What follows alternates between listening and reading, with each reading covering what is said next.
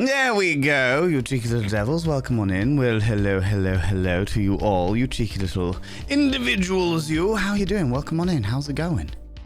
How are things? Had mild technical issues there because in order to do the seminar that I did yesterday, I had to dismantle some of this setup because I used my stream deck in order to do the seminar. But now I'm back. And we're all okay. We're all right. Hello, you cheeky little devils. Welcome on in. Welcome to the Cult of Vane, the home of hedonism here on this little corner that we call twitch.tv/Valen Vane, or if you're watching the VODs channel in VODs and Vanity. Also, welcome new people. Hello, how you doing? How's it going? I did a little post before I went live just saying, yeah, I'm terrible at self-promoting myself, so if you're interested, then you might be able to find me here. So we might have some new friends today. Including Morton Programmer. How you doing? Welcome on in. How's it going? How you doing? Let me say hello to everybody because, of course, naturally I'm way behind on absolutely everything because technical issues throw me for everything that I am worth. Semba, how you doing? Milky Pocket Cheeky Devil, Astrakias, you beautiful individual. Let me just activate that as well. Because, of course, I forgot to activate my bot, but we're all good. We're all fine. Gilus, hello, you beautiful being. Ilawana, you glorious human being, you.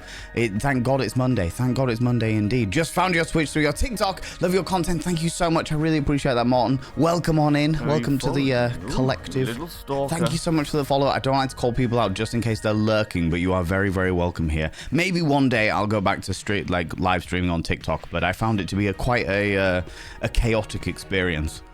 Quite a chaotic experience. I'd probably dual stream over to YouTube to begin with, at the very least to begin with, and then maybe dabble into the realms of TikTok once again. But all you beautiful people that are following, thank you so much for the follows. I really appreciate it. Thank you so much for all you lurkers as well, the people that are using your channel points to lurk. I appreciate that. Good to be here. Good to have you here, friend. Good to have you here. Yes, absolutely. Terry NB coming in with the tier 1 sub for 3 months on a 3-month streak. I didn't have the bot activated, but I do now. We were gonna do this mirror for the next mirror, but then I realized that this one hasn't been used in bloody ages, and I love this mirror. So this is the new mirror. This is the new mirror, and I still have some catching up to do, but I will inscribe your name upon the mirror of Vane, Terry NB. Thank you very much for taking us out one step closer to 60-40 split for May. Is it May? It's May. By having your name upon the mirror of Vane, it means you get access to my personal Snapchat, not a bum Snapchat, you cheeky devil. And of course, you get access to all those sexy little emotes. But the most important thing is you got to roll over every morning, look in the mirror, and go, God, do I look rough? But God damn, do I make rough look good? Ooh, harra, sexy. Oh, yes, meow, you know. Them's the rules. After 3 months, you should know this by now, all right? Oh, you followed me. Ooh, you little stalker. Thank you so much for the follow, you beautiful bean. I don't like to call people out just in case they're lurking, but you are, again, very, very welcome here. Very, very welcome here, you cheeky devils. Catching up, Nibbering. How you doing, you beautiful human being? Subscribed.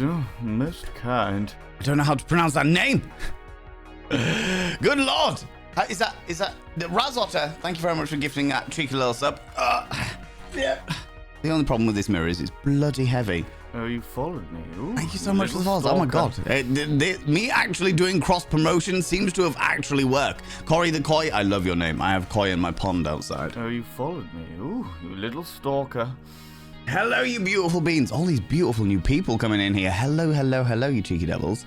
Razotter gifting a sub to, I don't know. I haven't seen them say anything in chat, and I don't know how to pronounce it, but it's patient. It's patient. I see what you did there. Thank you so much for the follow, you beautiful human beings. Oh my God, all these beautiful people. I've inscribed their name upon the mirror of Vane, Razotter, you cheeky little devil. By having their name upon the mirror of Vane, it means to get access to my personal Snapchat. Not a bum Snapchat! Even though I don't post on Snapchat anymore, but that's not the point. And of course, you get access to all the sexy little emotes, but the most important thing is you go roll over every morning, look in the mirror, and go, God, do I look rough? Oh, you followed me. Ooh, you little stalker. Cheeky. But goddamn, do I make rough look good? Ooh, harra, sexy. Oh, yes, meow, you know. Jenny Fire, how you doing? And Larry Hutch, hello. Lucario Ackerman. Welcome on in. Subscribe. Oh my God, Rach, what is going on? I can't keep up with this. I can't do it. I'm trying to do it, but I'm failing miserably. Rage coming in with the 42 months. The meaning of life, the universe, everything. Flying frog, new person, welcome on in. How you doing? How's it going? From Pennsylvania, how you doing? Welcome on in. Welcome on in. I'm just gonna hold this for a minute because it is heavy. It is heavy. Oh. Killer Queen Rach, your name is described on the Merit Vein. By having your name on the Merit Vein, it means you get access to my personal Snapchat.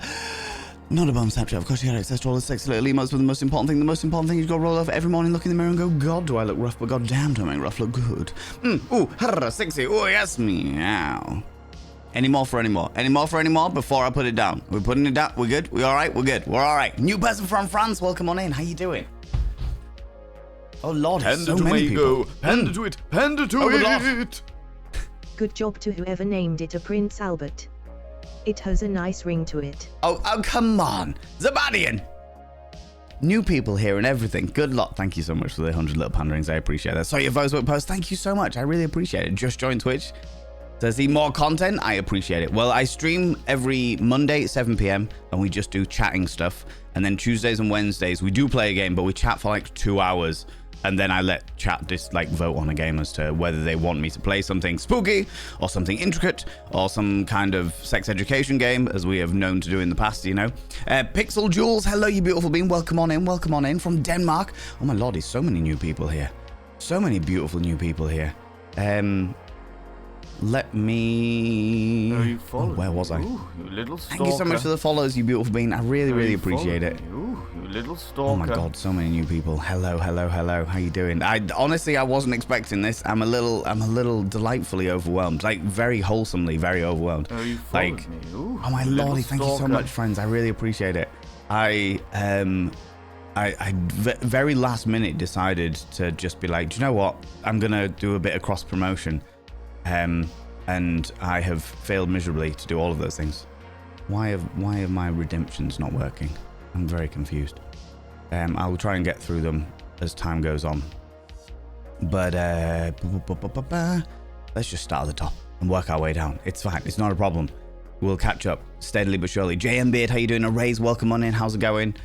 Ninja Kaz, hello, long time no see. I hope you're doing well, friend. Hope you're doing well. Welcome on in. All these beautiful new people. Corey the Koi, love it. Like your Insta content and decided to drop by. I've been blowing up quite significantly on Instagram and TikTok recently. And you know what? And also on Threads and Facebook as well. It's weird, to say the least. I'm a little bit, wow, okay, this has happened. This has occurred. Scenarios are activating here that I'm not quite ready for. But I'm not complaining. I love it. But, little stalker. you know. Oh, thank you so much for the follows, you beautiful beings. I really appreciate it. I really appreciate it. Who we got here? Ayla Zana with the 7 streak in a row. Chargath, you cheeky little devil. Terry NB coming in with a 25 stream streak in a row. Phoenix of the Fens with a 55 stream streak in a row. Ilawana with the 20 stream streak in a row. Look, I know it's getting warmer, but it's been thunderstorming. We had hail earlier. Put some clothes on. Good lord, what's wrong with you? Good lord. Man, as much as I am all for your nudity, you'll freeze your death in here, all right? I will warn all you beautiful new people that have come and joined us that things tend to get a little bit unhinged here, in the best possible way. We are definitely more explicit than I am on other contents. I do like a good swear. I am quite partial to a good swear word. Obviously, for other things, I tried to get a bit more inventive to get around censorship and what have you. But we will talk about all manner of bits and pieces. We just have the rules of like no politics and stuff like that, you know. Subscribed. A perfect example from Milky Pork there. Milky Pork gifting a sub to Tongue Punch the Fart Box. A personal hobby of mine, if I do say so myself. Oh, dribbling everywhere as well. It's fine. It's fine. Ooh, you little stalker. Welcome on in, you beautiful beans. Thank you so much for all these follows. Oh my lordy. Milky Pork, thank you very much for giving us up to Tongue Punch the Fart Box. Is that even writing? It's not writing. Maybe that one's not working. Let's try this one.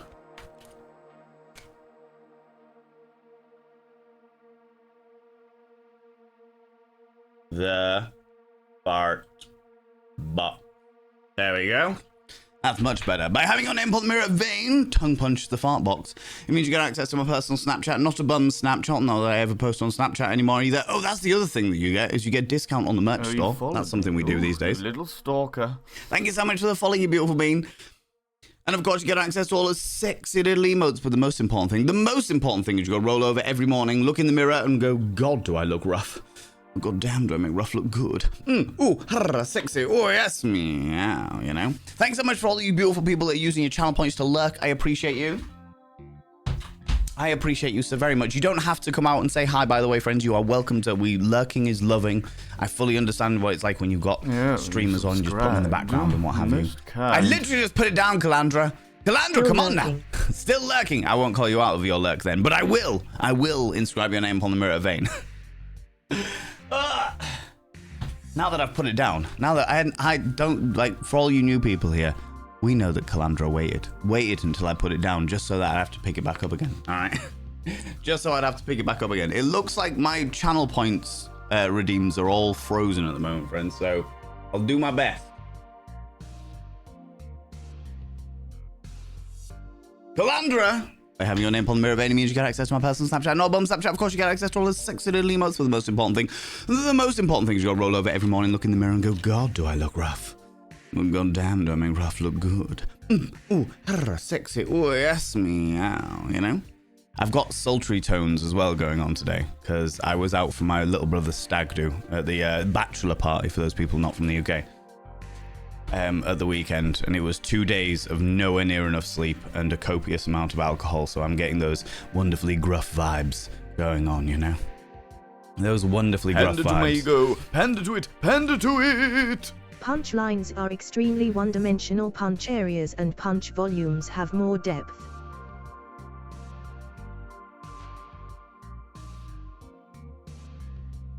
It's a science joke. It's a science joke, Zabadian. Thank you very much for the 100 little panda rings. God damn it, Zabadian. It's a science joke. They're working on your end. None of them are coming through on my end. I can see that people are redeeming them, but I haven't got a list of what people are redeeming. I don't know. I'll try and sort it at some point in the near future, hopefully, you know. Chargas, how you doing? How's it going, you beautiful bean? Lucario Ackerman, hello, you cheeky devil. I hope I pronounced your name right. Larry Hutch, welcome on in. How you doing? Ooh, you little Thank you so much for the follow as well, you beautiful bean. Again, don't like to call people out just in case they're lurking. I'm catching up with chat friends, so steadily but surely I will catch up with you. I like to make sure that I'm not missing out anybody, do you know what I mean? Flying Frog, new person here, found me on Facebook, new friend from Pennsylvania, welcome on in. How you doing? Chat woke up those cheeky and chose cheeky feral. Absolutely did. When do they not here? When do they not? They're always cheeky and feral over here. Illawana highlighting your message. I did see that there. So excited about the new viewers. Welcome on in, sweet people. They are wonderful, aren't they? Absolutely glorious. Well, we assume they are. Maybe they're just as delightfully unhinged as we are. We can only hope. We can only hope. Arrays, it's your birthday today. Are you here, Arrays? Are you here? I don't want to sing at you if you're not here, you know? You know, so you're on Facebook and join Twitch, see more content. I appreciate that so much, Miss Moppet, you beautiful bean. Pixel Jules, how you doing? The first time from Denmark, welcome on in. How you doing? Good time zone. Was Fred from hospital 2 days ago. Oh, you were freed from hospital 2 days ago. Today is my first day back at work. Fantastic. Are you feeling like well enough for work, One True Cripple? Are you all right? Are you okay? As being freed from hospital doesn't necessarily, because I know that the American... Ooh, you little stalker. Thank you so much for the follow, you beautiful bean. I know the American healthcare system isn't necessarily how long you need to be in hospital so much as how long the insurance is willing to pay for you to be in hospital. So just want to check in and make sure you're all right, buddy. Want to make sure you're okay. And please tell me you are an auctioneer or a radio announcer. No. I am a cabaret performer, so I host shows like burlesque shows and stuff like that. And as I was talking about very, very briefly yesterday, I did a seminar on the origins of pornography, like literally going back to the old black and white films from the late 1800s. Because on top of being a sex educator, I actually like to teach people about bits and pieces, you know? That kind of things. Arrays, you're here. Well done. Come here, you cheeky devil. Happy birthday to you. Happy birthday to you. Happy birthday, dear Arrays. Happy birthday to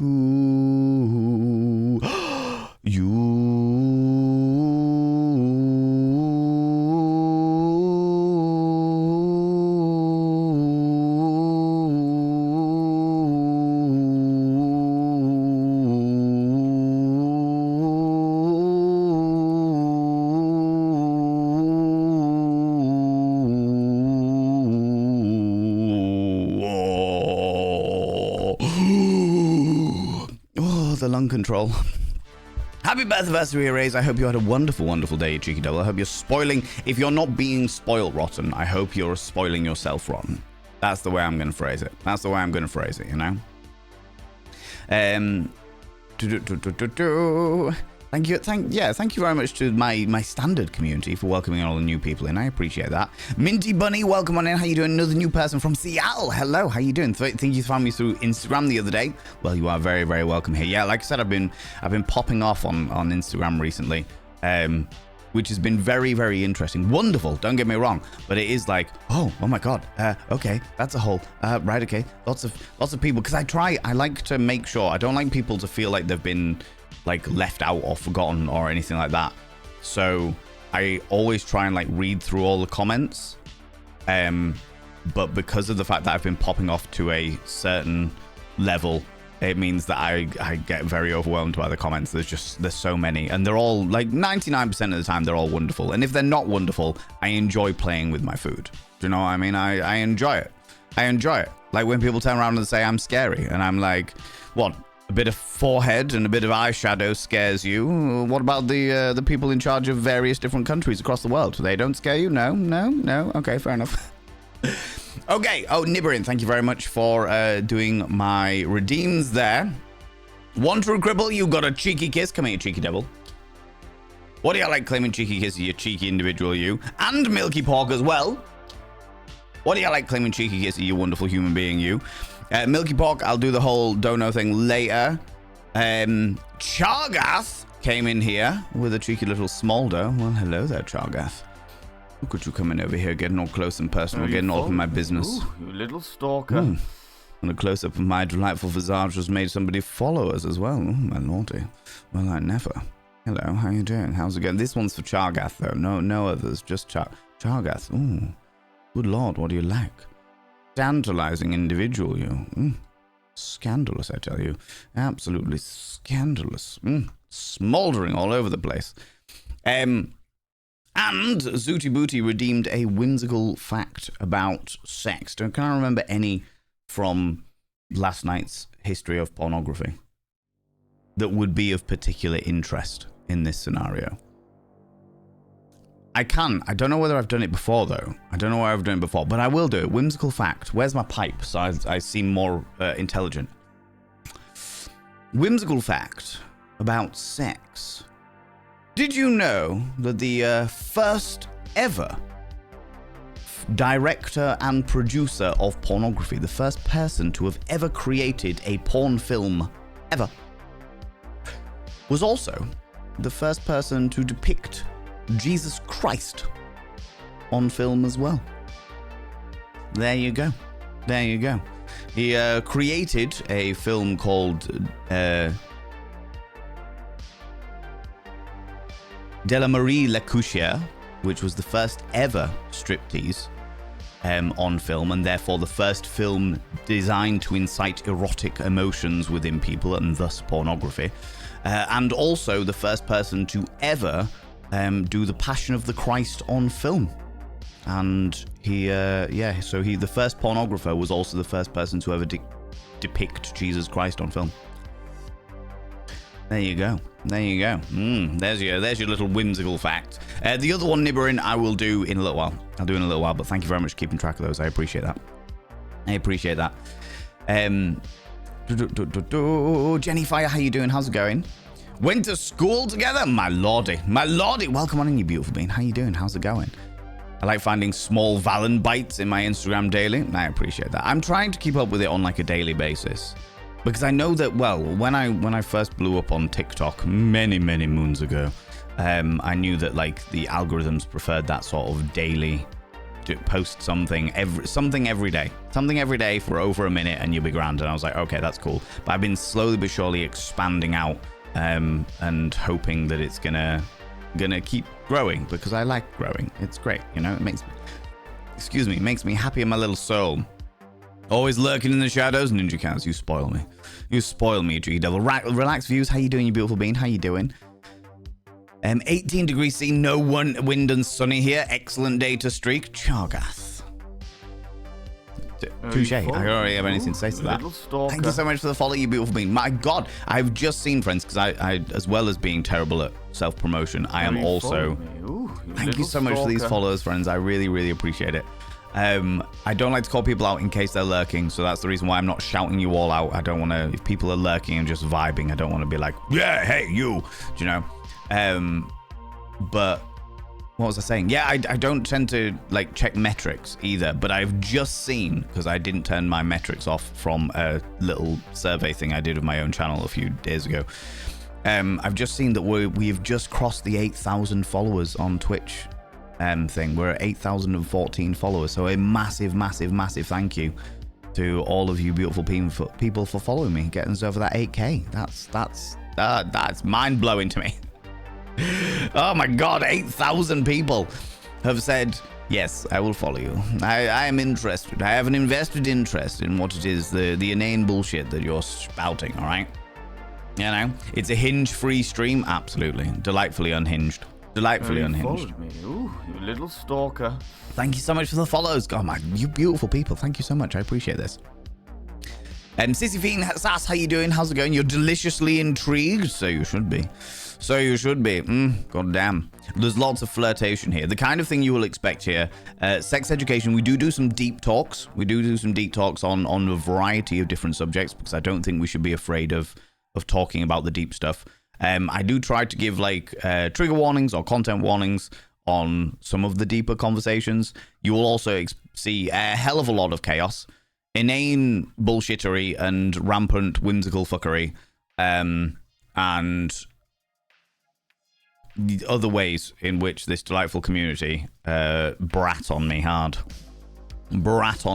you know. If one of your followers is like me, the universe also and algorithms knew that we all needed some more unhinged content in our lives, you will definitely get it here.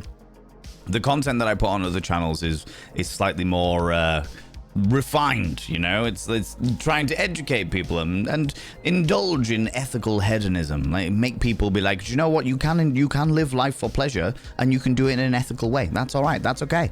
You're allowed to do that. That's all right, you know. So I try to do those bits and pieces, and then here becomes a little less filtered.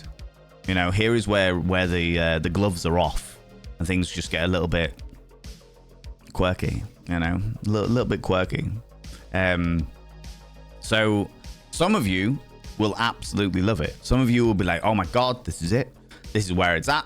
I love the sculpted stuff, but I also love the unhinged things 110%. And then some of you will come, and there's no shame in this. Some of you will come and see the unfiltered version and be like, what the ever-loving fuck did I just do? Why is this a scenario? What is happening here? I don't like it. And it's okay. I'm not everybody's cup of tea. And it's okay to not be everybody's cup of tea. So don't feel bad if it's a bit too much, all right? Don't feel like you have to stick around by any stretch. As I said in the post, you do not need to stick around. You don't need to do any of those things. Do whatever it is right for you. And as I said, I encourage hedonism. And if you indulging in pleasure is something like reading a book and having a cup of tea and doing some crochet while not listening to my whimsical, rampant bumble fuckery, then that's okay. That's all right. That's okay. You know? Yeah, I know. Unhinged content, but positive vibes, absolutely. Oh yeah, we always do positivity, but not toxic positivity. Not toxic positivity. We're not about being like, everything will be perfectly fine always. No, there are times when things are not perfectly fine. we'll try and look positively at the situation, but we won't be naive to it. Do you know what I mean? You followed me. We won't be naive to stalker. it. Thank you so much for all these follows, friends. I really, really appreciate it. Welcome on in. I am catching up with chat steadily but surely. Steadily but surely. Positive vibes are perfect. The swearing and unhinged fuckery is delightful. Always, always. Thank you very much for noticing, Flying Frog. I admit it's the positive and gentle vibes that pulled you in. Oh, my lordy. Gentle? Gentle? Well, chat have been nice to you today, evidently. Evidently, you know. I click on the stream and the first words I hear are tongue punch the fart box. Makes me feel like I'm at home. Exactly. Exactly. It's the only way to do it. Oh, that's the other thing, is if you think that the way that I talk about subjects, the way that I talk about subjects on like Instagram and TikTok and what have you is an interesting vocabulary. As I said, this stuff is more unfiltered, and as a result, the vocabulary is no smaller, but because of my use of expletives, I can get quite descriptive. You should probably mention your stream is 18 plus. That is a very good point. We are definitely very, very 18 plus. Thank you very much, Razalta. I mean, it says it in the title, and it says it in my description, and it says it on every single platform, but safeguarding, absolutely. Friends, if you are here and you're under the age of 18, I would ask you to leave. Come back when you're 18, and that way, the things that I talk about won't be too much for you. Do you know what I mean? Every platform except your cross-promotional video. Yeah, I didn't think about that. Damn. That's all right. I'll do another video at some stage. It'll be fine. It'll be all right. It'll be okay. It'll be all right. Anyone else get frame drops? I'm not dropping any frames, Milky Bok. I'm not dropping any frames at the moment. New follow from the Netherlands. How you doing? Is it Naomi? Is that how you pronounce your name? Welcome on in. How you doing? Lurking because my written English is bad. Maureen, don't you worry about it one jot, friends. We have a very, very multicultural and multilingual community here. Although I am not intelligent enough to speak more than just English, we do our best, and because we also have a lot of members of this community who are neurodiverse or have other dynamics like dyslexia and things like that. We always are very, very forgiving when it comes to bits and pieces. I might just ask you to explain yourself a little bit if I'm not understanding what you're saying, but it's never with any like judgment. It's just, can you explain it a bit more, you know? Watching your Date Everything series, and I'm on the way to well understanding your ways. Love it, by the way. Thank you so much, Pixel Joels. Also, thank you very much for watching the Date Everything series on the VODs and Vanity YouTube. The Date Everything, I love the game Date Everything because I think it gives you a really, first of all, it's whimsical as all hell. Second of all, it's beautifully crafted, beautifully illustrated. The atmosphere is amazing. The music design is amazing. The character design is amazing. Stalker. Thank you so much for the follow, you beautiful bean. But the storylines, the writing is beyond phenomenal. It gives you so many different dynamics of all the various different like styles of relationship, and some of them are really, really toxic, and they don't shy away from that. And I'm a big fan of that. I'm a big fan of those dynamics for sure. Especially for the unexpected ones where we're just like, okay, let's look into this a little bit more, shall we? Nibberin, thank you very much for keeping me on track with the channel points. For those people that don't know, you can use channel points to redeem certain things. Unfortunately, normally it pops things up at the bottom for me, but that isn't working for some reason. So Nibberin's keeping me on board. Pixbomb. Do you remember how I literally did, like for many of you will have come over because you saw my video where I was like, I'm terrible at self-promotion, and it's become a bit of a running joke in my live streams. When I say that, I literally mean it in the regards that we have a channel point redeem, which is called Vanity Promo, which means that I need to talk about myself. What am I going to promote?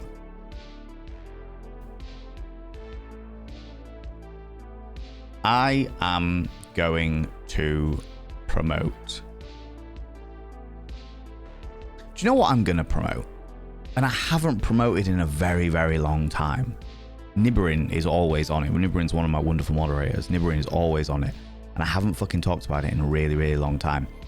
but I know that a lot of people here from other platforms that have come over to follow us from other platforms have asked or seen other people ask about me doing a podcast.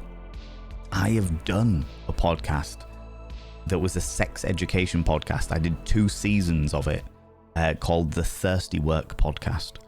And it should still be. I still pay for it to be on every platform. So it should still be. I never got any money from it because it's sex education and no one wants to pay for anything to do with sex ever. But it should still be on every single platform out there. Yeah. Old school thirsty work. There you go. Thank you very much, Nibrin. I mean, that's the Podbean website where I do all my thirsty work podcasts. But if you have like a favored podcast website, and you are interested, then it should be all over that. On Spotify, perfect. Yeah, it's on those. Like I said, there was like 2 seasons. I did 2 seasons of it, talking to loads of different people, from other content creators to the CEO of a charity that helps the survivors of rape and sexual abuse, to members of this community, to just lots and lots of different people. It was a wonderful thing. The only reason why I stopped doing it was because it was taking so much time, work and effort, and I couldn't monetize it because it's sex education. So it was like, okay, well, I need to prioritize where my effort's going, you know, where my effort's going. You said it perfectly, that I think my real name will be more difficult. That's all right. Keep your real name secret. Keep it secret. Keep it safe. Because we don't want to accidentally dox each other's. We don't want to accidentally dox each other, you know? Catching up. Would you ever do some kind of online seminar presentation? Obviously, somewhere uncensored. I'm just really curious about it. So I wouldn't be able to do the history of the origins of pornography in film as a seminar on Twitch. I've done other seminars on Twitch. I did many years ago. I did What is Sex? The Importance of Consent and the Myth of Virginity, which I believe are still available on the...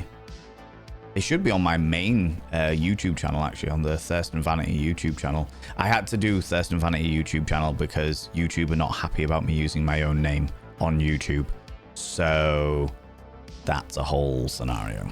But I believe those 3 are still on there. I cannot do the history of pornography because obviously it shows those old porn films, and the first 2 would be fine, but the 3rd one that I include in the seminar is fully explicit. Oh, you followed me. Fully you explicit. Little stalker. Thank you so much for the follow. I really appreciate it. Welcome on in. How you doing? Amazing start of the week today. You did, Zabadian. That's amazing. I'm really glad to hear it, buddy. Was it anything in particular that happened that was amazing, or was it just like you woke up and you were just all ray of sunshine today? Today I woke up after a good night's sleep, which I have this horrible thing, I don't know whether other people have it, where it's like if I sleep on a memory foam mattress, I overheat. And the Airbnb that we were staying for my brother's stag do was all memory foam mattresses, so I was just cooking for 2 nights straight, and it was not great. Not great by any stretch of the imagination, you know. The horror.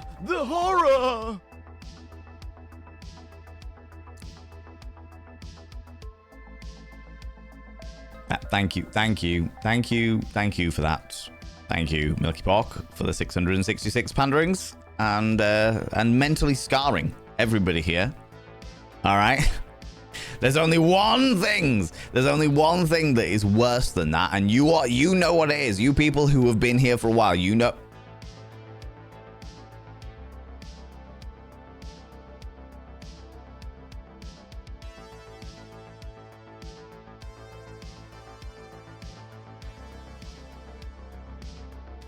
I should probably have given you all a heads up. All right, I probably should have given you all a heads up that that some things can't be unseen.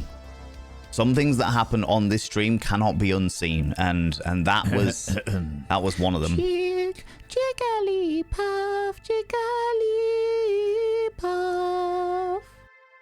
There's also a variety of Pokemon with my face on them. So, you've all been thrown into the deep end. Welcome. How you doing? How's it going? And it begins. This is the place of nightmares, and I am living for it. Raziel, absolutely.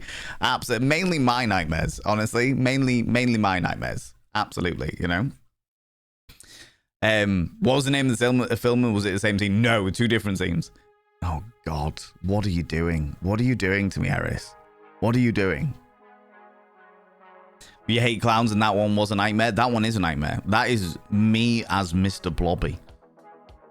And if you don't know Mr. Blobby, that it's a whole thing. It's a whole, like, cultural thing in the United Kingdom, all right? It's a whole cultural thing in the United Kingdom that's very unhinged and scary. Chippy, how you doing? How's it going? So your suggestion to follow you any oh my lordy. We wish you a merry... No, not yet. What? Why would you do this, Milky Pock? Why would you do this? Why would you subject these people in the middle of May to festive greetings? What is this? You hate clowns as well? To be fair, I think that's pretty much the only one. Apart from me as with like Mr. Mime with my face on it, as in the Pokemon Mr. Mime, that's pretty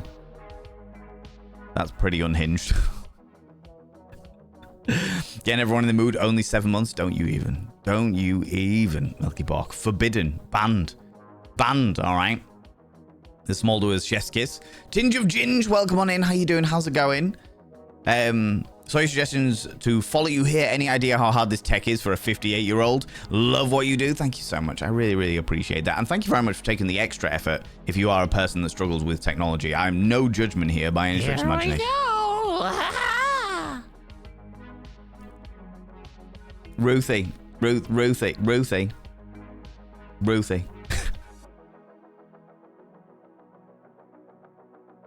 Trial by fire. All you new people, trial by fire. This is where it's going, all right? Good Lord. The most embarrassing moments are when you watch films with your parents and the sex comes on. I've had that before and it's embarrassing. Honestly, Morton Pro Gamer, excuse me. I have to say that I am one of these people that really struggles with embarrassment and shame. And when I say struggles with it, I don't really feel it. So my parents were much more likely to get embarrassed about those things. Like I run an erotic cabaret called Ken. And it is literally, imagine the Moulin Rouge fucked the Rocky Horror Picture Show. That would be my night. Hand it to my ego. Hand it to it. Hand it to it. What do you get when a queen little farts? Stalker. A noble gas. Science jokes, Jack. Science jokes. God damn it. Thank you very much, sir. There's the noble gas. Good Lord. You make it more awkward, bathe in the awkwardness. I know that way. I don't even make it more awkward. Like, my parents are just like, Valen, we don't need to know. We are your parents. Stop now. We don't need this. Stop. Cease and desist. Stop. None of this. Astelarin, you beautiful bean. Are you still here? Just want to check in. Make sure everything's good. Also, Zooty Booty, how you doing, you beautiful bean? Zooty Booty, so Zooty Booty gave me a whole load of shrimp. There's the fish tank in the background, the aquarium, as we call it. But they gave me a whole load of shrimp, and the shrimp are doing great. Shrimp are doing wonderful. I think one of the pregnant ones is about to, like, lay eggs, which will be wonderful. I don't know whether they'll be able to, though, because it's a very strong current in there. But we'll see. We'll find out. Yeah, you subscribed. Most kind. Good lordy. Milky Pork, you cheeky little devil. Hold on. Oh my god, I'm so far behind. Hand it to my ego. Hand it to it. This needs TTS. Did you know that the sound from a musician on stage bounces off the auditorium walls to surround the audience? Hand it to it. The sound from a pigeon does not do this. The reason is acoustics. It's a golden impromptu erection.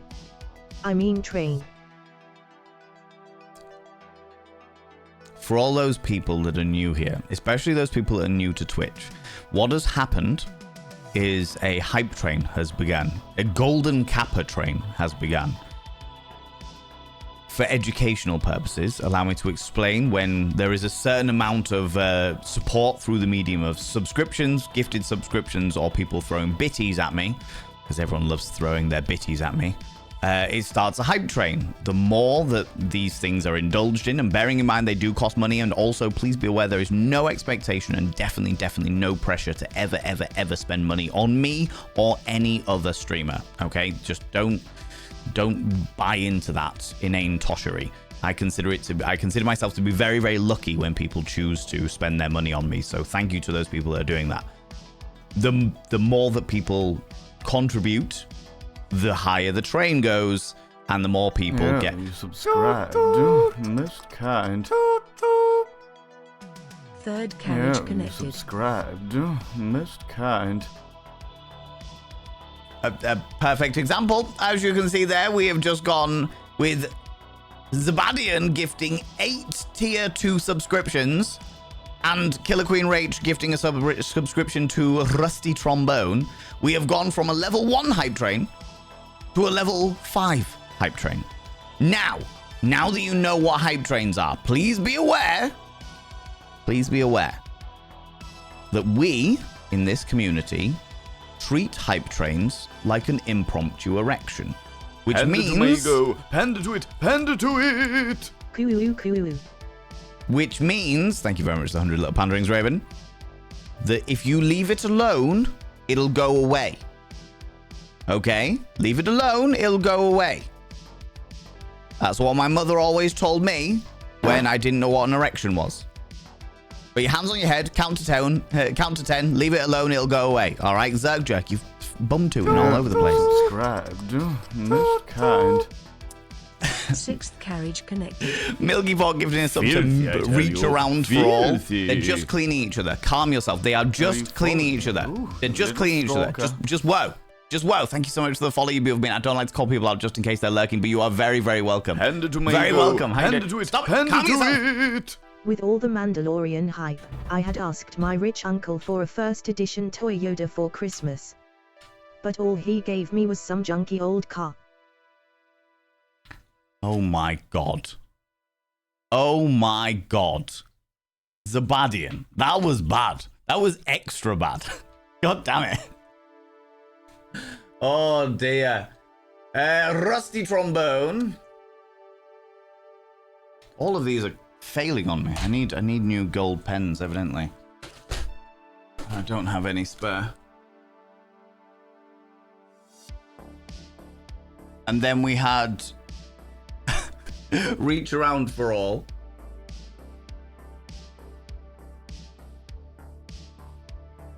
And then we had 8 tier 2 gifted subs. Good lord. 8 tier 2s. Zabadian. Again, Zabadian. What are you doing to me? Oh, Pixel Jules, I saw you in chat, so I'll call you out. Pixel Jules, you'll go one of the tier 2s. And the second one.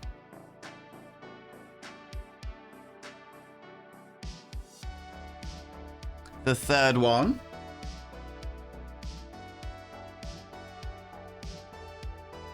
The fourth one. Ooh, you little stalker. Thank you so much for the follow, you beautiful bean. I really appreciate it. The fifth one. They're normally in chat, but I don't want to call them out just in case they are lurking. The sixth one.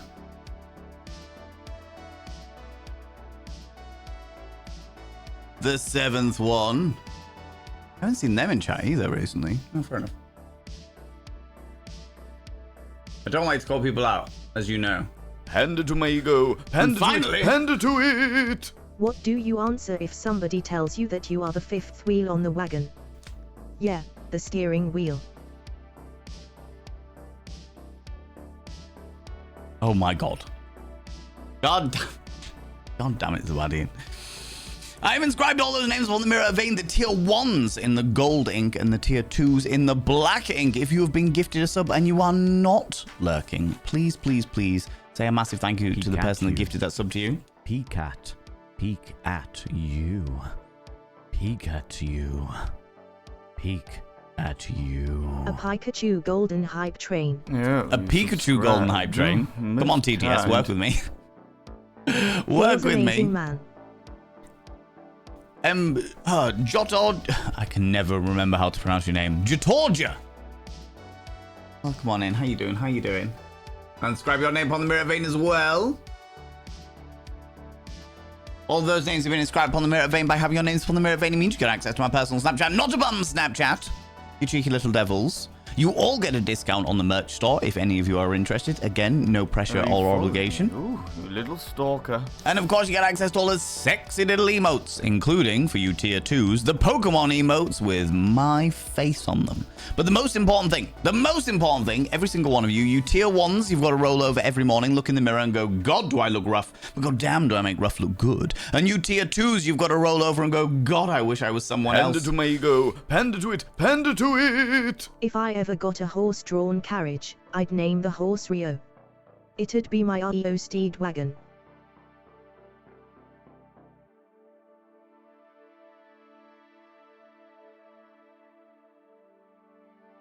Oh, good Lord. Don't laugh. Do not encourage this behavior.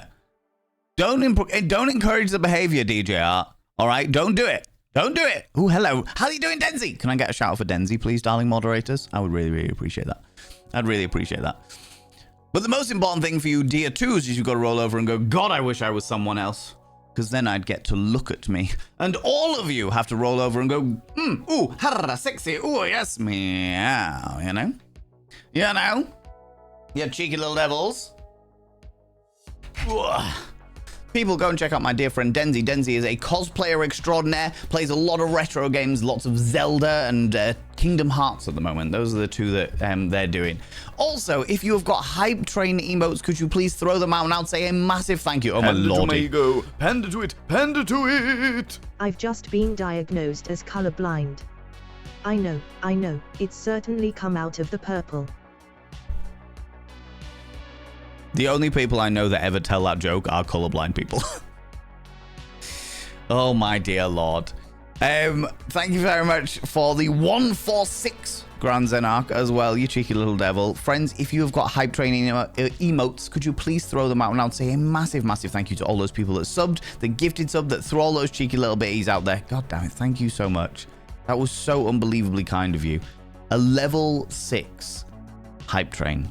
Or golden kappa train. You spoil me, friends. You bloody spoil me. Absolutely. Midge GP, welcome on in. How you doing? How's it going? What the fuck am I talking about? Good question.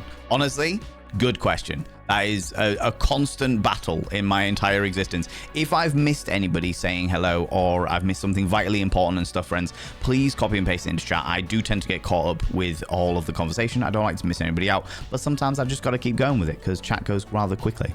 Chat goes rather quickly, you know? How you doing? Oh, hey, Viral Valen. Don't even, Denzi. It's wild. It's wild. And I think the thing that gets me is the fact that the thing that went, like, a couple of them got quite big, like numbers and stuff like that. But the thing that went really viral was me just being like, you are beautiful. Stop arguing with me. No, shut up. Stop it. You are beautiful. Accept it. I said accept it. Come here. Come here, you. Come here. Come here. You're beautiful. This isn't a compliment. It's logical. Deal with it. You know? That's the one that blows my little mind. Jump scare. I know, right? I know. Wild. Wild times. Astelarin, I did ask whether you were there a minute ago, but then chaos ensued. Are you still here, you beautiful bean? Are you still here, you cheeky devil? Choo-choo needs all the attention. No, you don't. All the fondling it can handle. You gave it all the fondling you can handle. It sprayed its little golden juices all over the place. You know, you're still here, Astelarin. A while ago, you redeemed a whimsical fact. Let me think if I can think of a whimsical fact off the top of my head without having to go search for a brand new one, because it's been a while since we've done some of them. Been a while since we have done some of them. Do you know what I'm gonna do? I'm gonna do another one that we have definitely done before, but it was quite a while ago. Because we looked into this on stream. Whether people are aware of it or not, in America, when it comes to the people with penises, aka the meaty love truncheon, aka the fleshy love wand of magic missile, people in Europe tend to not be circumcised unless they are of a particular religion that tends to go for circumcisions, or if in case they need it for like some kind of medical purposes or what have you. The circumcision is not like a standard thing that is given to youths with youths with penises, as it were. It's not a standard thing. However, it is quite popular and quite common in America. There's an awful lot of American people with penises who have been circumcised when they were a plucky young whippersnapper. And I didn't fully understand why this was. Obviously, I knew it was a religious thing when it came to the Jewish religion, but I didn't understand why it was for the vast majority of people. I mean, after all, America, certainly when it was founded, was far more of a Christian nation than anything else. So we looked into it. And it turns out, here's your whimsical fact about sex. It turns out that the reason that the vast majority of Americans are circumcised, or the reason why the vast majority of Americans that were born with penises are circumcised, is because doctors at the time felt that if they circumcised people with penises, it would prevent them from masturbating later on in life. True story. True story. Circumcising a person with a penis was meant to be the Kellogg's treatment. Exactly that, Raziel. Exactly. Royal Bethy, you beautiful bean. Thank you so much for subscribing as well, you cheeky little devil. Welcome on in. Welcome on in. Hold on. I'm catching up. Coming in with the Prime as well. You could use that Prime subscription anywhere you wanted, and you chose to use it here. That means a lot to me. Thank you so much. Welcome on in. Let me now inscribe your name upon the mirror of vein.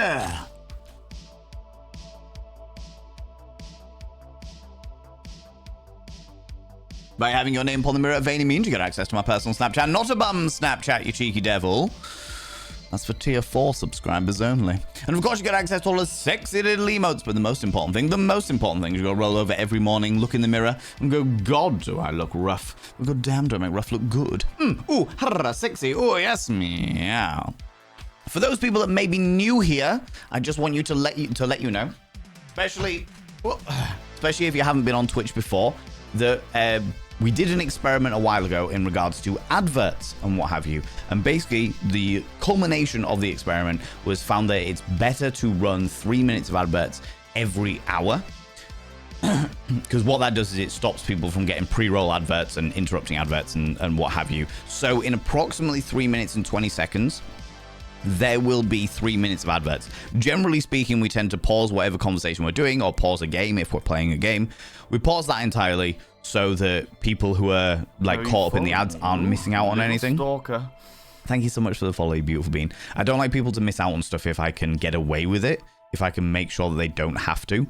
So if you are caught up in ads, don't worry, you're not missing out on anything major or what have you. Sometimes I go visit the urination station myself, you know, that kind of thing. But the ads do pay me. I get like a certain percentage of the ad revenue. I can't remember what it is now, but a certain percentage of the ad revenue for running 3 minutes of adverts every hour, and it stops people from getting like pre-roll ads and stuff like that. So it is quite useful. But yeah, I just wanted to give you that heads up before they slap you in the face in a rude and abrupt way, as adverts tend to do. Ads are snack time? Yeah, ads are self-care time. It's a great time to get up, have a stretch your eyes, look some in distance, grab some kind of beverage, hot, cold, or if the time is permitting, flamboyant as fuck. Don't forget to take your meds. If you haven't taken your meds, during the ads is a good time to take those meds. Good time to get things out of the washing machine if you've left stuff in the washing machine. Or the dryer, but more importantly, the washing machine, otherwise it starts to smell all foisty and horrible. Also a good time to check the sell-by dates on your condoms and lubricant. Oh, you followed me. Ooh, you little stalker. Thank you so much for the follow, you beautiful beans. Thank you. I really appreciate it. All you beautiful people following. I really, really appreciate this. Thank you so much. Right. I'm going to try and catch up a wee bit. Morian, how you doing, you beautiful bean? Welcome on in. DJ Art, how's it going? I'm trying to say hello to people while doing bits and pieces. Right, okay, so now I can look at this one, and that one can go down to the bottom, which means I can catch up with all of these things. Don't worry, I'm speaking out loud. It's all fine, Daddy. Maggie Desad, hello, how you doing? How's it going? Dropped to see who was using my tentacles blurb, and it was Valen. What can I say? What can I say? Maggie Desad, right? We really enjoy tentacles here, you know? We're all praising Cthulhu, saying, make me airtight tentacle daddy, you know? It's little stalker. It's one of those things. We just can't help ourselves. I love the fact that that person followed just as I was saying, make me airtight tentacle daddy. Welcome on in, you beautiful bean. Again, don't like to call people out just in case they're lurking, but welcome. Might go really quickly, but do take a while to come. This is exactly right. Exactly. The perfect video to go viral. Oh, Denzi, you absolute gem, you absolute gem. Just, God, I appreciate you. Denzi. And I'm looking forward to the big move and getting to hang out with you. That will be wonderful. That will make my little heart very, very happy. Citrians, guys, how you doing, you beautiful bean? All of the jump scares, for sure. Stop. I will never stop, Royal Bethy, especially when it comes to telling people they're beautiful, whether they like it or not. It's just not the way that I roll. All right, I told you. Ethical hedonism. I'm all about it. Accessible luxury and ethical hedonism. For sure. See, Angel, how you doing, you beautiful bean? Welcome on in.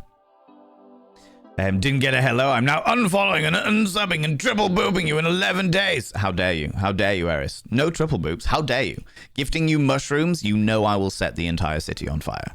Mushrooms are evil. They are the bum nuggets of Beelzebub. They should all be set on fire. They are trying to take over the universe. We've all seen that documentary, The Last of Us. We know what happens. We know what happens if mushrooms take over, okay?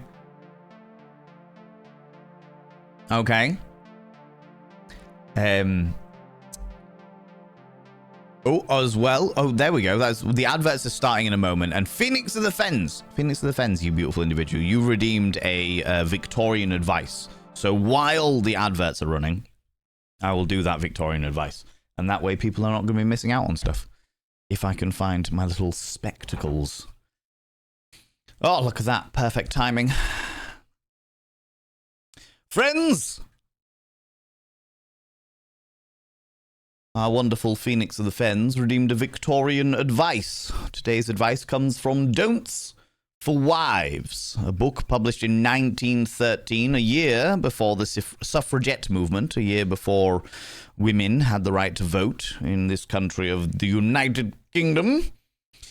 And we are on chapter 9, dress. Let's have a look here.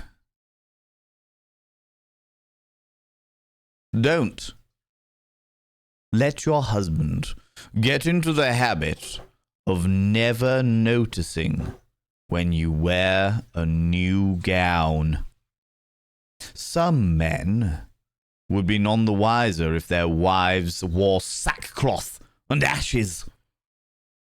But it is very discouraging to the wives. A very important lesson there from the 1913 is the fact that if you're with your partner and they are making an effort, then you should appreciate that. You should appreciate that effort.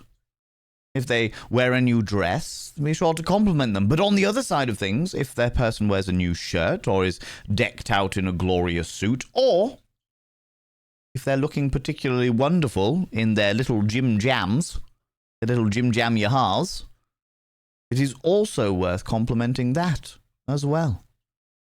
Making sure that a person knows that they are not only beautiful, but specifically they are beautiful in your eyes as their partner at all times. Whether it be that they're dressing up to the nines, all decked out in the latest fashion and jewellery, or wearing tracky bottoms and an hoodie, lounging around on the sofa. Aye. They always look beautiful, and they deserve to be reminded of that, because they are, after all, your partner and the person you hold most dear. There you go. Also, I just want to take a moment to appreciate Nibberin for keeping me up to date with all of these. I appreciate that. I appreciate that. Nice to meet you. Love your stuff. Thank you so much, Royal Bethy. I appreciate that. I appreciate that so much. And it worked, right? What the don't masturbate if you've got had a circumcision? No. People with penises, regardless of circumcision, still masturbate. It doesn't dissuade any of them by any stretch of the imagination. What it tends to do is it might, if you're talking like the biology of like circumcision, for those people that have just come back from the ads, how you doing? We've reverted back to the conversation about circumcision. If you like actually look at like the science and stuff like that, the only thing that might happen, although the people with like circumcisions when they're young would never know it because they've never had any context of it, like contextual experience outside of it, is that you might find that they have a slightly duller sensitivity in their glands, in their delightfully meaty bell end. They might have like a lower sensitivity there because the foreskin protects the glands. It protects the thing. It doesn't let it dry out. Doesn't let it. It's not meant to be like wet. Do you know what I mean? But like very, very slightly moist. It doesn't let it dry out. It doesn't allow it to be banging against underwear and God knows what else. And as a result, it doesn't become desensitized to stimulation. So that tends to be what happens. Not, like I said, anybody who's been circumcised at a very, very young age would never know the difference because they've got no point of context. But it is certainly one of those things that is thinking. But in regards to like actually like whether it prevents people from masturbating, no, it definitely doesn't at all. I know a fair few people that have had circumcisions and all of them are big old wankers, literally and sometimes figuratively. You know. Another game you might want is called Your Boyfriend, and it's delightfully unhinged. Pixel Jewels, we do have a way to recommend games. At the moment, I'm trying to get through the games I already own because the dollar, the current currency rate of the dollar is appalling. So I'm trying not to buy too many new games and stuff like that. But I will happily look into it for sure because I do enjoy a good unhinged dating game, especially because we like talking about like relationships and sex dynamics and what have you here, for sure.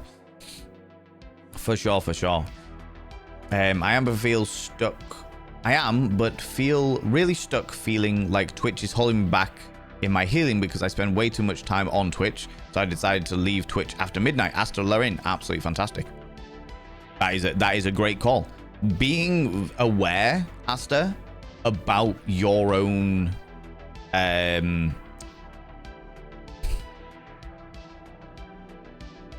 am I going to phrase this? Your own reasonable boundaries is not a bad thing.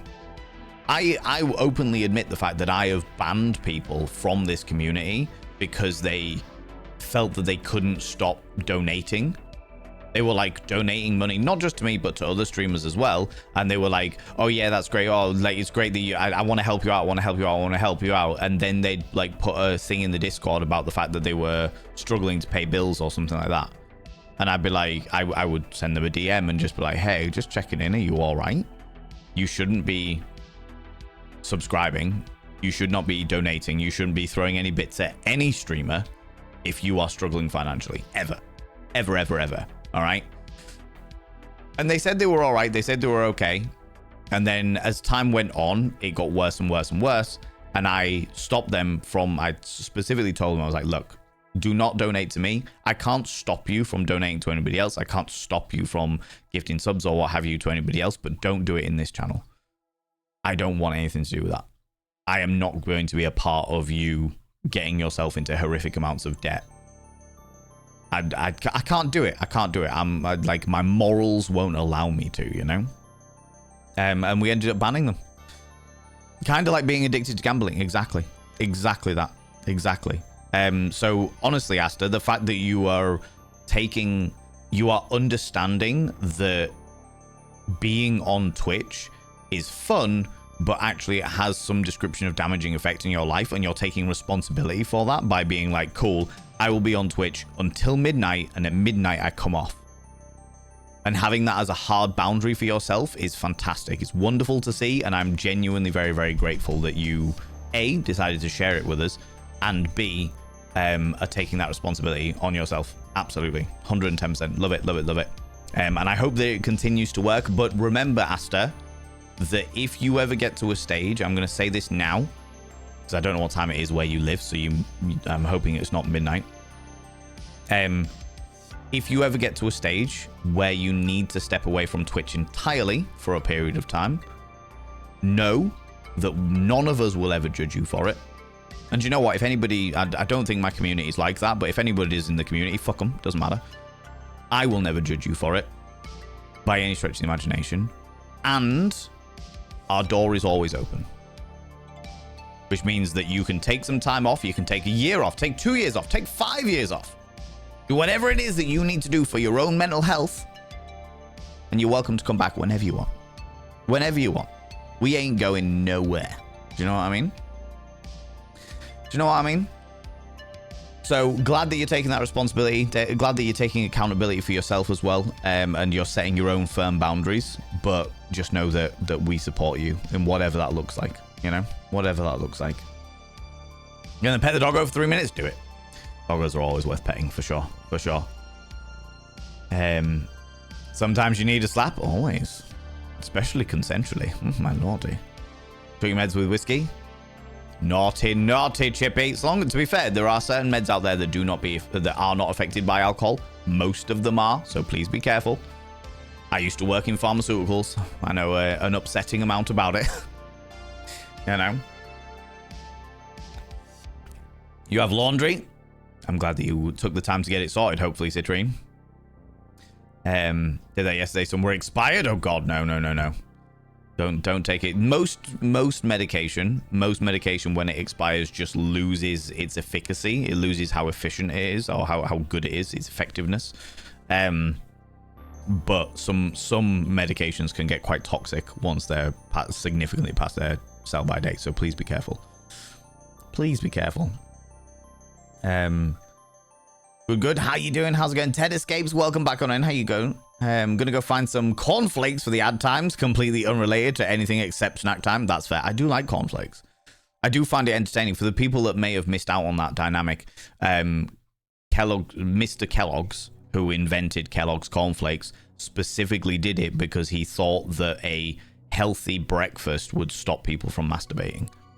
The things that have been invented specifically to stop people from masturbating are wild. What I also find hilarious is the fact that a chastity cage for a person with a penis was designed to stop people from masturbating, and now it is used as a sexual device. That just makes me happy in my little soul. Absolutely. You know, a bit too early for your heads? Not a problem. Just taking before you sleep? Fantastic. We've got the dates and everything confirmed. I'm updating in DMs. Fantastic. Thank you so much, Denzi. Please do update me. This is very exciting. I'm very excited. The rest of my month is completely batshit, but I am excited to be able to hang out with you more. Oh, little friends. Going back on the antidepressants sometime. Hopefully they won't mess up your bedroom wise. Hopefully, Corey. I genuinely do hope that, because I know that antidepressants can have some quite severe effects when it comes to boudoir activities, for sure. No, don't you even try and promote eating mushrooms one to a cripple. How dare you? You want to start a religion focused on oral sex? It'll be called hedonism. I hate you, Milky Pog. God damn it. Last time I had mushroom tea was in the 80s. Good lord. Mushrooms are they're just vile. They have the taste and texture of gone off testicle. They're just no. Just no.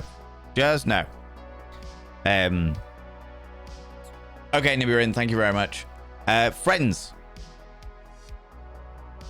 Milky Pork redeemed a Oh, you followed me. Ooh, you little stalker. Thank you so much for the follow, you beautiful being. Do you know what? I don't think I've reset it, so that's even funnier. Milky Pork redeemed a show donor with speech with their channel points, which means that I need to show you the donation goal, which should be full if I remember correctly. It is, yes. I haven't fixed it yet. I haven't started a new one. I was meant to do it the weekend, but guess what? I was busy being either A, drunk, dressed like some dark Sith, or doing a lecture. One of the two. One of the three. Come on, Val, you can count. However, the way that our donations work, friends, first and foremost, see you later, buddy, and you take it easy, okay? First and foremost, there is never any pressure to donate. There is never any expectation to donate. I provide these live streams to you completely for free. If you choose to do that, then that is entirely on you, and I am very, very, very grateful for it. Do not get me wrong. I just want people to never feel like they are obliged to do it. Do you know what I mean? It's just not the way that we work here. Not the way we work at all.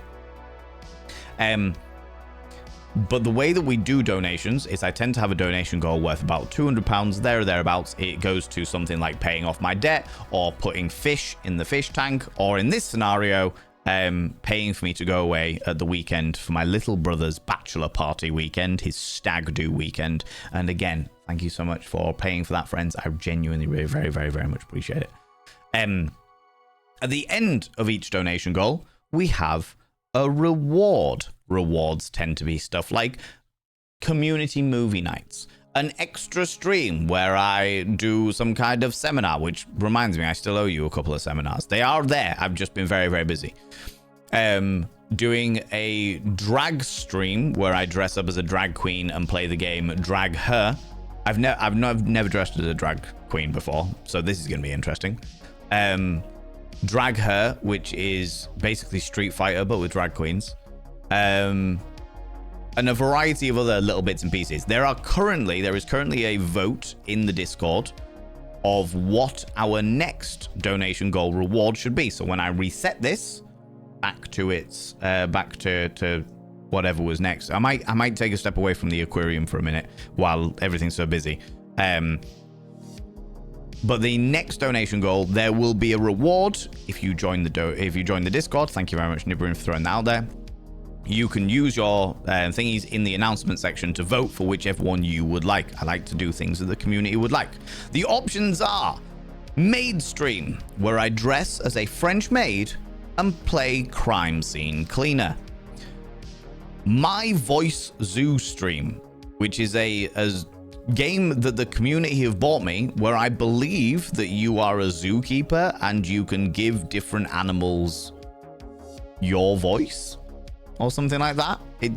I'm not entirely sure, but it looks interesting. Looks interesting to say. It looks chaotic, to say the least. A community movie night, which I haven't decided on a movie yet, but probably something quite nostalgic, because I'm in that kind of mood. Or we could watch...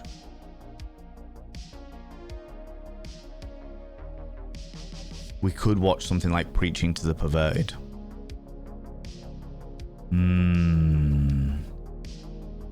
It's a good movie, and I ain't seen it in a long time.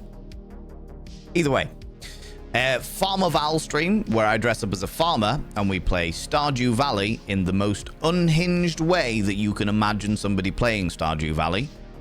Or The Dinosaur with double D's, which is a dating game where you play a dinosaur with massive tits. Those are your options. But the only way you can vote for them is if you join the Discord. But do not feel like that is any kind of pressure to join the Discord. I know that every streamer has their own Discord, and I know that can get quite overwhelming. So there is no pressure, okay? It's just the only way that I can kind of get an overall view on what the community as a whole wants, you know? Yeah, no? Oh, you followed me. Ooh, you little stalker. Thank you so much for the follow, you beautiful being. Welcome on in. I don't like to call people out. We've had so many new followers today, and I'm really, really grateful, friends. Thank you so much. I really, really appreciate it. You are very welcome. You are very valued. I won't call you out because people are lurking and they might not want to get called out, but just know that you being here is appreciated, okay? It'd be nice if Twitch let you blacklist specific users from donating, subbing, whatever, allowing them to watch. Milky Pop, they will never do that because that stops them from getting money. I agree. I think that Twitch should put in... the fact of the matter is that Twitch is not like gambling, but it can have dopamine-infusing effects which can feel like people don't want to avoid it. Like, I'm genuinely still debating whether I get rid of the stream streaks, because out of fear, mainly, that it's going to make people go out of their way to, like, avoid something else so that they can get their stream streak with me, you know? It's just, it feels a bit toxic to me. But they're never going to turn down ways for people to donate money. They need money, you know? Corporation. Just so you know, it's only available through the creator's Patreon. It's not fully out, starting from $1 tier, but streaming only allowed up to day 4. Ooh, interesting. So it's a brand new game then, Pixel Jules. Interesting. Appreciate that so much. Thank you very much. Is it Nyomis? Is that, or Nyomi?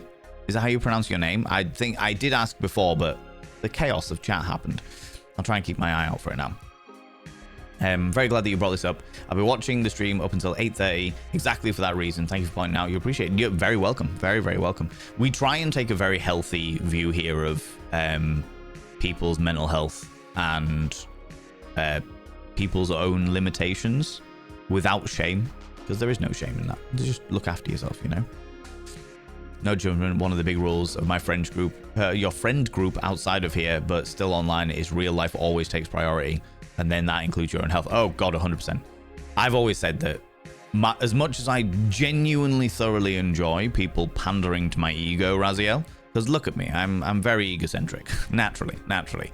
As much as I thoroughly enjoy people pandering to my ego, I fully understand that your life has to come first. All of your lives have to come first. In fact, I demand that your lives have to come first for one specific reason. Okay, you listening? Oh, you followed me. Ooh, you little stalker. Thank you very much for the follow. You've been welcome on in. The very important reason. If you don't look after yourself, then you're going to get ill. And then how are you meant to pander to my ego if you're ill? How are you meant to do that? You know, it is your sworn obligation to be pandering to my ego at all opportunities, and you can't do that if you're ill. So it is your responsibility to look after yourself, purely so that you can bask in my wonder a little bit more, you know. just you know, just casual like that, you know.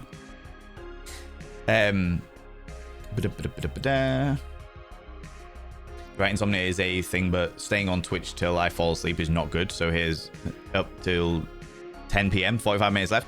Maureen, so I'm terrible at falling asleep without something else going on in the background. I fall asleep to documentaries. Most of the time. My favorite at the moment is alien documentaries, because I find some of the theories quite outrageous. Quite outrageous, for sure. Your boundaries for playing online games? Good. How's it going, Taken? How you doing? How normal is it in here today? Is it safe to leave you on in the background, or is it going to be vile? We've got new people here. I will let you decide whether that means that we're going to be more unhinged or less unhinged. All right? Part-time pandering only. Exactly, Citrine Skies. Exactly. You are never safe. Be afraid. Oh, thank God. Exactly. Alexandra Griffin. Hello, you beautiful being. Can I get a shout out for Hey Alexandra Griffin, please, as well? Ooh, you little stalker. Thank you so much for all these follows, friends. I really, really appreciate it.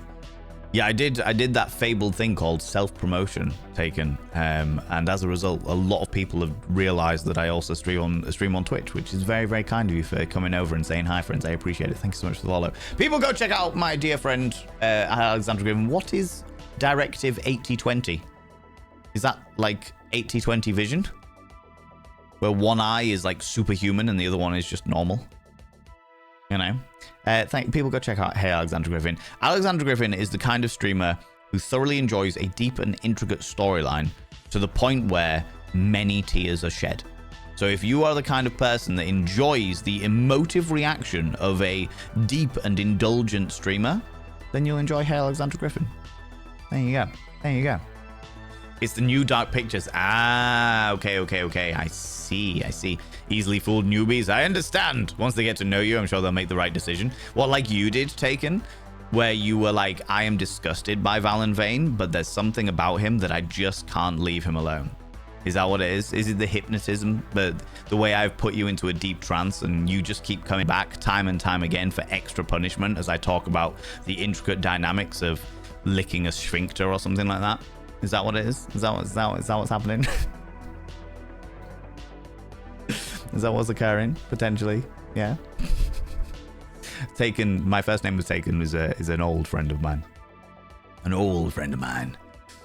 It'd be gorgeous, respectfully. Well, we'll find out. We'll find out, Raziel. So I'm gonna be moving it back. It was meant to be this Thursday, but I am too busy because the 10-year anniversary of my big cabaret is in 2 weeks' time, and I am far too busy to get all that stuff sorted. So it'll be in June, but we'll do the drag stream then, because this one was the drag stream and it got obliterated, as you can see. It's not happening on Thursday. Yeah, it's still penciled, Nibbering. I'm going to push it back till June just because I'm too busy. There's too much stuff going on. I've got so many things. Valen, busy never. I know, right? I know. Like, I'm really looking forward to June because I'm like, that's when things calm down a little bit. But then I remember that as soon as June happens, I'll be immediately planning the next event, which will be the Halloween Cabaret, Devil's Parlor for October. That needs to get all sorted and what have you yet. There's been gore cleanup games and that kind of take place in medieval castles with traps and stuff. It's fun, but it's not done yet, I think. Oh, wow, that sounds exciting. Kraken Crotch, how you doing? How's it going? Fun fact, there's a version of the Matrix encoded in ASCII floating around the internet. That terrifies me. That'll pop up and I'll be like, what? What is this? Oh my God. Agent Smith. Why are you like that with your sultry tones? Grand Zenak, how you doing? I appreciate you lurking while you're playing Subnautica 2. I have not bought it yet, but it is on my eyes are keen for it, you know. My eyes are keen for it so that I can purchase it at some point because I did thoroughly enjoy Subnautica and I quite enjoyed Sub-Zero as well. ASCII version of Star Wars on the internet as well. Ooh, lordy. Dragon, when I was young, we had a ton of VHS. I asked my parents if I could watch one they hadn't seen called Flesh Gordon. Oh my God. Oh, Miss Moppet. Are you still here, Miss Moppet? Please tell me you're still here. Please tell me you're still here. But yes, and that's how I learned that porn was. Miss Moppet, you make me very happy, friend. Because I thought I was the only person that ever bought... Ooh, you little stalker. Thank you so much for the follow. I thought I was the only person that ever bought Flesh Gordon thinking it was Flash Gordon. Genuinely.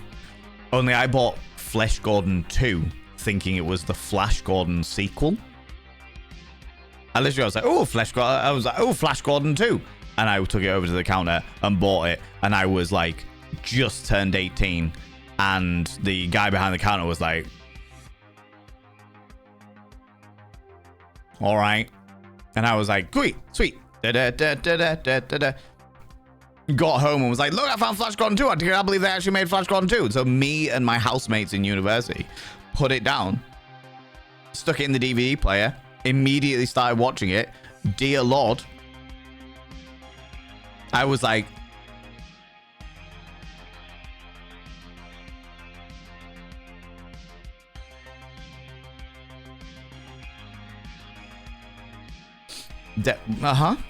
That's a thing. That's an occurrence that has occurred. Absolutely. And the best thing was, I was living with the most into men homosexual man that you've ever fucking met. He's a wonderful, wonderful person. I haven't spoken to him in a while, but he's still a very, very good friend of mine. He's one of those friends where, you know, when you meet up and you suddenly click and it's like nothing has ever changed. Like you haven't seen each other in a day, never mind a couple of years or what have you. Slightly different movie.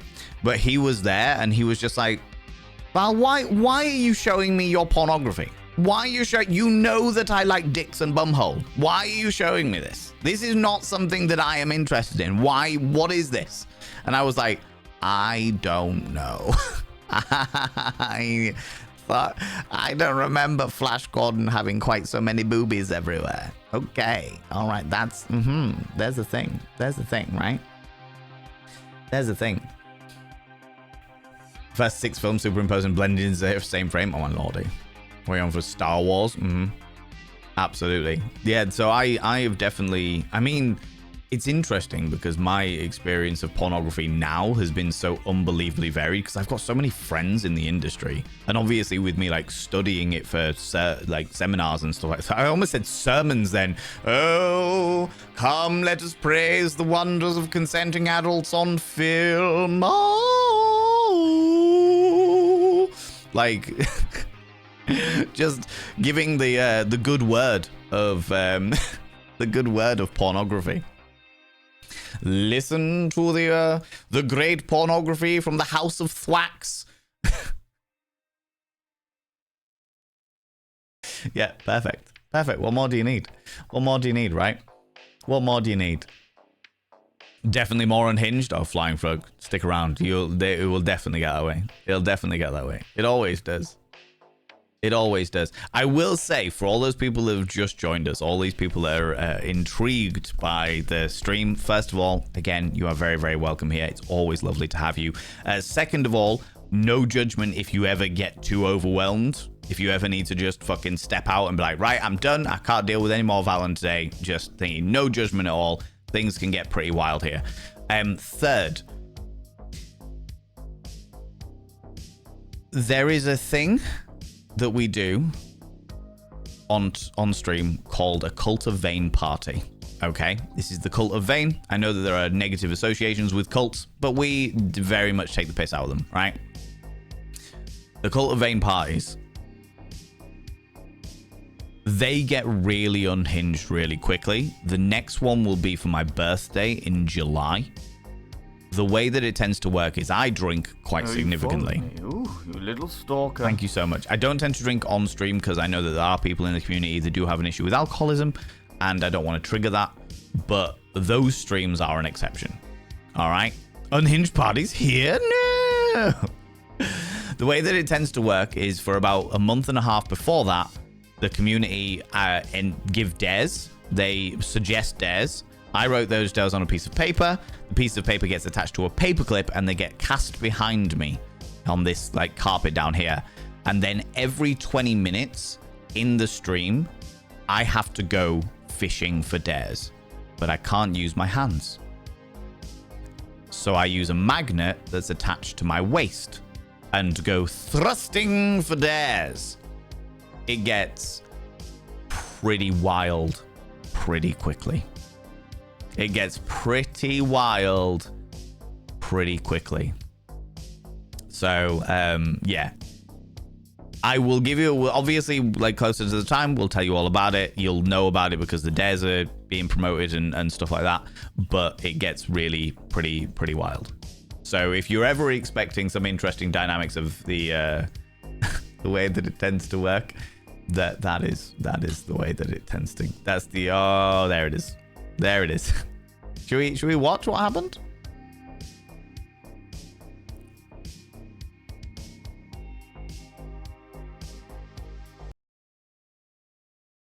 So this clip that we're about to show you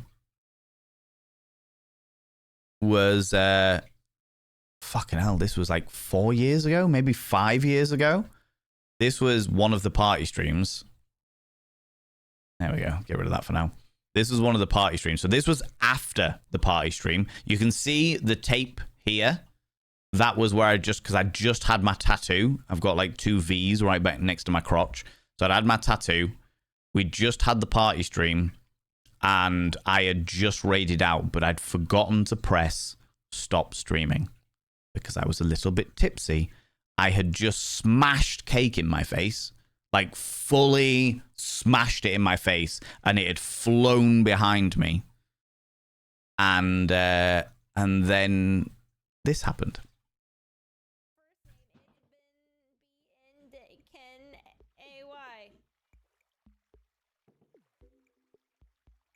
B-N-K-N-A-Y. What?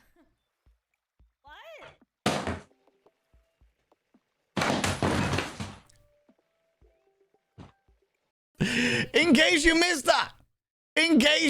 that, I'll take you through it again. I'd smashed cake in my face. I'd just raided out to a wonderful streamer called Luxy Games. I was wearing 9-inch pleasers, 9-inch high heels. I was in the process. What you can see me doing here is getting cake out of my hair. I turn the light off. Something clatters. And the rest is history. Now, I will say, my memory, because at this point, I drank about 1.5 liters of vodka. I drank a lot of vodka this night. I thought that I was crouching down. My memory has it that I was crouching down and I just sort of like fell on my bum a little bit. You know, I just fell on my bum a little bit. However, the evidence, on the other hand, getting the cake out of my hair. Oh, I need to turn this light off.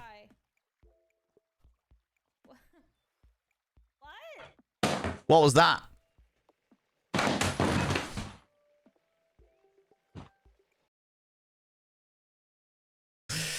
Oh, Jesus. It never gets old. It's been years. It's been years and it never gets old. Years. That is my most viewed clip of all time. My God. So yeah, so that's what you can fully expect. Other things will be like me running across the back of the sofa, acting like a velociraptor, doing my face in weird ways, getting rid of half of my makeup, putting on more eyeshadow, putting pegs all over my face. The whole shebang. The whole shebang, for sure. For sure. The Deep Lore. Check out the Last Sovereign free-to-play. Got Game of Thrones level plot. Got a lot going on, including lots of 18+. Ooh, lordy, lordy. There's a brilliant game. If you like political intrigue games, there's a game called The Council. That game is absolutely amazing. Up until one moment. A single moment. But I won't spoil it. But yeah. If you are interested, I'm pretty sure the VODs are on my VODs channel. And it was great. Great game. Very, very intricate storyline. However, there was one thing where I was like, This is something that has happened that has drastically affected my character, and nobody has noticed. Why? Why has nobody noticed this massive thing that has occurred? You know? Someone said Agent Smith is an elf. Somehow smooth he is. I know, right? Agent Smith, can't believe I quoted more from Matrix 3 than the OG Matrix. Agent Smith. They're all out. Kiara, Agent Smith was in the first one. You quote more from Matrix 3, though? Oh, God, no. I'm an OG Matrix person. Matrix 2 and 3, I was just like, yeah, you're stretching here. Do you know what I mean? Barnacle Bum, I love your name. Welcome on in. How you doing? How's it going? Flesh. Savior of the Metus.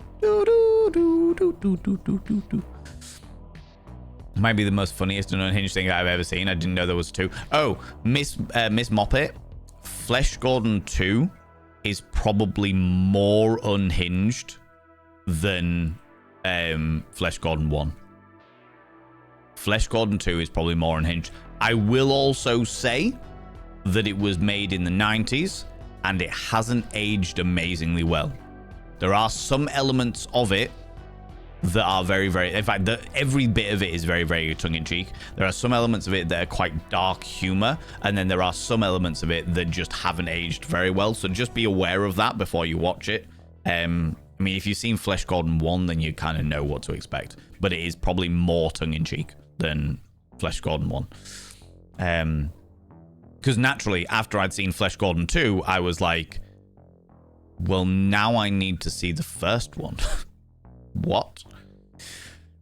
It's ridiculous. The game is really a global empire building. Ooh, thank you so much for the follows. Oh my lordy, all these people coming in here. Hello, you beautiful beings. You are making my heart very full today. I have a withered husk of a heart that resembles somewhat of a raisin or dried prune.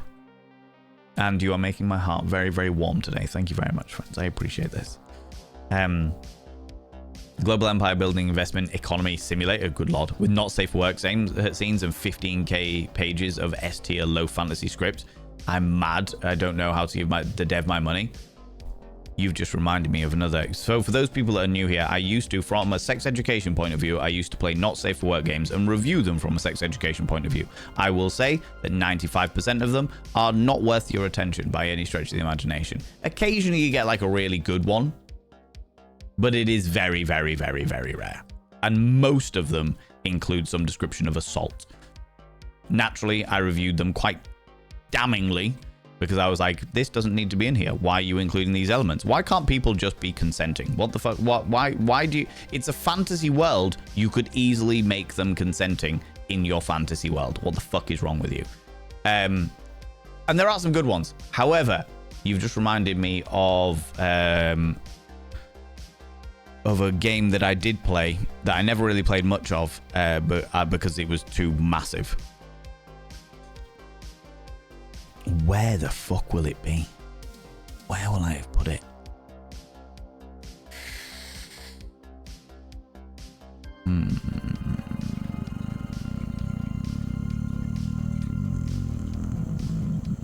Ooh, maybe there.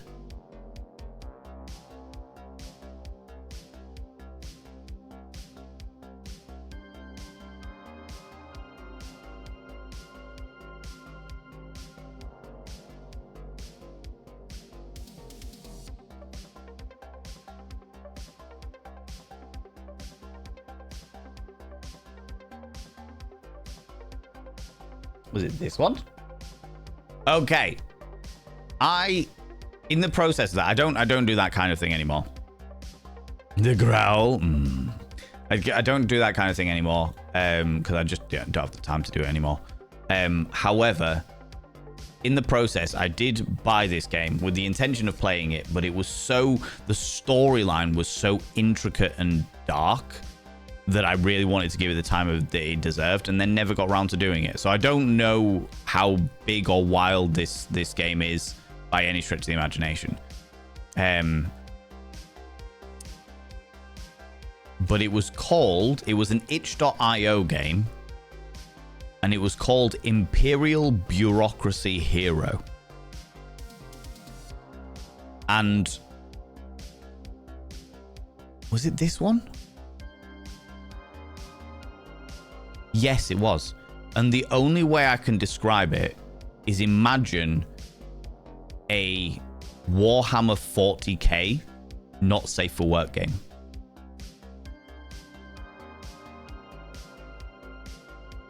But you talking about like intricate political intrigue and stuff like that with not safe for work dynamics in there, that is where I immediately thought of. It's a Warhammer 40k game, and you basically play a higher up scribe that's an auditor, and you are auditing hive worlds. That's what I got from the hour that I played it. So there you go. There you go. I know some people are really interested in that, so there you go. Ladies and gentlemen and all genders outside and in between, delve deep into your pits of popcorn and throw them at the raiders, throw them at these cheeky devils. Look at these people coming in here. I mean, really, could you even imagine who do they think they are? The absolute audacity, the scandal, the preposterousness, the outrage, I tell you. It is world-renowned, delightfully intriguing, tantalizing upon the eyes and the ears. Jay Britone. Oh, Jay Britton, you cheeky little devil. Hello, how you doing? Friends, voice actor extraordinaire, Jay Britton, the beauty, the glory, and a very good friend of mine. Little stalker. I would really appreciate it. People from my stream, especially all you beautiful new people. Ooh, you little stalker. Thank you so much for these follows, friends. A lot of you new people, really, a lot of you have commented on how much you enjoy my voice. If you want to listen to somebody who has you followed me. Intricate. Ooh, you little stalker. Thank you so much for these follows. Intricate, beautiful, and exquisite tones. Ways of building character that can really immerse you in the realms of the intonations of their little subtle gait of, not like a walking gait, but gait, their tonal gait. Yeah, that sounds suspect as fuck. But yes, indulge in their tonal gait. then you will enjoy Jay Britton. Jay Britton's a wonderful, wonderful human being. Stalker. Thanks so much for all these beautiful follows, you beautiful beings. I don't like to call people out in case they are lurking, but I appreciate you being here. But yes, friends from my stream, go and check out Jay Britton. Jay Britton's wonderful, wonderful, wonderful, wonderful person.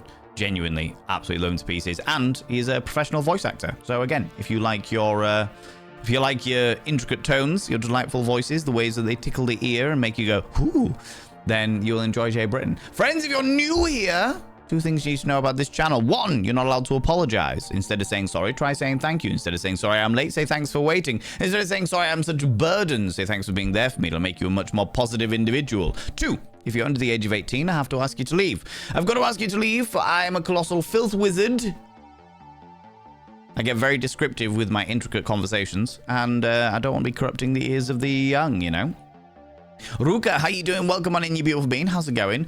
Christine, hello, you cheeky devil. Jay Britton, known lover of rim jobs. Exactly. Tongue punching that fart box like nobody's business. He also does, I don't know whether he still does the Winnie the Pooh voice. He does a fantastic Winnie the Pooh voice, and he used to, once upon a time, Jay Britton used to have a channel point redeem that would... Thank you so much for these follows, friends. I appreciate it so much. He used to have a channel point redeem where he would read out whatever you wanted to put as Winnie the Pooh. However, much to his dismay, I got hold of it, and I would say some pretty unhinged. I would get Winnie the Pooh to say something pretty unhinged, like how he really likes to stick his piglet in Eeyore's honey pot or something like that. I would get very, very colourful with the language, you know. Davey Pet, welcome on in. How you doing? How's it going? Max Wattage, thank you very much for giving that sub to Jay Britton. That's very, very kind of you. I know that Jay has to raid and run a lot of the time because he's a busy bee. But yes, go check him out. Go check him out. This tracks, doesn't it? Right? Doesn't it? Oh. Max Wattage, thank you very much for giving that sub to Jay Britton. I will inscribe their name upon the mirror vein. Jay! You probably disappeared off already, but on the off chance you're still here, your name is inscribed upon the mirror vein. By having your name upon the mirror vein, it means you get access to my personal Snapchat, not a bum Snapchat, you cheeky devil. And of course, you get access to all the sexy little emotes. But the most important thing is you got to roll over every morning, look in the mirror, and go, God, do I look rough? But goddamn, do I make rough look good? Ooh, sexy. Oh yes, meow. You know, you cheeky devils. Hans Giersing, how you doing, you beautiful individual? Welcome on in. How you going? How's it going? What city are you from? I am from, like, the Yorkshire area. There's a city, if you look at a map of the United Kingdom, there's a little bit that looks just like an armpit, and I am from there. I am from there. New to your posts, I like them on TikTok. Thank you very much for coming in. I appreciate that. I did a post earlier where I was just like, I am really bad at cross-promoting, but if people are interested in seeing the unfiltered stuff, then come over to Twitch. That's where it's at. You're from the north of the Netherlands? Is it finally warm there? I know that it can be quite cold over that way. So I hope it's warming up now and you're actually getting some bit of sunshine, bit of vitamin D all over here, you know?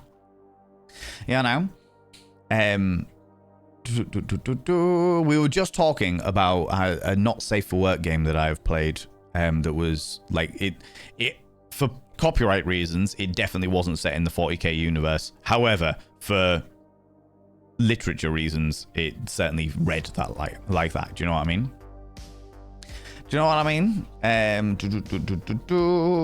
Perfect timing popping. How you doing, Mel? How's it going, you beautiful individual? The soundbite alone is a beautiful clatter. I know. We've just watched me do a clip of me falling when I was very, very drunk in 9 Inch Heels. It was great. That makes me laugh and cringe every time. Good. That's a solid reaction, to be honest with you. Solid. Vitamin D, exactly, right? Phone keyboard by hard sometimes. That's all right, Chagas. Don't you worry about it. Not a problem at all, friend. Not a problem at all. At least Valen was well anesthetized before the fall. Yeah, my alcohol tolerance is nowhere near what it was back then. I used to go drinking quite a lot, and I think that was like shortly after COVID, like the world lockdown. So my alcohol tolerance was much higher, but that night I drank like 1.5 liters of vodka. It was a lot of vodka. Like, that would kill me now. But that night, it was like, yeah, it's great. I'm smashed. Just lie down, let the world keep spinning, you know? One day you'll be a mushroom maid. One day, just a moment, I will be a mushroom maid. If that's the way it works, you know. Sitting on the floor screaming for drunk to bring you a drink. Yeah, because he wasn't busy, you know. He wasn't busy. So it was the way it worked. No worries, Sea Angel. You take it easy, beautiful individual. Appreciate you being here. Thanks so much for stopping by. And also Morian, you beautiful human being. Or Morlan, excuse me. I've been pronouncing your name the entire time wrong. But go do what you need to do. Thanks very much for stopping by. I appreciate you too. I think the first Matrix is the best one, but I, for some reason, quote more from the mid-bad movies. Interesting. Maybe because those moments just stick more in your head. Do you know what I mean? I had a bad habit of getting concussion when that drunk. Oh, Jesus, yeah. Yeah. Like, through the medium of falling over, Christine's, or Christineth, or through the medium of picking fights with other people's fists. Because I've definitely got a friend that's like that, for sure. What kind of music bands do you listen to? It really depends on my mood, to be honest with you, Ruka. I am very into a band. I'm very into the old music of a band called Saints of Sin at the moment. They've changed their entire vibe now. And, I mean, every band is allowed to change by all streams, by all stretch of the imagination. It's just not, their new stuff just isn't really my cup of tea. But yeah, their old music really vibed with me, so I've been listening to that a lot recently. That and Gary Newman, but like Gary Newman's new stuff, not his old stuff, you know. Forgot to answer, the game is not technically out, but people have streamed previous days as a limit. Always only allows the day before the day that they're working on. Also, the visual horror novel. Ooh, that sounds really interesting, Pixel Jules. That sounds really, really interesting. I do enjoy a good indie horror. I'm one of these people that, whether it be in literature form or visual form, like movies or audiobooks or games or anything, when it comes to horror, I like a lingering dread. I like that slow build that steadily but surely just puts me on the edge of my seat, and I get really unnerved. Like, the problem is that, like, jump scares and stuff like that, they get boring really quickly. I get adapted to them very, very, very quickly. They're literally just like, duh, duh. Oh, and I'm just like, okay, yeah, cool. Oh, look, another jump scare. Oh, never mind. Like, I very quickly become adapted to jump scares. So, like, I prefer like a lingering dread, a spook edging. Exactly, Frankie D. Exactly that. I like to be edged in terror. You know? Watching Flesh Gordon for science, of course. For science. Is that what you call it, Chargath? Is that what you call your nether regions? I call my penis the truth, because you can't handle the truth. That's what my friend used to call his penis. He used to call his penis the truth because you can't handle the truth. Oh my god. Somebody should make a game and use you as a consultant. Raziel, I'd love that. I would genuinely love that.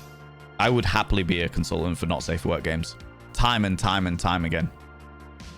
Because I think that a lot of people, and do you know what, even if you take out not safe for work games, I think that a lot of people in visual media industries, like computer games, movies, TV series, a lot of them... Ooh, you little stalker. Thank you so much for the follows, friends. I really appreciate it. A lot of these industries put sexual assault in there as like a shock factor. It's like, oh, look how evil they are. And it's like, if you need to put that in there as to describe how evil a person is, then you're a shit writer. You're a shit writer. If you need to display how evil a person is because of that specific subject, you're a shit writer.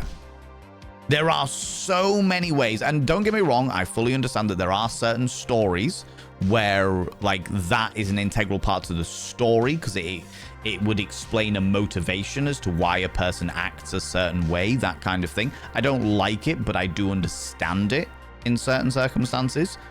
But the way that it seems to be in this day and age is it just gets shoehorned into every single thing. It's like, oh, this person's evil. Well, look, they're a sexual assault person. They're a rapist. They're what have you. It's like, look at how evil they are. And it's like, no, you don't need to include that.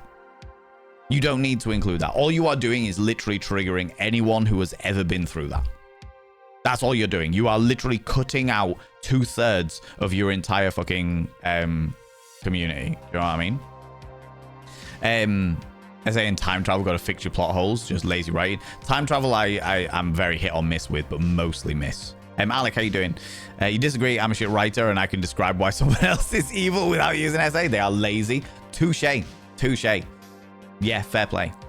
Like how Invincible and Daredevil both explain powerful women losing powers because they got pregnant. I honestly don't know, to be honest with you, Christine.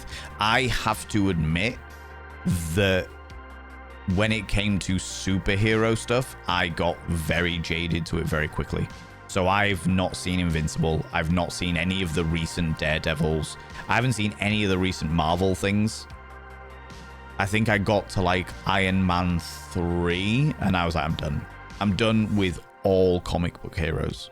I have no interest in any comic book heroes, any superhero dynamics at all. I have been well and truly jaded to fuck. It's very silly. Yeah, sounds it. It sounds it. Absolutely.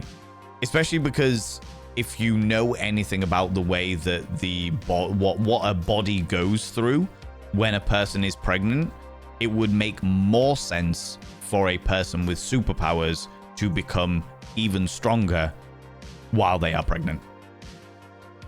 It would make so much more sense. Like, just logically from a biology point of view, the way that biology tends to work when somebody is pregnant, their immune system is boosted.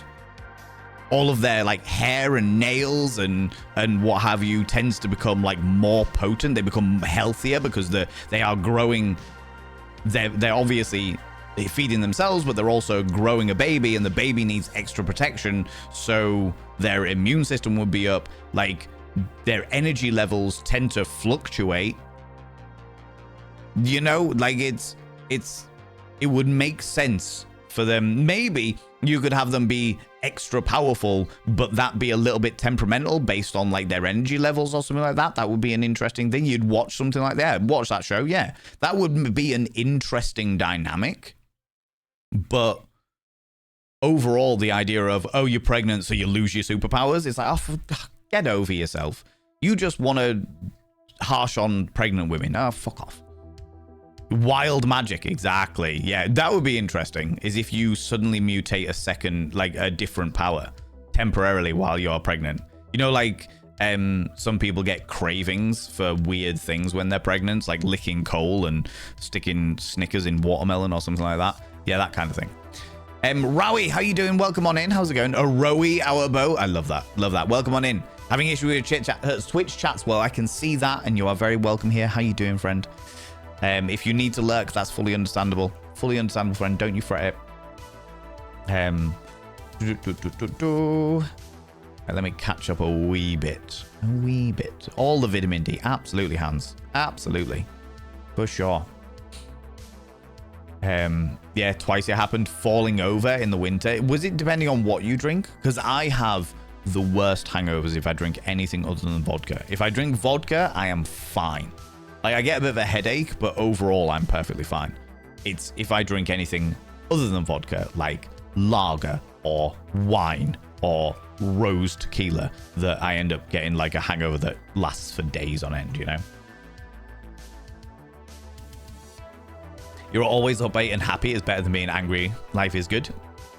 I wouldn't say that. Do you know what? Interestingly, David, first of all, thank you very much for the compliment. I appreciate that. But I wouldn't say that I was always upbeat and happy. There's definitely times I try and be positive, but I don't want to shy away from the fact that I have my tough days. Do you know what I mean? Because I think a lot of, especially in this day and age where the world is all content creation and you get to see the worst sides of people and the best sides of people, but you get to see so many different dynamics of people like that, but predominantly they're putting on a show. Whereas I'm just like, do you know what? I am a very positive person. I'm very optimistic as a human being. But Jesus Christ, do I have my hard days? Absolutely. And I don't want to shy away from that. I don't want people to think that I don't have them, because I definitely fucking do. I definitely fucking do. You know? And I think it's important to be open and clear about that so that people don't like look at all my content and be like, oh my God, Valentini's so positive. Everything's so great in his life. It definitely fucking isn't by any stretch of the imagination. By any stretch of the imagination, you know? Horror foreplay, definitely. That's the way I like it. For sure. For sure. Also, hello, Alec Wallace. I was keeping up to date with what you were putting in the Discord, friend, and it sounds like you are going through quite the fucking time of things. However, it does seem to be having some positive dynamics going on there. So I'm genuinely really happy for you and your little ones. Alec, you beautiful, beautiful bean. I appreciate you, and I hope you're doing well. Voodoo Valentine, hello, you cheeky devil. Welcome on in. Exactly, yeah. Exactly. How's it going? All going all right. Thank you very much, Rowie. Appreciate that. The jump scares are not as frequent as, say, FNAF. I think they are built up, especially because it does creep up on you as the game is about creepy indeed. So I saw a couple of like indie games, and do you know what it tends to be? It tends to be like indie horror games that have got like a sound sensor on them. You know, where it's like, don't make too much sound, otherwise you die. And then they have like jump scares and jump scares and jump scares and jump scares to try and get you to go, oh no, oh, and what have you. Those ones, I was watching, I can't remember who it was. It was like IGP or somebody like that. I was watching them many moons ago play one of these games, and it was like the first time I'd seen a game like that. And like, I think I got... followed me. Ooh, thank you so much for the follow. I really appreciate it. I think I, like, in their playthrough, which was a solid playthrough, it wasn't like an edit or anything like that. I think I got jumped by the first two. The first two jump scares, and I was like, oh, fuck, Jesus. And then after that, I was like, oh, I don't really care anymore. It wasn't even, like, I watched the entire video. I just didn't get jump scared because I'd already processed it. And there was so many. It was like jump scare, oh, another jump scare, oh, a little bit of side, jump scare, and it was just like, well, now I know that it's coming. I don't, like, there's no fear here. I'm just like, all right, yeah, look, there's another jump scare. Oh, okay. Ooh, dear me, what a shame, eh? Like, if there was a speed run for that entire game, I'd win it. I don't like speed runs, but I'd win it because I'd just be like, well, fuck it, just be quiet. Oh, look, jump scares. You know. Your hair was glorious when I was pregnant. I think the vast majority, everyone I know that has been through pregnancy was the same, for sure. Please be aware, friends, that are new here, especially new to Twitch, some adverts are about to hit you. They will last for 3 minutes only. They will only last for 3 minutes because that's the way that Twitch works, and that's the way that I've programmed it. So it should only be 180 seconds, and we'll talk about something completely different while the advert's starting. They're starting sometime around now. I do get paid a certain percentage of them, and we did a full experiment on what adverts would be best, and we found that basically that 3 minutes of adverts every hour are better than all the other varieties. So that's what we're doing. You know what I haven't done, friends? I haven't actually told people about the weekend. I haven't told people about the weekend, about what I got up to, and what have you. Oh, as you can see, I'm still catching up on sleep.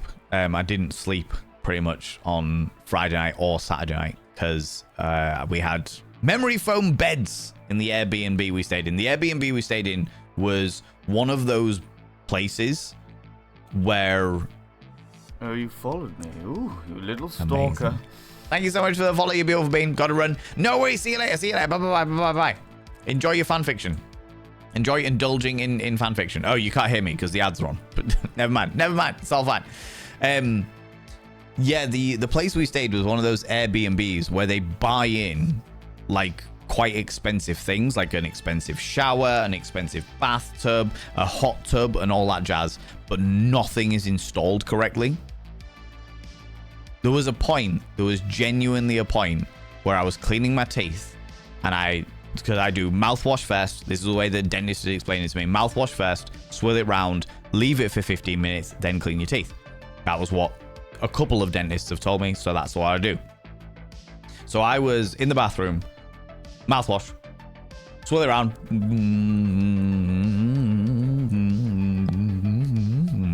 all that jazz, and then went like gargling it, looked up, And there, I saw a light fitting. Just a little light thing. You know, like one of those little LED lights, you know. And it was filled with seed. It was filled to the brim with seed. Plant seed. Yeah. There was like some sunflower seeds in there. Some fucking specify seed. I don't mean jizz. I mean plant seed. Not human seed. No. Plant seed. Yeah. As in some fucking squirrel or a rat or something had got into the attic and stashed its food just into the light fittings. And I was literally like, this is all dried out old seed that a variety of different rodents will forget about because their long-term memory is not powerful enough for that shit. That is a health and safety fire hazard waiting, just waiting to happen.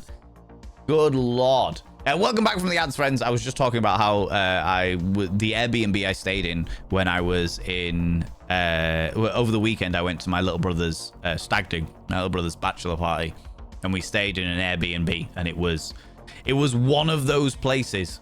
It was one of those places where it's like it's decked out to be really, really beautiful, but nothing is fitted correctly. Nothing is fitted correctly. Like the plugs aren't right. Like we opened the shower. Like the first morning we were there, I opened the shower. If I want me, somebody else opened the shower to get in the shower, and the entire door just went kudu and just fell off. And it was like, didn't smash, thank fuck, but it was just like, what the fuck? Why? What? And we found out that basically it didn't have any like bottom rungs, like bottom pulleys things, not pulleys, the bracket things. It was just hanging, waiting for somebody else to deal with it. It was like, are you for real? What the fuck? What the fuck? Fortran, welcome on in. How's it going? When I had my daughter, I didn't feel any difference, to be honest. I'm the father. That might be the reason why. That might be the reason why, potentially. Do you know what I really want to do, though, at some stage? I really want to do, you know, those birthing simulators that are like a TENS machine that simulate them birth? Just purely so that I can empathize with people that have been through the horrifically traumatic experience that is birthing, you know? I want to be able to sympathize with that. So I'm like, at some stage, I want to try out the birthing simulator and just boop, boop, boop, boop. I've got quite a high pain threshold, but you know. Have you got any kidney stones? I have not, no. Apocalyptic, how you doing? Also, your name is fucking excellent. That's similar with the then boyfriend. We're holding hands. Then a jump scare. He squeezed my hand so hard and I scream out loud. Guy next row over says girls shouldn't watch horror movies. Apocalyptic. That's outrageous. That's outrageous. How dare you were thrown under the bus with that one. Thrown under the bus by your partner at the time. Scandalous, I tell you. Absolutely bloody scandalous. But yeah, so this is where we stayed. We stayed in this place, and there was me, my dad, my little brother's fiance's dad, and then a load of my little brother's friends. And it was great. With the first night, we played a hell of a lot of fucking drinking games that I haven't played since I was in university, like beer pong and flip cup and killer. And I was just like, Jesus Christ, I am too old for this shit. But sure, you want to play drinking games? Let's go. Then didn't get any sleep. You followed me. Ooh, Thank you so much for the follow. I appreciate it. Didn't get any sleep because my dad was drinking whiskey, and when my dad drinks whiskey, he always snores, and I was sharing a room with my dad. And then the following night, we did a run called the Otley Run. So the Otley Run, for those people that don't know, is a pub crawl where you go in and you have one drink in every single pub. There are 18 pubs between Otley and a city called Leeds. So the village of Otley and a city called Leeds. And people dress up, and there are thousands of people that do this every weekend. Not the same people, just people from all over the country that do it. We saw a group of Where's Wally's, Where's Waldo for you Americans. We saw the X-Men. We saw Scooby-Doos. We saw people dressed as trolls. We saw like cowboys. We saw doctors. We saw cheerleaders. We saw a group of people who were all dressed as the Minions, which was hilarious because in another group of people, there was somebody dressed as Gru, and as they walked in, all of the Minions went, "Hey! Hey!" Just deafening you all as I punch my microphone there. There was another. We all went dressed as Star Wars characters. And there was my little brother was dressed as Princess Leia, or became dressed as. He was given an outfit that he had to wear.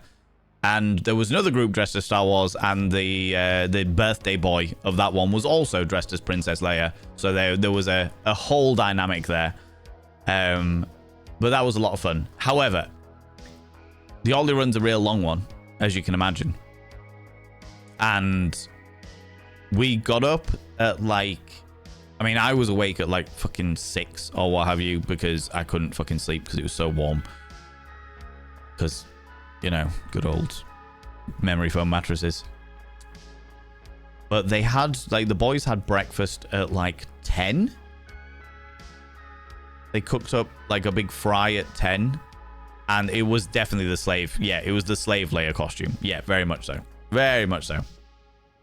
And then we were out at the first pub at noon. So just after lunchtime. And then we just did one pub. It's been a long time since I've done that much day drinking. A long, long time since I have done that much day drinking. But I did a lot of day drinking. But it was good fun overall.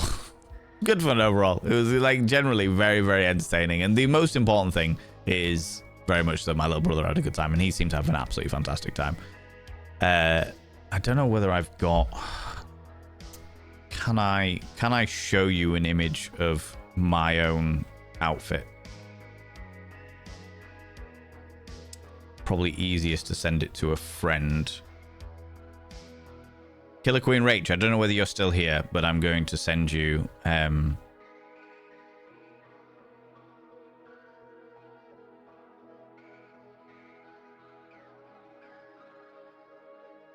a couple of images just so I can get them onto my computer. Just easier to do it that way.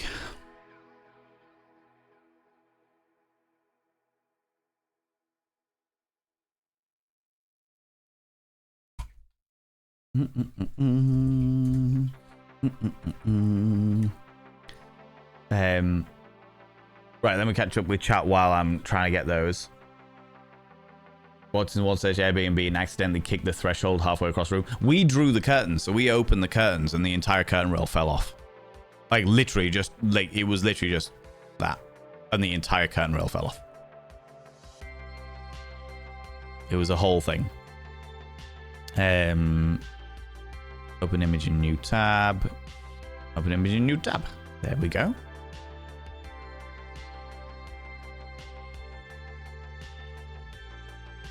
So this was my outfit.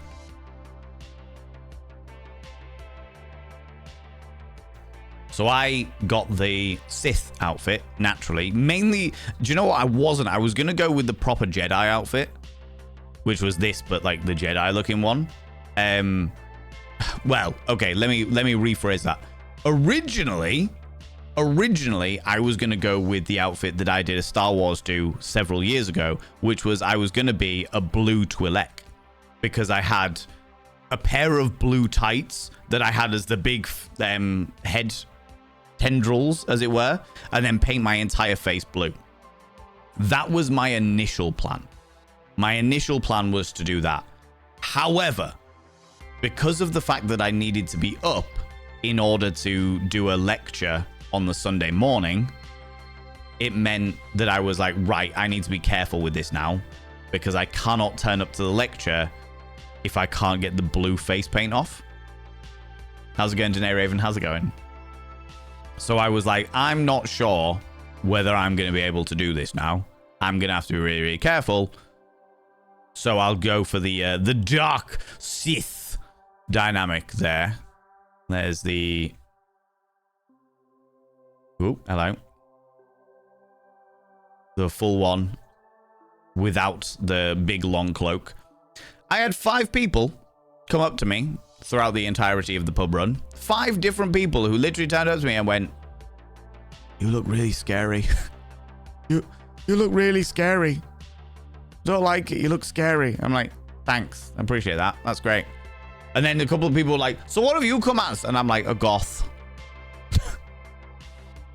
Not even going to entertain you with anything other than that. Just a goth. That's it. That's all I've come as. Fuck you. Oh my god.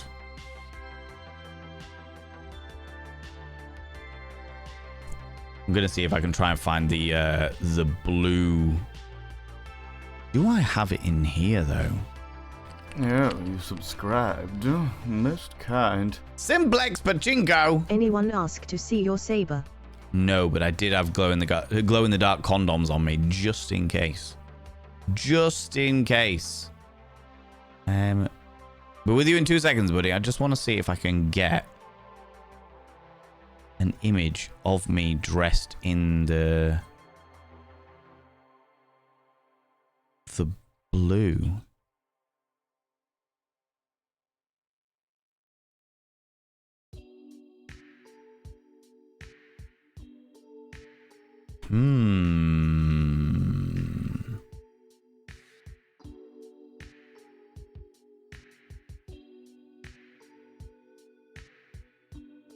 Don't know whether I'll be able to actually.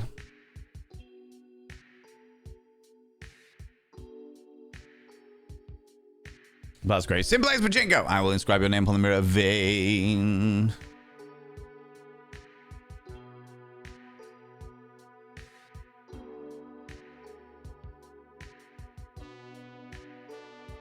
Momentarily.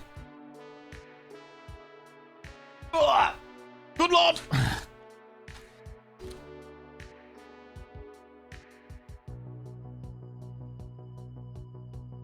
By having your name upon the mirror vein, it means you get access to my personal Snapchat, not a button Snapchat, you cheeky devil. And of course, you get access to all the sexy little emotes. But the most important thing is you gotta roll over every morning, look in the mirror, and go, God, do I look rough? Where are you? There you are. God, do I look rough? And God damn it, do I make rough look good? Ooh, harra, sexy. Oh, yes, meow. You know? You know? Oh. I miss bar pub crawls. I do not, I have to say. The thing about bars and pub crawls is I feel like you're always rushing. You're always rushing. You're doing one thing or another, moving on, doing the next thing. Everyone's like doing something. And it's just like, for God's sake. Oh my God, I think I found it. So this was going to be my outfit. Jesus Christ, I forgot how good this outfit was. This was what I was going to wear before I was like, okay, I can't do that. I need to not be blue when conducting a seminar. Do you know what I mean? I need to not be blue. That would be a bad idea, trying to teach people about the wonders of pornography and everyone's like, oh my God, he's blue. Dabba-dee, dabba-die. Do you know what I mean? So, yeah. Glad he had a blast. Yeah, he seemed to. He seems to have a wonderful, wonderful time, which was good. 2 people in the pub dressed as Princess Leia. Clearly, I'm drinking in the Alderian places. At Alderon places. God damn it, Max Wattage. Outrageous. You made it as far as box and then conked out. Lightweight. Oh, no, really? Oh, you done it yourself with Lunicorn? Yeah. Do the same thing with Pix. Oh, my God. Yeah, I've done the Ollie run a couple of times. The first time I did it as Aquaman, but like the yellow and green Aquaman, not the fancy dancy Aquaman. Yeah, fun and games. Interesting times to say the least.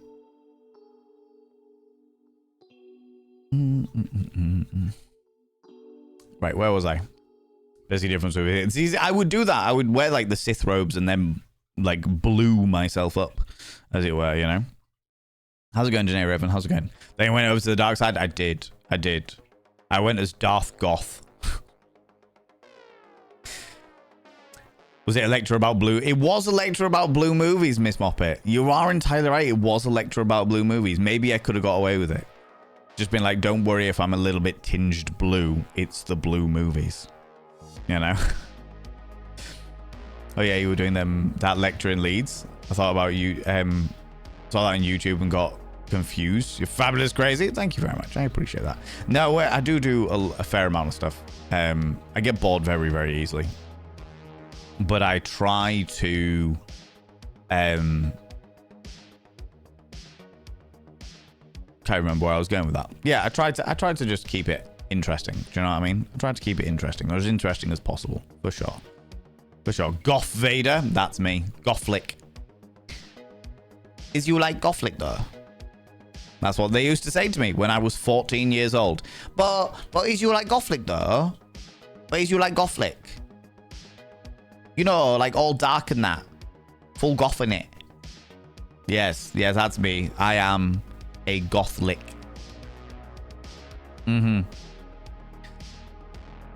It's great when you're in uni. After that, so not so much. Do you know what? I enjoyed the drinking games, but I was like, I haven't done this in a very, very, very long time. It's been a long time since I have drunk alcohol in order to get drunk. Do you know what I mean? I enjoy the buzz of alcohol. I enjoy like the buzz of being delightfully tipsy and stuff like that. But generally speaking, I'm not a massive fan of being drunk. I don't like being able to like be out of control, as it were. Red eyes are popping. I know they were, right? I blew myself. I tried, certainly, for sure. Valen blew himself. Oh my god. God damn it. It'd be an unforgettable seminar, wouldn't it just? The one man blue man group. I would try to do the blue man group. I can't do it. I can't keep my straight face. My straight face? Definitely don't have a straight face. Fucking hell. I can't keep my face straight for that long. Just...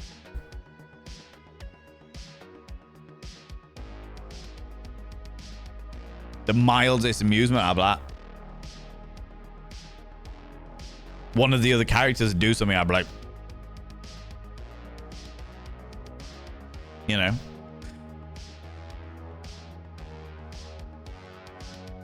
He needs to be able to internalize everything, and I can only internalize 98% of things, you know. Camera fighting for his life to color correct. I know, it's awful. To be fair, that was a really old photo. That was that was about 10 years ago. Fucking hell. Actually, it will have been about 10 years ago.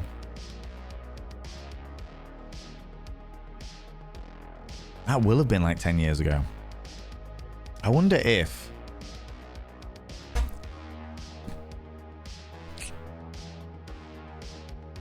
what's the earliest...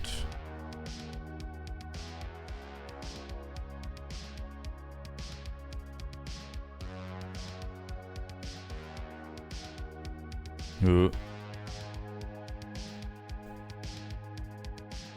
Have we got any pictures of...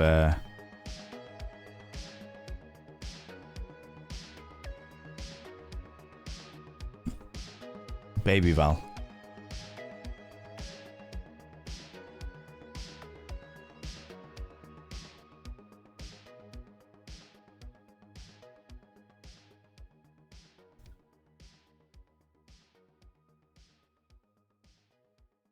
I've got any ye olde pictures of me from when I was a plucky young whippersnapper.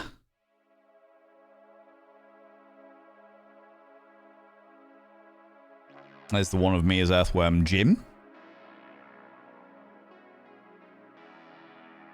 One of me all blue. One of me as a zombie creature. One of me doing dodgeball in full luchador outfit.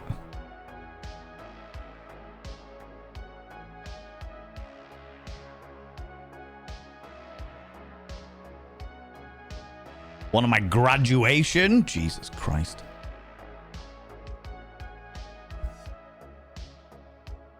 There's some old photos.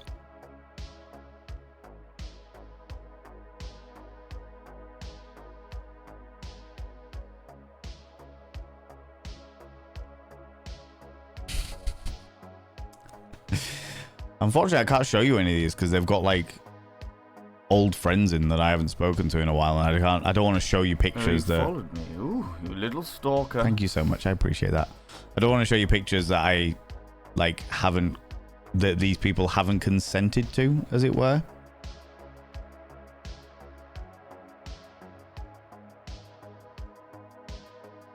Oh, you followed me. Ooh, you little stalker. Might be able to show you that one there. Jesus Christ. There we go.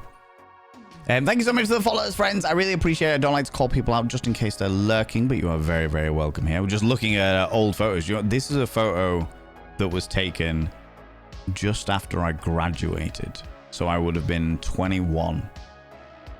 21 years old. So we're talking, what, 17 years ago? 18 years ago? See you later, Roa. You take it easy. I had literally just received my graduation letter, and my mother got me a Prosecco or champagne or something like that. That is very, very young Val and Vane. It's never dull in all. Old school. Look at the bouffant of hair that I had. The bouffant. It's getting there, steadily but surely. But the bouffant. What a dashing young man. So classy. So very classy. Yes. Somewhat less flamboyant. Not that much less flamboyant.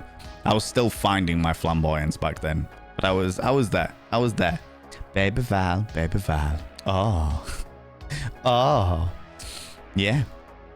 Fucking hell. That's a hark back to a much earlier time in my life. Much earlier time in my life. You know?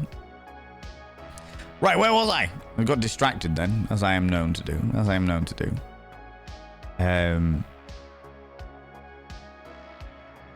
The unforgettable seminar, yeah. The seminar was great. I will say, like, as much as I like woke up having had no fucking sleep on the Sunday, the seminar was part of an event called Voyeurs, which apparently they did one last year. I didn't find out about it until they asked me to come and do the seminar.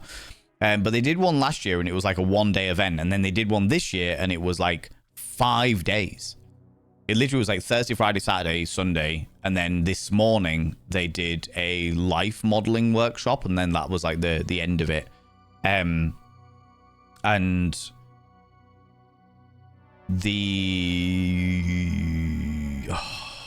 let me correct myself on the names of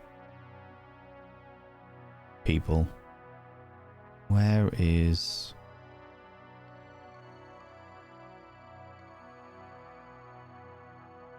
So I don't want to accidentally dox somebody if they're not, like if they weren't going by that name for the talks. Oh, Sunday afternoon talks. But did they not say their names?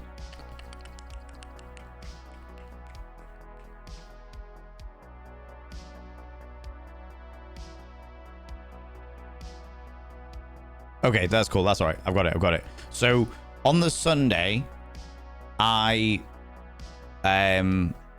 got to the venue. Like, unfortunately, the Otley run was like Otley to Leeds, and then our Airbnb was in Leeds, and the actual event, the Voyeurs, was in Leeds as well. The doors opened at 1:30, and then my talk was 2:15. But in the actual event, it was like an old industrial factory that had been converted into like an art space. So there was like this beautiful Victorian like staircase that took you up this place. And there was like a little cafe with a couple of different like stalls and stuff in there. And then like an exhibition space that had so many different like little pieces from various different artists. When I arrived, they were doing like a collage workshop, but it was like an erotic collage workshop, which was fascinating. really, really interesting. And some of the pieces they had on there were genuinely fascinating. Really, really interesting dynamics. I arrived quite early because we didn't get kicked out of the Airbnb early. We just like all were up really early, so we all left really early. I was like, fuck it, I'll go get some fucking vegan sausage rolls from Greg's or something like that. So I got there, did all my got set up, do all my bits and pieces and what have you, checked all the bits. And there was also a guy who was doing old Victorian wet plate photography, which is where they like develop. It was like an old sort of box camera, the one that's like got a smoky flash on it. Holds very, very still. Don't move. Smoke everywhere. That kind of thing. Very interesting. Very, very. I had a very brief conversation with them. I would like to have had more time chatting to them. But it was very, very fascinating. And the 3 talks that were happening were my talk, which was the origins of pornography, like looking at old late 1800s, early 1900s pieces. Most kind. Jam Jar! We only gone and done it. Took 69 hard months, but I've reached the gutter and touched the magic numbers. The Kama Sutra mentions this sex position, albeit by a different name, when a man and woman lie down in an inverted order, i.e. with the head of the one towards the feet of the other and carry on mouth congress. It is called the Congress of the Crow. Congress of the Crow. Whoa, there you go. There you go. Jam Jar Brain, you have hit 69 months. Nice.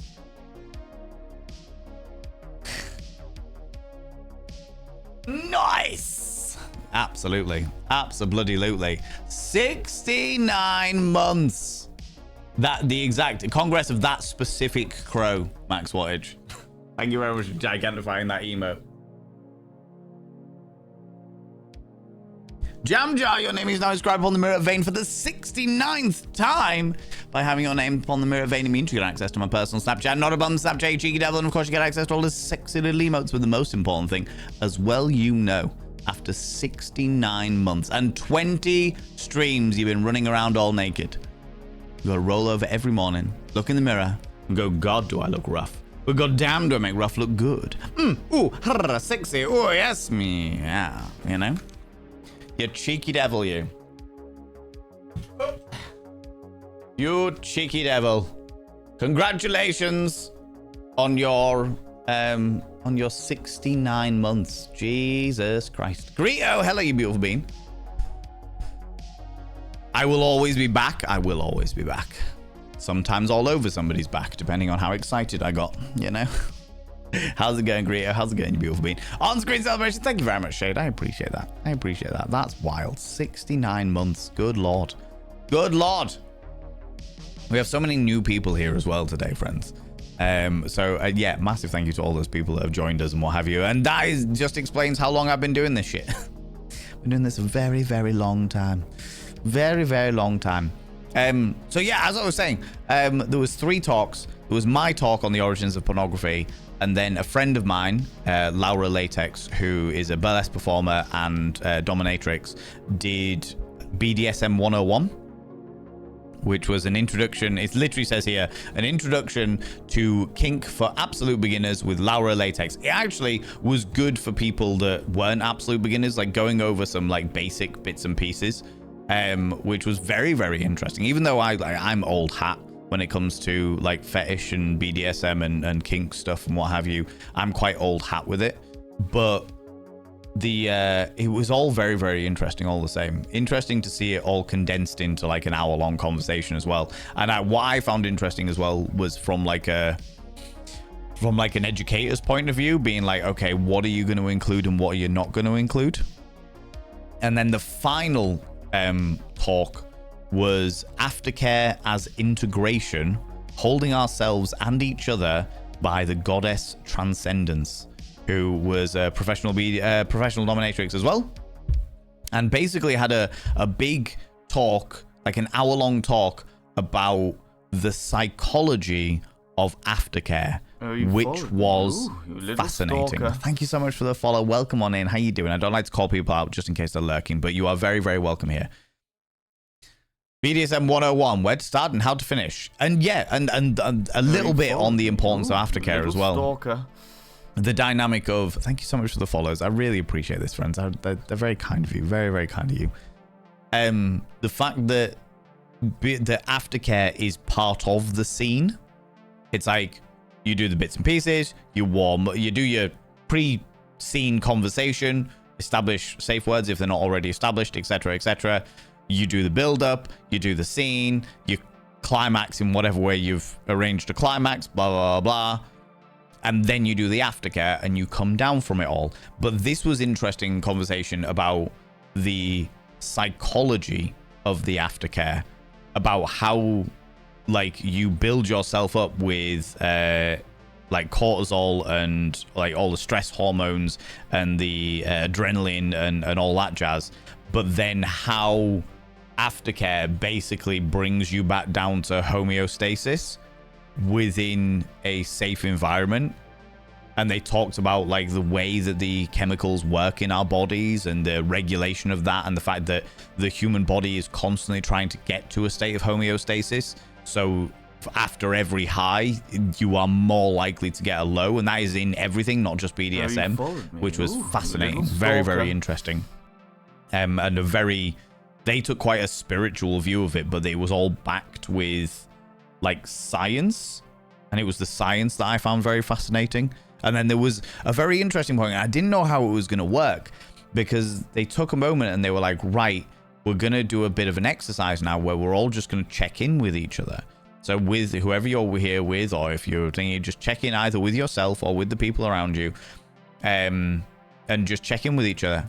Ask these questions, ask how you're doing, ask what level you're at, blah, blah, blah. And I just sat there and watched the entire group, because I was a little bit out of it because I was there for work, do you know what I mean? And my work brain was on. But just to sit there and watch everybody around me like really embrace that kind of mental attitude to really indulge yourself and become vulnerable in that moment was amazing. Absolutely fucking amazing. It was very, very, very cool to see. Very cool to see. Thank you so much for the follows, friends. I was on a bit of a roll there, so yeah, but thank you so much for the follows. I appreciate it. I appreciate it. You are blonde? I am. At the moment, I'm like a dirty, dirty blonde. But when I was a plucky young whippersnapper, I was very, very blonde. Yes, very much so. Very much so. The dynamic was I used to love my hair being all over the place. I used to love my big, bountiful Goldilocks. However, when I shaved my head for charity fucking 10 years ago now, or what have you, and got like all my hair implants, I'm very open about the fact that I've had hair implants. I've got no shame over it.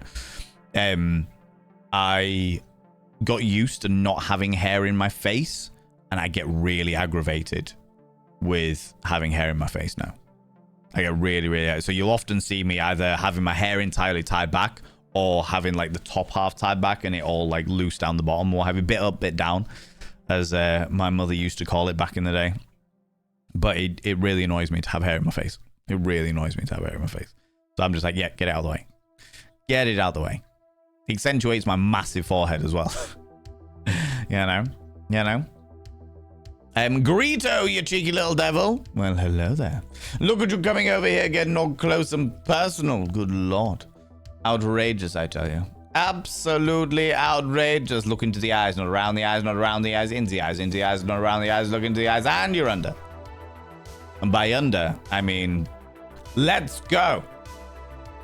Perch yourself beneath me. I shall sit upon your face, and I do mean sit. You know? Cheeky little devil. What do you like? What do you like, you scandalous individual? Just so very much hot under the collar and borderline insatiable. You know? Feels an urge to sit beneath. Exactly. Love the magic of eyeliner. Young VV was cute, but eyeliner now slays. I'm die with your face done on Instagram. Thank you very much. Aww. I appreciate that. I'm not going to lie to you. I love makeup. Apocalyptic. However, my relationship with makeup is very much makeup is there to accentuate my natural beauty. Because we all have natural beauty. If you've stuck around on various different platforms that I've been recently posting on, then you'll know that I think that every single human being is beautiful. You little stalker. Thank you so much. Whether you like it or not, you're all beautiful. Thank you so much for following. I appreciate that. Makeup is there to accentuate your beauty, not to hide it. I like my face without makeup. I do like my face without makeup, but I like to accentuate it a little bit more. I like to indulge in it a little bit, draw the attention to the eyes and the cheekbones and what have you, you know. And my jawline. People, I don't really draw attention to the jawline, but a comment that I had a few years ago was people saying that they would very much like to lick my jawbone, which was a new one on me. Not an unpleasant one, I have to say, but one that I wasn't expecting. Certainly one that I wasn't expecting. Congress of the Crow, exactly. Exactly. Ooh, you little stalker. Thank you so much for the follows. Oh, all these beautiful followers coming in here. Thank you so much. I appreciate them. Rusted Revelry, thank you very much. Or Reverie, thank you very much for the follow. I appreciate that. I thought I'd lost you. Tried to sign in on mobile. Had to scroll Facebook to find the reel I saw. Oh, thank you very much. I appreciate that. You didn't lose me though. I'm here. And I will be for many, many years to come. Many years to come. I am absolutely terrible at like promoting myself. I'm so bad at promoting myself that I decided tonight, while I remembered, I was like, right, I'll do a self promo one tonight, because otherwise, you know, I'll forget and it'll never happen, and people will then be like, oh, you're on Twitch? How long have you been streaming on Twitch? Years? Why didn't you tell me? You know. So I decided to do it tonight. And we've had loads of people. I had so many people that have come from other platforms to come and say hi. And I'm so unbelievably humbled and grateful for it. I really, really am. I really, really, really am. Bit of utter filth, of course. Of course, where would we be without utter filth? You know?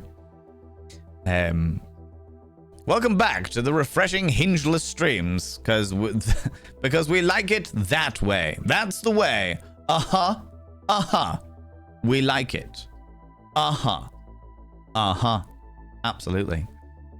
For sure. Same, I have long hair and always tied. I hate having it in my face, but I won't cut it. Yeah. I feel that. I feel that in my little soul. You got a mohawk, Chargath? Yeah. Always tied up. I hate having hair in the face. It's a common one. At least I'm not alone. I feel this. Do you know what I mean? Hair as long as fuck and get my hair done tomorrow for the trip over. I'm tempted to have her just chop some of it off, but also want to meet people on my full glory. Fully understandable. Well, that's what a hairdresser's for, is it not? A hairdresser is there to help guide you in looks that would suit you, you know? You know? That kind of thing. Those people have excellent taste. Have you gone viral again? I haven't gone viral again, but I will say that. So the way that it happened was I kind of posted a couple of things on Instagram, and they got more than average views. Now, when I say more than average views, my average views at the time were between 500 views and 1,000 views per video.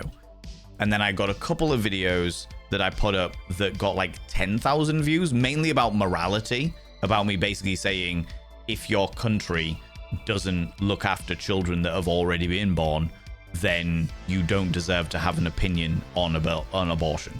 You don't deserve to have an opinion. Until you are looking after the children that already exist, you don't get an opinion on abortion. And until your country deals with predators in power, you don't get an opinion on pornography. That was kind of like the first one that sort of popped off, and I got like 10,000 views from it, and I was like, fucking hell, oh geez, all right, this is 10 times what I normally get. That's pretty wild. Then there was another couple that like got that kind of attention, and I was like, oh Jesus, this is madness to me. What is going? Okay, I mean, I'm not complaining, but I'm a bit weirded out by it, but I'm not complaining. And then I did the beauty one, and the beauty one was a really, really last minute one as well. It's wild because I was with Killer Queen Rach down in Surrey.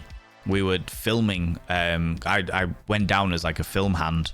There was a cabaret going on, and I said I said I'd help Killer Queen Rach by filming some backstage stuff while she filmed the cabaret. So I was there filming some backstage stuff, and then Rach turned around to me and went, Val, go do your content. You need to keep posting. And I was like, oh, yeah, of course I do. So I walked outside and was like, shit, what am I going to film? What am I going to film? What am I going to film? Oh, I know. I'll talk about how everyone is beautiful because I talk about that all the time on the stream. So it makes sense. I'll talk about that. That's great. It's something that I easily remember. It's off the top of my head. Let's go do that. That'll be great. And that blew the fuck up. That blew the fuck up. I went from 3,000 followers on Instagram to 20,000 followers on Instagram over the course of like 10 days, a week to 10 days. I went from 85,000 followers to nearly 100,000 followers on TikTok in the same amount of time. Even stuff like Threads and like Facebook. Like I've only started recently posting on Facebook, but Facebook I've gone from, Jesus Christ, I went from like 1.2 thousand followers to nearly 7,000 followers on Facebook. And Threads, I had like a couple of hundred followers, and now I'm find out in a moment. Now I'm at 2,500 followers. So like all of them, every single one of the social medias has been popping off. The one that I really need to focus on and like start building a bit more is Blue Skies. That's the one that's like struggled a little bit, but that's because I couldn't find a way to easily cross post onto stuff. But I think I found a way now. So hopefully I'll be able to build on that one as well. Because I know that I don't like to use Twitter because Twitter can chew a foreskin, but the actual like Blue Skies and stuff like that, I can do that. I can work with that, you know. Midgard, how you doing, you beautiful individual? I've been enjoying your YouTube shorts. Doom scrolling's been a lot more fun. Thank you very much. I appreciate that. I've been posting, so all of the shorts now go, because I know originally I wanted different content on different platforms, but I realized that is actually very, very inefficient because I don't have the time to make different content for all the different platforms by any stretch of the imagination. So now I post on all of them as often as I possibly can. So it's like TikTok, Instagram, Facebook pages, Threads, Blue Skies, YouTube Shorts. Is that them all? Yeah, I think that's them all. I would do them on Twitch Stories as well, but you have to limit yourself to a single minute on Twitch Stories, and everywhere else you don't get paid unless it's over a minute. So it's not worth it. It's just not fucking worth it. But yeah, it has been mind-blowing how quickly I've grown and how yeah, it's just been I'm so unbelievably humbled and appreciative because I don't take any of those follows for granted. I don't take any of people's attention for granted, any people's views for granted. I'm just very, very grateful for them. Just very, very grateful, you know. It's almost like you're charismatic or something. Maybe, Raziel. Maybe, you know. Who'd think that? I've got the cabaret side of things. I can get up on stage and talk to a couple of hundred people. Oh, what's my biggest audience been? To be fair, I hosted the Northeast Championship pole dancing competition, and that must have been 1,000 odd people. That must have been 1,000 people. So I think my biggest audience has been about 1,000 people. So that's been a whole scenario. That's been a whole scenario. That was such a long gig as well. So fucking long. I've started to accentuate all the things that beauty industries tried to tell me I ought to hide. Droopy lids, bring on the cat eye, round cheeks, give me more blush, completely change my makeup game. Love your attitude, do it. If it makes you feel good about yourself, the number one most attractive thing about any human being ever is self-confidence. Genuinely, It does not fucking matter what a person looks like. If they are confident in themselves, and I don't mean boasting, I don't mean like rubbing it in people's faces, but if they just carry themselves with an air of confidence, being like, I'm doing this thing, this is the thing that I'm doing, I feel confident about it because this is the way I am, etc., etc. Honestly, one of the most attractive things, if I would say the most attractive thing that any person has. At all. Utter filth has been a great motivator throughout history. It certainly has. Rusted Reverie, the next seminar that I am working on is how pornography has revolutionized technology throughout history. That's the one that I'm in the process of like creating at the moment. Because it turns out that pornography has massively influenced all industry as we know it today. Like, for example, if you weren't aware, if it wasn't for pornography, we would not have social media as we understand it today, because it was pornography that invented SEO techniques and laid the foundations for the algorithm.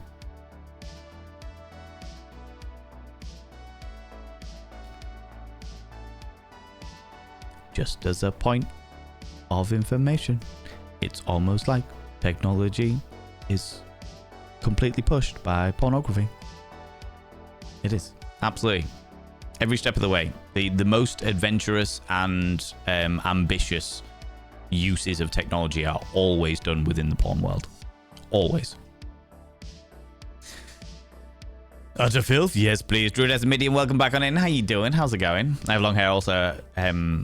One time a hairdresser gave me bangs. I was so annoyed with it because it was too short to put in a ponytail. Oh god, yeah, that would annoy me. That would annoy me. Especially it was like, I mean, I couldn't even begin to imagine. Just saw your Facebook this afternoon and everyone starting off female bit. Yeah.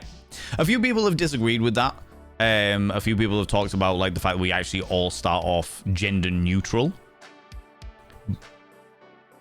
But there are other people who are also scientists who disagree with those people because of stuff like the nipple being like the entire evolutionary purpose of the nipple for all mammals is to provide a flesh tap for milk for infants, which means that the nipple is a female, in regards to sex, not gender, a female part of the anatomy. And the nipple and labia form before everything else. Little stalker. Thank you so much for the follow. I really, really appreciate it. So some people do talk about the fact that we all start off genderless, and then the what I also found really interesting is that somebody was talking about how we all start off genderless and then the Y chromosome kicks in and creates the hormones, and I'm like, so the X chromosome doesn't kick in, which means that we all start off female until that's like being like, okay, we're gonna have this factory line that's gonna produce a computer, one computer, factory line, everything on the factory line, one computer, but this subsect of computers is gonna have a different fucking graphics card, not a better graphics card, just a different graphics card, because it's for a different market. Cool. Those computers, we're going to take exactly the same computer, but these computers got a different graphics card because they're going to a different market. So it's almost like we all are the same thing until we all begin as an arsehole. We do all begin as an arsehole and some people never get past it. It's true. It's very, very true. But yeah, it's true. Yeah, there are some terminology debates about whether we start off as female or whether we start off as genderless until genitalia is formed, and genitalia is formed in exactly the same way. However, from all of the research that I have done, and I'm not a scientist, I'm not a biologist by any stretch of the imagination, but I have looked into it. All the research I have done says that, generally speaking, the genderless form is in a female orientation until the hormones that create like testicles and a penis and what have you kick in and then change that form to a an outie genitalia as opposed to an innie genitalia. Oh, Jesus. Terminology debates are very interesting, but overall, it's a whole thing. Overall, it's a whole thing. Fado, you're here, and I'd forgotten about this app. That's all right, Toria. Is it Torio? Torio J? Or Torioj? Could you please tell me how to pronounce your name, friend? I want to make sure I get it right, but welcome on in. Thank you so much for the follow. I appreciate that. I appreciate that. Been seeing you pop on threads quite a bit in my feed recently. I'm glad. I'm genuinely glad. That means that I'm not shadow banned yet. Toril? Welcome on in. Welcome on in, Toril, you beautiful being. Thank you so much for correcting me. I appreciate that. We've got lots of people from all over the world that have been joining us tonight, which I am very, very grateful for, but I'm trying to get pronunciations correct. You know? Right. Jamjabrain has asked Val a Schmex question, which means that I, as a sex educator, will answer said question. Would you say that you have any kinks or fetishes? Yes, absolutely. How do you differ the two, and have any of them evolved much, gone more exotic or plain? And what about the alternative scene really pulled your interest past keeping it missionary? You followed me. Ooh, that's an stalker. interesting. Thank you so much for the follow. That's an interesting question. In regards to fetishes or kinks, the difference between fetishes and kinks. Oh, you followed me. Interestingly, little stalker. Thank you so much for the follows. I really, really appreciate them. Surely no play looking like this. What do you mean? What do you mean, Reese? Are you saying that nobody could gaze upon my delightful visage and feel a little quiver in their quim? A little tantalizing flutter of butterflies in their little nether regions? Is that what it is? Is that what's happening? So my TikTok and family, welcome on in. How you doing? How's it going? You turning me on? I'm not surprised. I'm not surprised. That tantalizing nature when people stare at me, see my giant forehead and go, my God, look at that solar panel of love. The more vitamin D he gets all over his face, I'm sure the better he gives that vitamin D in the boudoir. And you would be so right. So very, very right. My God.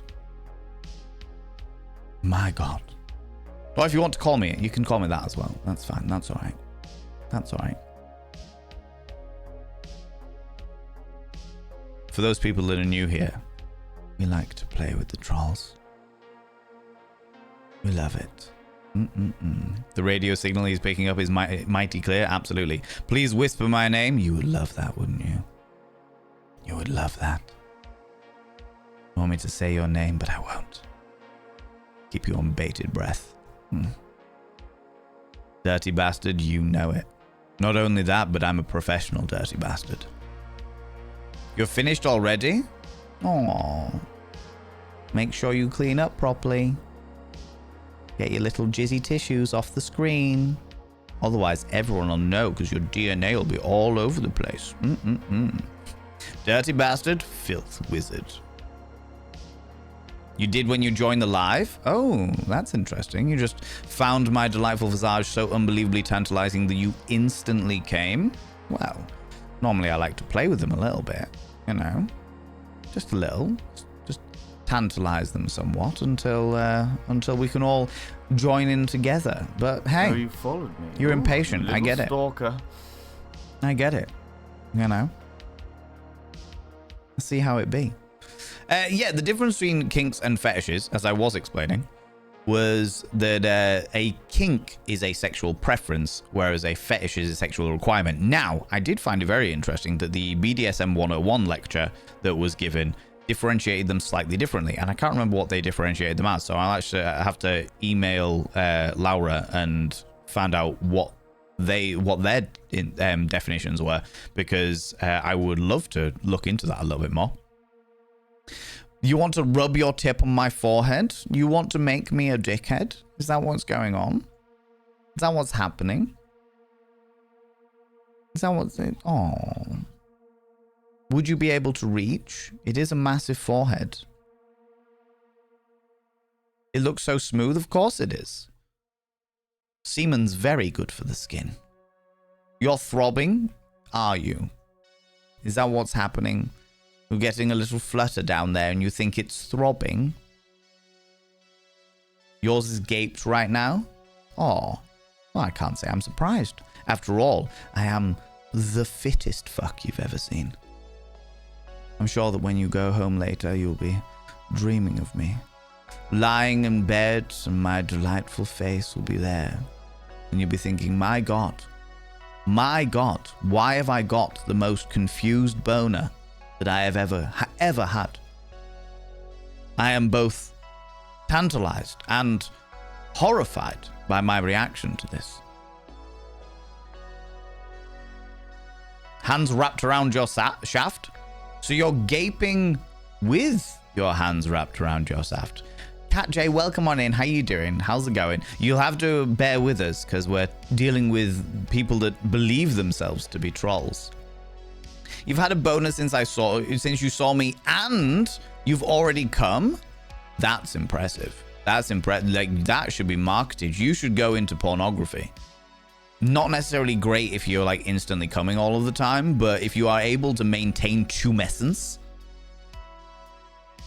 purely straight after you have jizzed your little Gaviscon advert all over the place, that's impressive. All over the screen. God, you could have at least like caught it in your hand or something, you know? Trolls in partnership? What will they think of next? Are they in partnership though? I think it's just two different trolls. They're currently vying for my attention, you know? So yeah, the difference as I understand it, the interpretations that I have in my research have uncovered was that kink is a sexual preference, whereas fetish is a sexual requirement. So somebody who has like a foot fetish requires there to be feet present in the engagement in order for them to get any kind of sexual stimulation from it. Whereas like a lingerie kink is just somebody who likes to see lingerie on their partner. Do you know what I mean? That kind of thing. You're not new here, trust me. Well, you've just been lurking in the background. Is that what it is? Is that what's going on? And you finally found yourself with enough confidence to come out and say hello, just so that you can tell me about how you jizz on your screen? Of all of the things, you could have, like, you know, bought me a drink first, said hello, been like, hey, can I potentially offer the dynamic of jizzing all over my screen for you? How am I a troll for speaking my truth on my sexual journey, and your sexual journey is my face, is it? Is that what's happening? If your sexual journey is my face, there's so much more out there. I mean, my face is exquisite, but there's so many things that you can indulge yourself in. Indulge. And potentially divulge to other consenting adults. But remember, it's got to be consenting, you know? Your voice does it for me? I know. I mean, that's not unusual. My voice does it for a lot of people. I should really go into audio erotica. But here we are. Here we are. Your voice is amazing. You should do erotic literature audiobooks. There we go. Perfect. Cat J. Nail on the head there, my friend. Nail on the head. Always good to jizz. Always good to jizz. Always good to jizz. Oh no, the adverts have caught up. If only. People have been caught in the adverts again, which probably means that the trolls have been caught in the adverts as well. You know? Norwegian troll? What are they different from the British trolls? They fall asleep and make mountains, don't they?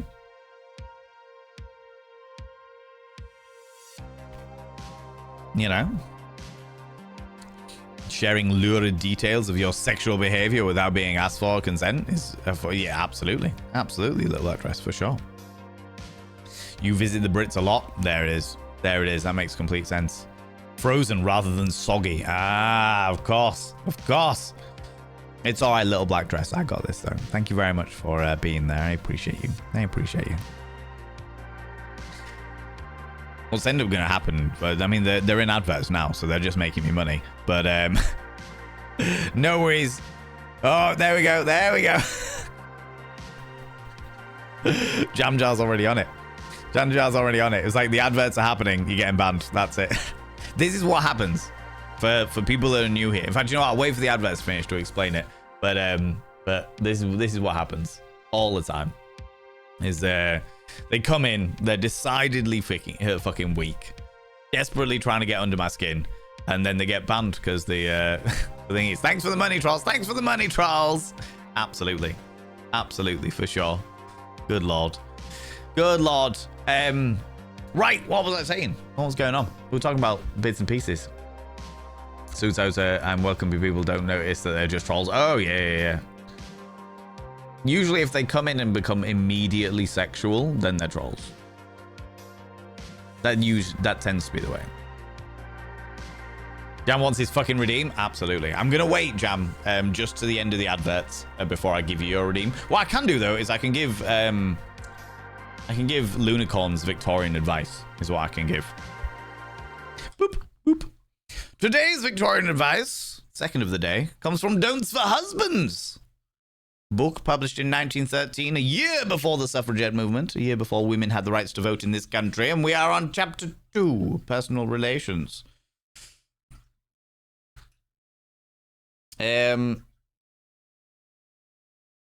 Don't chide your wife in public. Whatever you may feel it necessary to do in private, whatever you may feel it is necessary to do it in private. She will not easily forgive you for having witnesses to her discomfiture. And do you know what? I agree with that. If you are having an argument, no matter your person, your gender, the gender of your partner, if you are having an argument, it's better to do it in private. Not for any other dynamic, but to make a situation infinitely worse, which sometimes is worthwhile if the person's like cheated on you or what have you. You don't give a shit about whether they're embarrassed or what have you. But if you are intending to have any kind of future dynamics with a person, an argument will become infinitely worse if you do it in public, because the person will then have to deal with the argument and potentially any description of social embarrassment. Yes, indeedy. There you go. Okay, for those people that were missing it during the cheeky little ads there, first of all, thank you very much for watching the ads. I really, really appreciate it. It helps us keep this platform going, keep us doing bits and pieces together. But one of the moderators got fed up with the weak trolls, and they got very quickly banned. That tends to be the case here. We play with our food, and then the mods go, oh, for God's sake, and just ban them out. How's it going, Stupedia? Welcome on in. But the mods are wonderful, wonderful people. So thank you very much for that, darling moderators. I appreciate that. Anxiety and worries been bad enough recently. Stupedia, there is no need to excuse your tardiness. As always, you do whatever you need to do to look after yourself, you beautiful being. Do whatever you need to do to look after yourself. As much as I appreciate you being here, your general existence is more important, all right? And things keep swimming this way as whether platforms accept posts or deprioritize them, but Hootsuite used to be the way to post simultaneously across platforms. I use Fedica, which is a different one, but similar sort of thing. Right, I'm going to answer the sex education question that I was asked. The question was, would you say that you have any kinks or fetishes? How much? Ooh, you little stalker. Thank you so much for the follow. Welcome on in. And also welcome to those wonderful people that followed while the trolls were being trolly. You are very welcome here as well. How do you differ the two, and have any of them evolved much? Gotten more exotic or plain? What about the alternative scenes really pulled your interest past keeping it missionary? So to start, I want to say the difference between kinks and fetishes. So a kink is a sexual preference. A fetish is a sexual requirement. As I understand it based on my own research, I will admit that in the BDSM 101 seminar that was given yesterday by the wonderful Laura Latex, they had different interpretations of that. Me. Ooh, you little stalker. Thank you so much for the follow, which I'm going to get hold of. I'm going to get hold of them so I can look a little bit deeper into it, because it was not my understanding, but very interesting all the same. Very, very interesting all the same. So A kink being a sexual preference, like a lingerie kink, would be someone who prefers their partner to be in lingerie, but it isn't an essential thing. They'll still happily make sweet, sweet love together without the lingerie. Whereas a fetish being a requirement is like a person with a foot fetish, for example. It's like the feet have to be a part of it in order for them to get any kind of sexual gratification from it, you know? That kind of thing. So that's the difference between a kink and a fetish. In regards to me, I do not have any fetishes personally. I don't have any things that are definitely required for all times. I don't have anything like that. I do have a variety of different kinks. I really like electricity. I really, really like electricity. The way it looks, the way it smells, the way it feels is just excellent. Violet wand, fucking exquisite. And that has, I don't know, I found it instantly intriguing, and I wouldn't say that it's my fascination with it has grown. It's just, I don't know, I just fucking love it. I would say that as time has gone on, I've become less and less fascinated with stuff like shibari or kinbaku, as it is actually known, which is like Japanese rope bondage for people that are not aware of that terminology. Mainly because I think it looks absolutely fucking stunning, but it takes a lot of work and I don't have the time to learn. So me not being able to do things has definitely pulled me away from my fascination with them. Love seeing it. Love seeing like a shibari rig or demonstration or installation piece. Fucking love that. But for me personally, it's just like I don't have the time to sit and work out how all these knots work and how to make them beautiful as well. I don't have the time to do that. So my fascination with it has become lessened, as it were. In regards to steering free of missionary, okay, all right. Oh, you followed me. Ooh, you little stalker. We're going to get real... Thank you so much for the follow, you beautiful bean. We're going to get quite personal here, friends. And I'm going to be a little bit vulnerable with you all, which is bold of me, considering we have a hell of a lot of new people here. But fuck it. I got no shame. So, I have been fascinated with sex from a very, very, very young age. And basically, as soon as I found out what sex was, I was fascinated with it. Absolutely fucking loved it. Was like, oh my fucking god, this is everything. Let's go. But my understanding of sex in a heteronormative dynamic, which is how we were taught in the 90s, was that a man always wants sex. Cisgender man always wants sex. A cisgender woman, not really bothered about it. If she's ever getting involved in sex, then she's doing it as a favor to the man. That was how we were brought up. And my parents were a bit more open-minded. They were a bit more clear with the fact that it is enjoyable on all dynamics. But generally speaking, societally and what have you, the way that it was seen at the time was very much sex is for the man's benefit. I couldn't fucking deal with that because I, at that age, was very, very self-conscious. I literally have gone like fucking viral recently for being doing a whole "you are beautiful" thing. At the time, I thought I was the ugliest little fuck. I thought I was genuinely the most hideous fucking creature that had ever existed. Oh, it was bad. It was very, very, very, very bad. Welcome back, Alexandra. How you doing?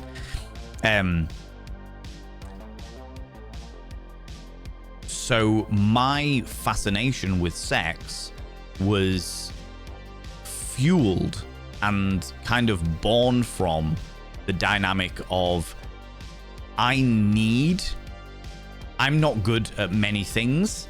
I need to be good at sex. So if any woman, because at the time I thought I was straight, it was like if any woman ever graces me with allowing me to have sex with her, I need to make sure it's the best sex that she's ever had ever so that she doesn't feel like she's wasted her time. That was the mentality that I had. fucking haunting when I think back to it. But that was the mentality that I had. It was like, I need to make sure that this person has the best time they can, because my parents say that everyone enjoys it, but the woman in a heterosexual dynamic or doesn't always have an orgasm. So I need to make sure that I can provide as much pleasure as I possibly can, because otherwise, like, they're doing me a massive favor by allowing me to have sex with them. So I need to make sure it's worthwhile, you know? So that was like a driving force. As a result, missionary, I never really gave a shit about.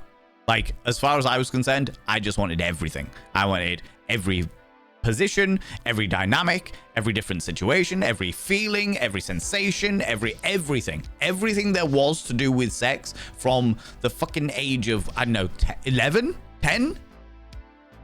Probably was about 10, 11, because I think I got the talk at the same time that my sister got the talk about periods and stuff like that. Like, the moment I found out about sex, I was like, cool. Because at the time, before I found out about sex, before I had any fucking clue what sex was, I saw my parents who were still very much in a loving relationship. I saw other parents together, other heterosexual dynamics of parents and what have you. And I was like, well, I'm going to be alone forever, because why the fuck would anyone ever want to get with me? Why would that ever fucking happen? Then I found out about sex, and I'm like, okay, somebody might want to get with me for the whole sex thing, but I need to make sure it's worth their fucking while. And the more I dug into sex, the more I found out about different dynamics, situations, kinks, fetishes, sensuality, eroticism, just fucking everything. Everything. It was amazing. The talk that I got from my parents, Mel, was pretty basic. My parents are very, very good. They did what I would have done, which is allow me to guide the conversation. But because of how embarrassed I was about talking about that subject with my parents, I never really pushed the matter. So I'd say it's kind of on me a little bit. My parents were very open about stuff. They were like, okay, we need to talk about bits and pieces. Like, when they found me like hiding fucking pornography that I found in a bush, they were like, right, we need to talk about like bodily autonomy. We need to talk about consent. We need to talk about being respectful and what have you, which was an interesting conversation we've revisited since I've been older, because the view of pornography at the time was very much one of, people don't do pornography because they want to. They do it because they have no other choice. That was how pornography was explained to me, and sex workers was explained to me. Now, obviously, I've gone on and learned so much more about that, but that was my parents' opinion because that was what they were taught. Since then, they know a hell of a lot better, and they're like, oh, right, okay, you know, people just do it because they want to do it. People are into sex work because, like, ethical sex work exists, you know? That kind of thing. I'll never forget the talk long after I already explored sex. Yeah, classic. So yeah, to kind of answer the question, I think that I would say that I don't think necessarily that my kinks have changed. Oh no, do you know what? They have changed as time has gone on. When I was a teenager, I was well into tentacles, like hentai and shit like that. Oh, you followed because me. it was Ooh, weird. Little stalker. Thank you so much for the follow. I really appreciate it, because it was weird, and I was fascinated with the weird when I was a teenager. So I was well into tentacles when I was a teenager. I'm not quite so into tentacles now. I find them fucking hilarious. I find them very, very entertaining, especially when it comes to like pornography dynamics. But it doesn't like arouse me anymore. Oh, you followed me. Ooh, you little stalker. Thank you so much for all these follows, friends. I really, really appreciate it.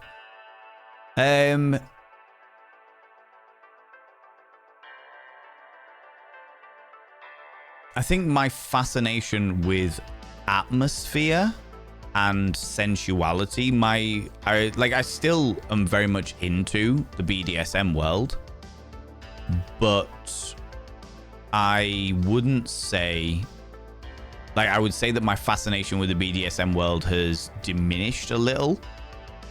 And I'm a lot more into like sensuality and atmosphere now these days. But now I'm thinking about it and like exploring my own psychology a little bit, because I've never really sat down and thought about it. Now I'm exploring my own psychology a little bit. I wonder how much of that is just because I'm so fucking busy. I'm so busy that I don't have the time to go to like the fetish nights and stuff like that. And like properly, if I'm going to a fetish night, 9 times out of 10, I'm working and therefore don't have the time to indulge. Maybe. Do you know what? I've never really sat and thought about it, Jam. But now I sat and think. Now I am sitting and thinking about it. I'm intrigued as to how things or why things have changed. I know they have changed, but why they've changed is a different dynamic. Interesting.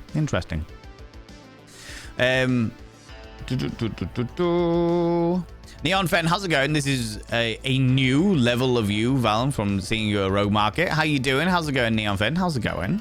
Welcome on in. I think I know exactly who you are. You little stalker. Thank you so much for the follow, you beautiful being. Welcome on in. I don't like to call people out just in case they're lurking, but you're very welcome. And Silent Death as well. Welcome on in. How you doing? How's it going? This is the unfiltered version that people don't get to see on other social media platforms. You know. Right, let me whip down a wee bit. If I've missed something, just copy and paste it. Plur Ninja, hello, how you doing? How's it going, you beautiful individual? Felt mood, can't see how I felt about it too. Yeah. You aren't alone there, Valen. There's a lot of people pleasers too for a very, very long time. Yes. Yeah, very much so. Very, very much so. But this is one of the interesting things though, Midgard, is the fact that I think this is a good thing when I think back about my like developing psychology as a teenager. I never understood why the girls in my school, like when I was a 14, 15-year-old or what have you, I never understood why they were so keen for like certain boys' attention. Because to me, I was like, you are getting nothing from this situation. You are getting nothing from this situation. That boy is going to have sex at you. And you are going to come out feeling probably pretty shitty about it. Why? And that made me start thinking about like different dynamics, empathy, sympathy, what have you. I think that like a lot of those situations kind of spawned from my understanding of the way that sex worked in regards to people's relationships and what have you, you know? In fact, I became a science teacher who let kids talk about anything. Yeah, probably had to do with that. Yeah, probably. Sex education has and continues to be pretty fucking dire. You can tell that by how many children are learning sex from pornography. There are an awful lot of teenagers out there who believe that the end of a sexual session naturally finishes when the guy jizzes on the girl's face.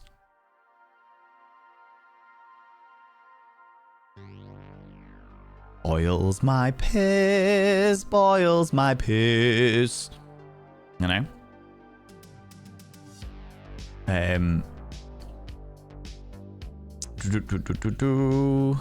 You took the porn from the bush. The bush porn is not a library. It's a rite of passage. I hope you returned it. I did not return it. I didn't return it, but it was a cycling scenario. I think I took a whole load of it and then stashed it in different bushes because we couldn't take it home because our parents would find it. So there would be a variety of different porn stashes throughout the city that me and my friends would frequent as teenagers. I was such a late bloomer. I never thought about sex was a thing until I could enjoy. I think I could enjoy until my late 20s after breaking up with a long-term boyfriend who, looking back, I did not fancy at all. And now I'm out and proud masochist doing all sorts of delightful debauchery. Fucking great. Love to hear it. Love to hear it, Citrian Skies. Absolutely. I'm glad that you have found yourself and found that part of you that you can really indulge in, you know? The classic wank rag in the bushes or dumped behind the maisonette bins. Absolutely. Absolutely. My folks thought being bi was a phase. Oh, yeah.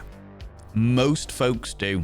because most folks, especially if they are not bisexual themselves or have never had any homosexual dynamics, will never question the fact that they could be anything other than what is expected, you know. My mum didn't have any urge to give me that speech. She knew I knew anyway. When I had my first boyfriend, she just occasionally asked me directly if I was still a virgin when I wasn't anymore. I said not anymore since about 2 weeks ago, and she smiled and nodded, and that was it. I mean, the knowing smile is interesting, but I could imagine that could be quite terrifying in certain circumstances. Doesn't sound like you were, but I could imagine it could be.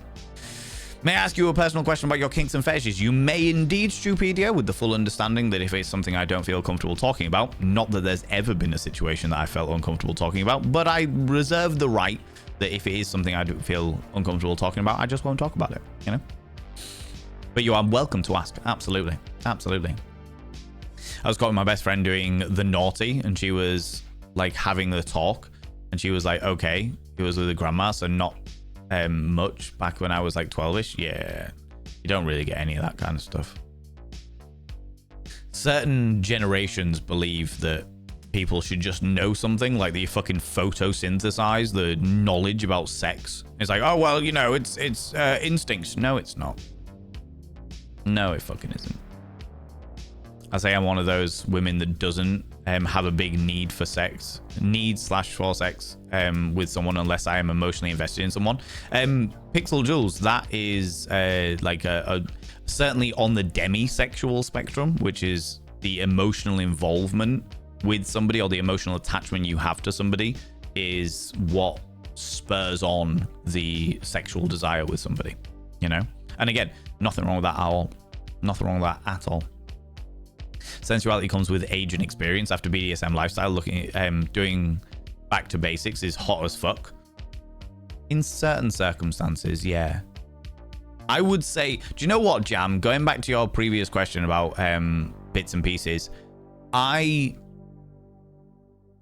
would say that I used to be far more of an exhibitionist, although I'm still quite an exhibitionist when I actually have the time to go to a BDSM place.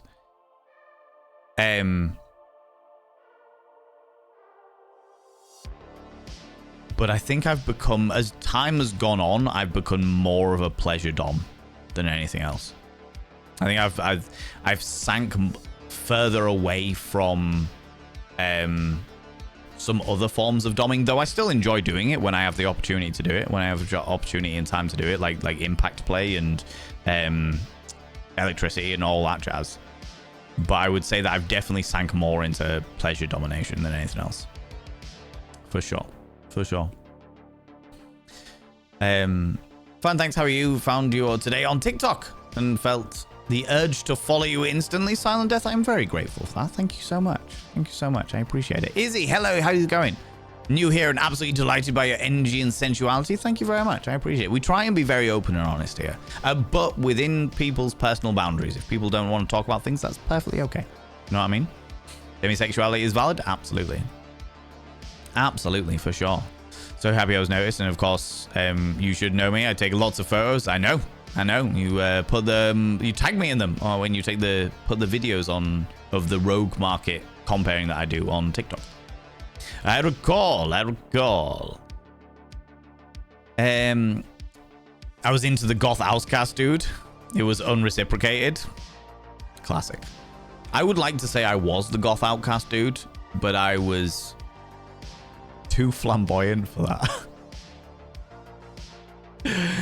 I was too flamboyant, and like I was known locally as the Goldilocks goth because I would go to all of like the nightclubs and stuff, and my fashion sense was always rather gothic, but I was too happy, and there was this weird air of people being like, you can't be a proper goth because you don't see the dark side of stuff. And I was like, I do see the dark side of stuff.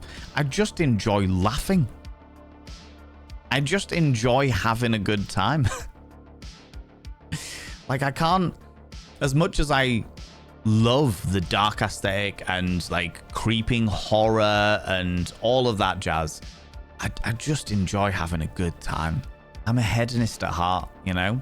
Gothic of fashion, but hedonist at heart, you know? And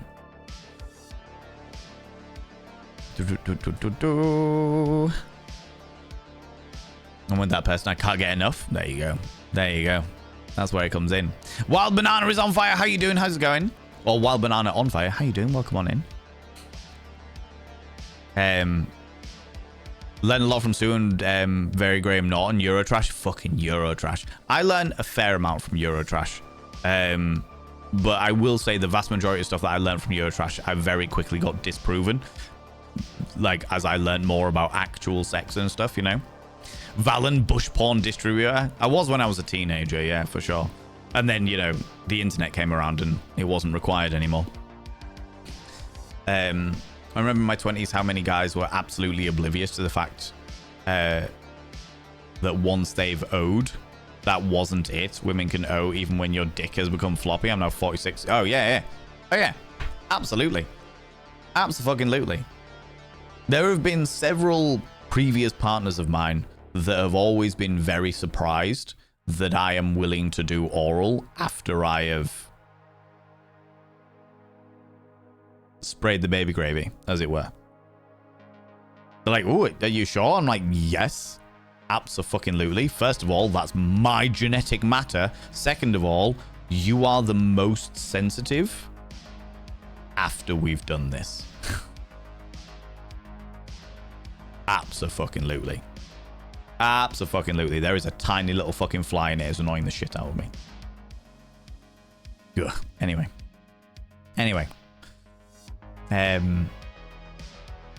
But yeah, I don't get fazed by stuff like that. No criticism to people that do. You know, if that's your boundary, then that's your boundary. Absolutely, and what have you. I'm never going to understand why you get fazed by that. Do you know what I mean? Like, my view has always been that if I am happy, well, it's like if I don't expect anything like that, but it's like if I am going to be okay with somebody giving me oral and then receiving said load into their mouth, then I also need to be okay with the fact that I'm going to kiss them afterwards. Do you know what I mean? People that get weirded out by their own splooge confuses me. It's your own jizz. It's literally your own jizz. And 9 times out of 10, you expect other people to have it in their fucking mouth. What the fuck does it matter if it's your own? Literally made in your own body. That's like being weirded out by your own saliva. It's like so fucking strange to me. Like, fuck it doesn't matter. Don't fucking matter. No worries at all. Did any of your kinks / fetishes change with different partners?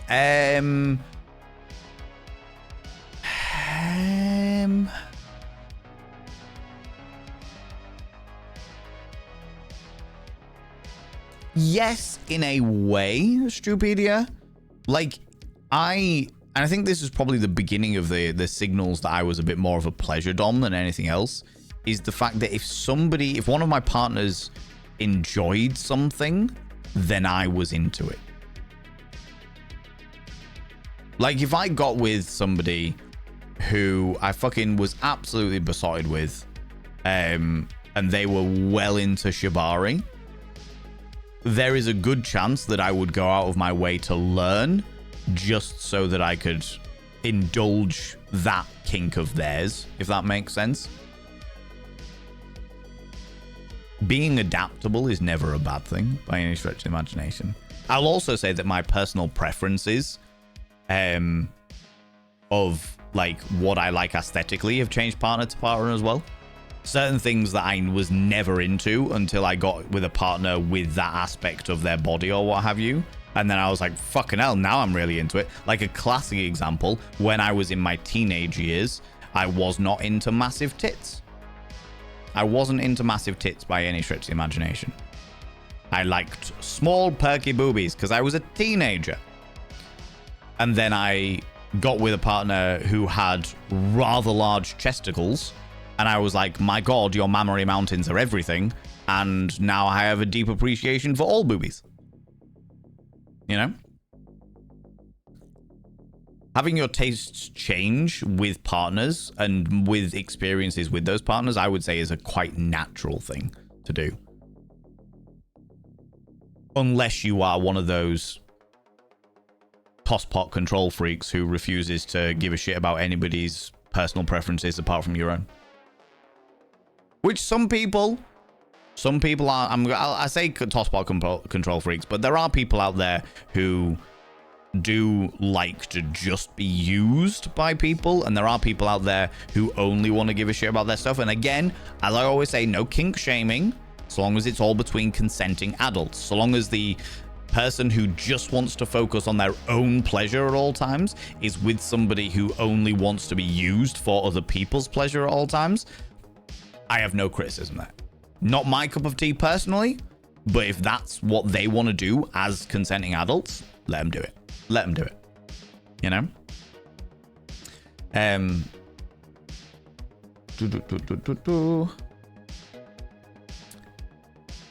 Apocalyptic, you are very new here, and that is perfectly welcome, but please be aware that we have banned apologies. You're not allowed to apologize, sausage fingers or not. You're not allowed to apologize. Not for that, for sure. For sure. The rule is that you are only allowed to apologize if you have done something so unbelievably regretful that was directly within your own personal control that you will never, ever, ever, ever do that thing again. That's the only time you're allowed to apologize here. Because people apologize for just existing, and I'm not having it. I'm not having it. The only advice I got from my mom was, from your mom, was when you are married, you have to do what your husband wants. And when he wants sex, you have to because he's the man.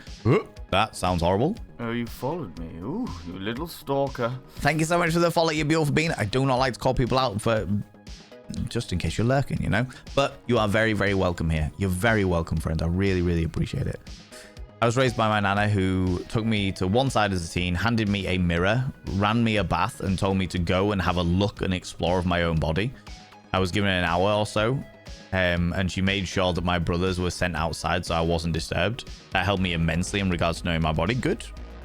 That sounds very, very healthy. It's amazing to me how many people with vulvas have never got a mirror and just looked at themselves. Mind-boggling to me. I've done it and I've got a fucking scrotum. Do you know what I mean? I've done it. I've seen the whole shebang. I've seen myself from every angle. I was the kid who was goth at heart but wasn't allowed to be. Ah, right. I see. I have to find my pillow and get up early tomorrow. You take it easy, Tyrell. You take it easy, you beautiful being. Sleep well. I was incredibly depressed as a teen, so with much undiagnosed trauma, was the quintessential goth. These days I'm probably far too positive, but I still feel goth. Honestly, I think the gothic people are positive. Look at the Addams family. They're always positive. Dark, but positive. I get the nickname CID. When it comes to photos, I just love capturing everything. And you, Val, cough. You're an amazing guy that has eye for fashion and the pizzazz of the charisma. Just well and truly an amazing guy to capture. Thank you very much, Neon Ven. I appreciate that. It's very, very kind of you to say. You were the perky goth too? So much fun confusing the hell out of uptight ones. Oh, God, yeah. Absolutely. You're not depressed to be a goth? Nah, fuck off. Fuck off. When things like this, I'm almost certain that her experience must have been the most likely, if not exclusively, bad. Yeah. Silent death. Unfortunately, that's not an uncommon scenario. That is not an uncommon scenario. Val needs a studio cat. Oh, my God. No, I just need one of those little... I need to get some, like, apple cider vinegar and washing up liquid and just create a little fruit fly trap. Because, of course, they lay all their eggs in the soil of the plants that are around the studio. You can't really see any here, but I've got, like, one hanging there. I've got them all across the windowsill. I've got a couple up here. They lay their eggs in the soil. So now's the time when they start hatching. So it just happens every fucking year. watching those programs definitely made me open-minded to what fetishes and kinks are out there. I don't necessarily act on any of them, but I appreciate having the idea of what others like to explore. Oh, absolutely. There are an awful lot of like kinks and fetishes and stuff that I know a lot about, even though they're not my cup of tea. You know, there are kinks and fetishes out there, even with me and my vast open mind, that make me feel deeply uncomfortable. Deeply uncomfortable. I'm not going to kink shame. So long as it's between consenting adults, I am not going to kink shame. You know? Anita, hello, you beautiful individual. Welcome on in. Can I get a shout out for Anita was here, please? I would very, very much appreciate that, please, darling moderators. How are you doing, you glorious human being? You need a fly gone called my dog, Kobe Kai, who will eat it. It's a tiny little fruit fly. People go check out Anita. Anita's a wonderful, wonderful, wonderful human being, and deserves all of your love and attention. So please, please go and click that cheeky little follow button. How you doing, you beautiful bean? God damn it, Jam Jam! Gosh damn it! You doing well? I'm glad to hear it. Glad to hear it. Rude. Rude, Jam. Rude. Thank you for answering the question. Anytime. Anytime. Absolutely. Like I say, I am usually more than happy to answer any questions. I will always reserve the right to not answer if I don't want to. You know? For whatever reason. 99% of the time, I will just answer the question because I've got no shame and I don't really have anything to hide. Do you know what I mean? So I've got no qualms with it. I also think that it's really important that someone like myself who has an audience, it's important that I talk about the things that I do because I'm not ashamed of any of my personal preferences or anything like that, you know? And I think it helps normalize things. It helps other people feel settled in their own personal preferences and their own explorations of their own body and stuff like that. The more openly I talk about these things, the easier it is for other people to accept themselves. And that's important to me because I've already accepted myself. I know what the fuck I'm about. But I know that other people can still struggle with that. You know? After looking it up, demisexual, I'd say I can definitely feel an attraction to someone that I'm not emotionally attached to. But it's more that I've been burned by casual sex and I don't want that with somebody that I'm not interested in on a very personal level. That's fair. That's absolutely fair. 110%. The casual sex is bloody fly. Casual sex can be great if everyone's on the same page.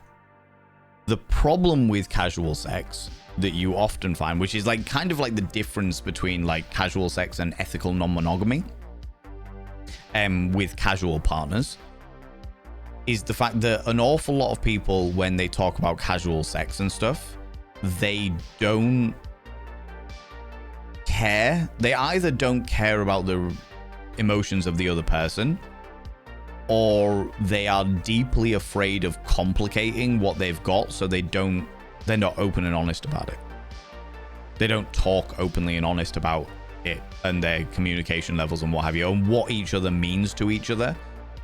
Being like, one person can be like, this feels like we're building emotions, we have really, really intimate moments and stuff like that, but they're not talking about it. Do we like this? Do we not like this? You know, it's all about communication. I would say every relationship, whether it be intimate or not, is all about communication. Full stop. Do you know what I mean? Do you know? What's your partner style? Monogamous, poly, etc. Good question. Not entirely sure, if I'm honest with you, Tint of Ginge. Not entirely sure. At the moment, I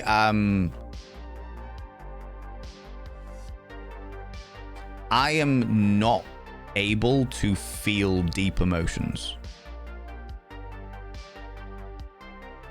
So I can't, like, I can feel happiness, I can feel sadness, I can feel like joy and excitement and all that jazz, but I can't feel like love. I can't feel like grief, that kind of thing. Some stuff happened at the beginning of last year that sent me on a bit of a spiral, and I basically had a bit of a mental snap in my little brain. As a result, I can feel surface emotions, or what I consider to be surface emotions, like enjoyment, happiness, laughter, shits and giggles, all that bits and pieces. But like deep emotion, like love, like grief, like mourning, like those deep connections are currently not available to me. So in regards to like relationships, I don't really care. So long as everybody is consenting and everyone's open and honest and communicative, then I'm good. You know what I mean? If there's ever a problem, then I will deal with it. I will be open and I will deal with it as and when and be as honest as possible, you know? But I think that regardless of whether you're poly, monogamous, or ethically non-monogamous, or any other relationship dynamic, open, honest communication with respect and empathy, especially for boundaries, is key to all of this, you know? Can relate to some degree, but for me, luckily, it eased over the years by experiencing getting more self-conscious and verbalizing where my limits are. Good. Very, very important. Very, very, very important. Here I want to see Val in his amazing element. Thank you very much for that, Neon Vent. Absolutely. Flynn Girl, how you doing, you beautiful individual? Is it Fling Girl? Fling Girl? Absolutely. I love that. I have to hide what I like as I'm shamed for it in your relationship. Okay. I'm going to ask a question, Fling Girl, and you do not have to answer it. There is no obligation, no expectation, or pressure to answer it. So if you don't want to answer it, that's perfectly fine. We can quickly move on, okay? I don't want anybody feeling uncomfortable. The question I have...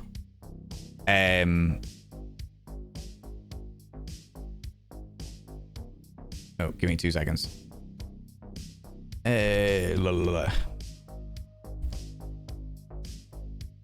it's alright. Nibrin's answering.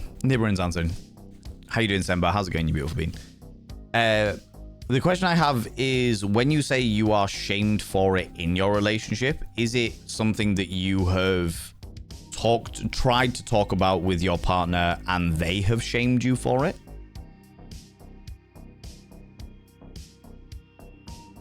And I'd say that without judgment.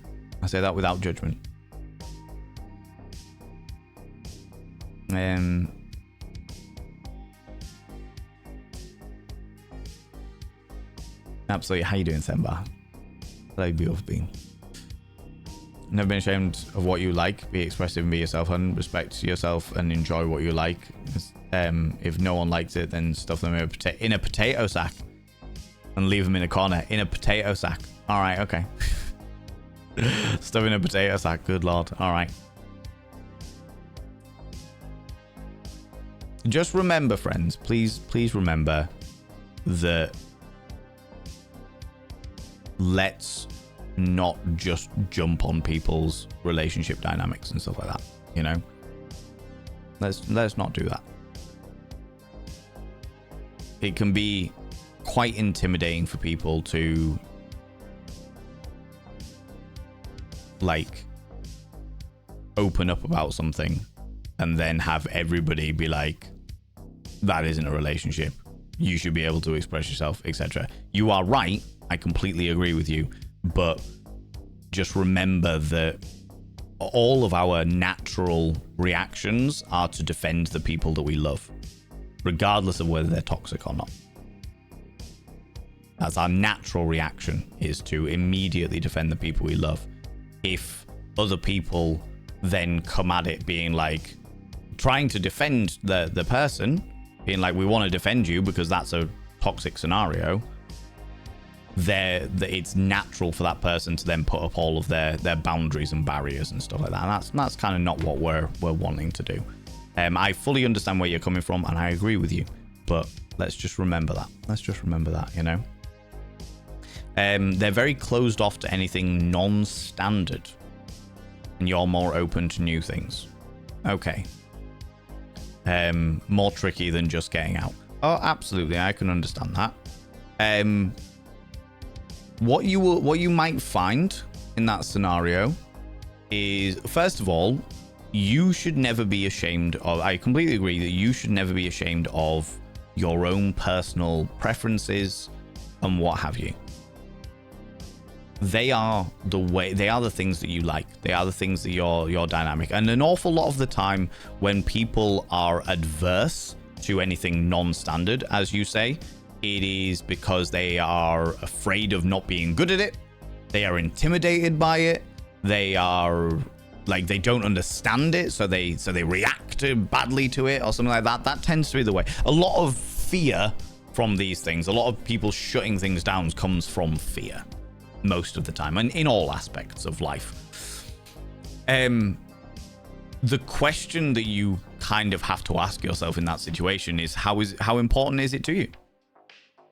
How important is it to you to have those elements in your life, and weigh that up against the dynamic of you and your partner? You know, I'm not going to turn around and say what somebody should or should not do in their own relationship dynamics. If the amount of joy and love and comfort and sentimentality and what have you that you get from your partner is worth so much more to you than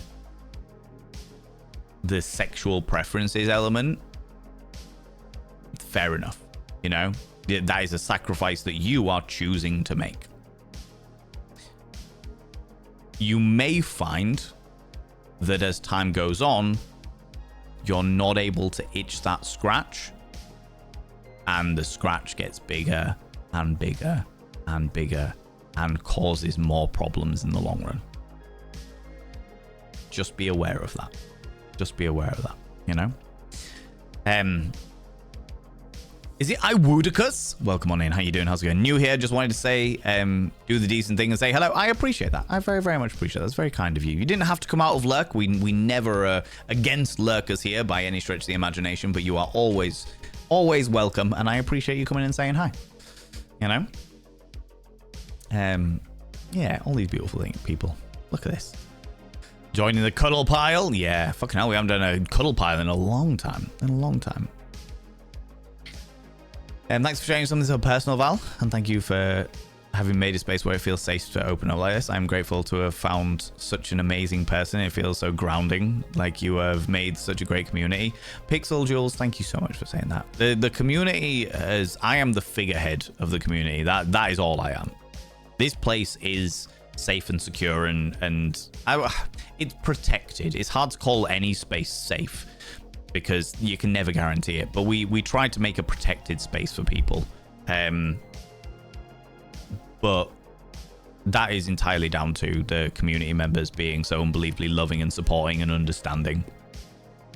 I just guide the conversation, do you know what I mean? The rest of it's all you beautiful people.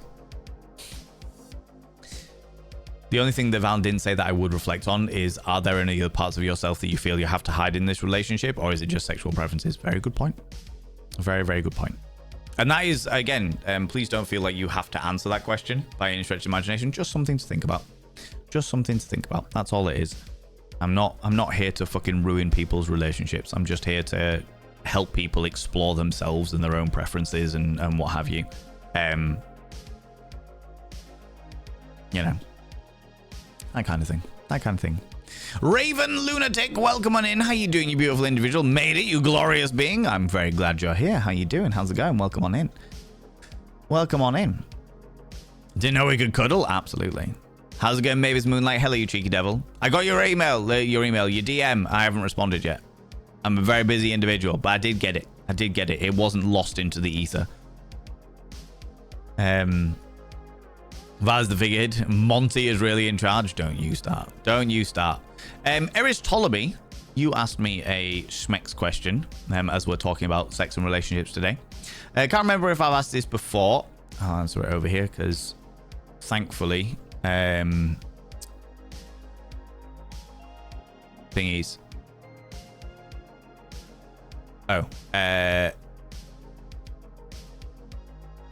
Oh, yeah, it's cool. Sorry. The specs question. Can't remember if I asked this before, but say someone is dealing with rediscovering themselves intimately for the first time in a while. What would be the best course of action? Should they invest in some self-pleasure toys, or would you recommend good old hand exploration first? Also, what would you recommend when it comes to exploration with a partner? How would you recommend somebody starts the discussion? Okay, so in regards to personal exploration, the good old masturb, entirely depends on what you want. The sex toys tend to be expensive. Oh, you followed me. Ooh, you Thank you so much for the follow. I appreciate it. Have a spare pillow, Raven? Absolutely. Sex toys tend to be expensive, but they also tend to, or the good sex toys tend to be expensive. But they also tend to offer very different sensations. There is no limit. So, see you later, Grito. Thank you so much for stopping by. I appreciate you, beautiful being. There is no limit on exploring for yourself by any stretch of imagination. Fingers is always a good place to start because they're immediately available and they're free. I would probably go with fingers, lubes, and then get inventive around the house, as I am known to do. As somebody with different anatomy to me, grinding tends to be quite a popular one. Finding something to get a good grind on. Before I bought any sex toys, I'd probably buy lube. Don't say lubes, I might get jealous. They do like lubes. Fair. That is fair. Yeah, I would say I'd buy lube before I bought sex toys, but make sure you get water-based lube so that you can use it with sex toys as well. If you have the money, then start doing research into sex toys. Look at people's reviews. There's usually a variety of like review videos as well. I know I've done some for penile masturbators and stuff like that.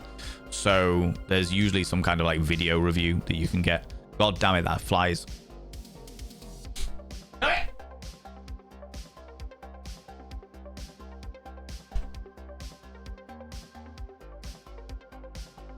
Little fuck.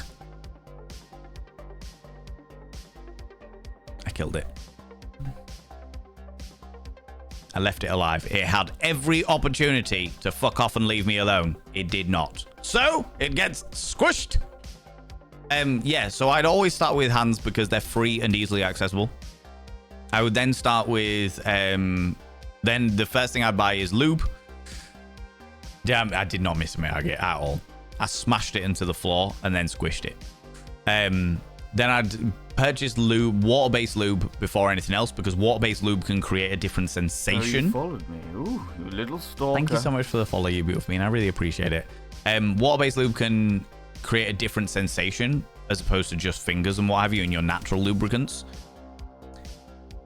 Then, if you have the money to do so, buy a toy of some description.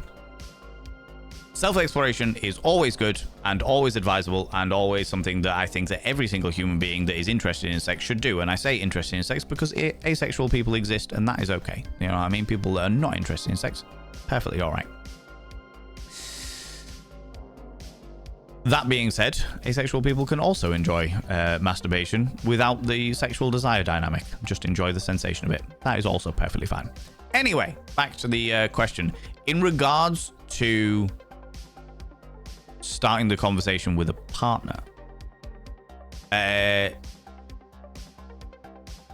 I would, if I was a person with a vulva and I was with a person with a penis, the way I would approach the topic is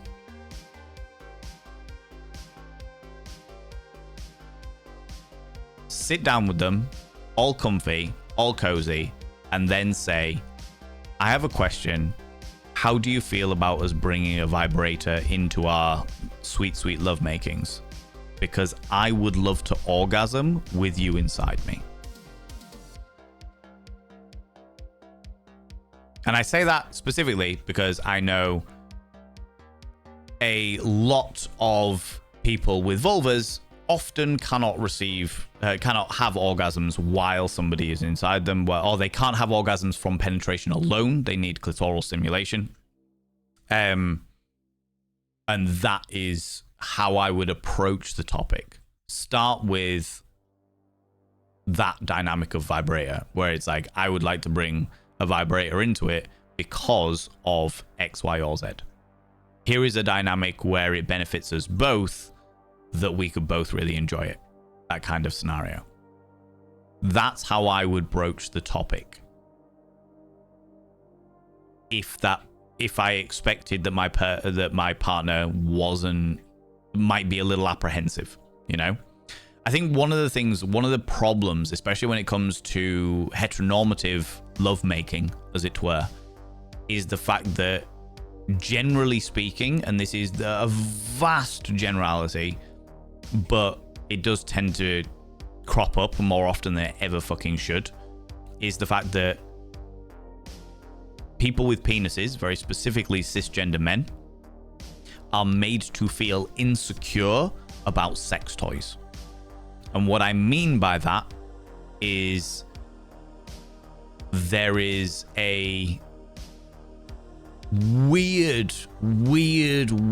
fucking social standard, which is if your partner has sex toys, then you aren't good enough in bed. Which is naturally complete and utter piss flaps.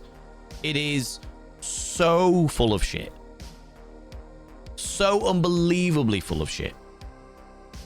But that is like a standard sort of thing, that like a weird unwritten rule, especially in Western society.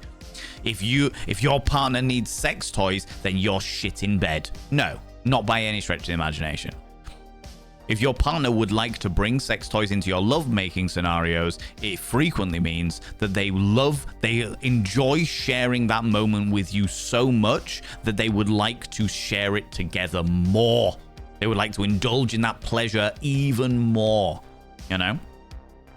How's it going, Cindy Star? How you doing, you beautiful bean? You present the toy and just go, care to dabble? To be fair, if the person has got that level of humor, absolutely. Abso-fucking-lutely. You know, I like 100%. If they've got that kind of humor, then fucking yeah, on it. You know your partner's better than any of us will. Do you know what I mean? So that's the dynamic. If you think they might be a little bit apprehensive about it, then go in with an angle of, I would like to do this, and the reason why is because of our shared pleasure, as opposed to, I would like to do this because I want to like spice up what isn't there or what have you, you know?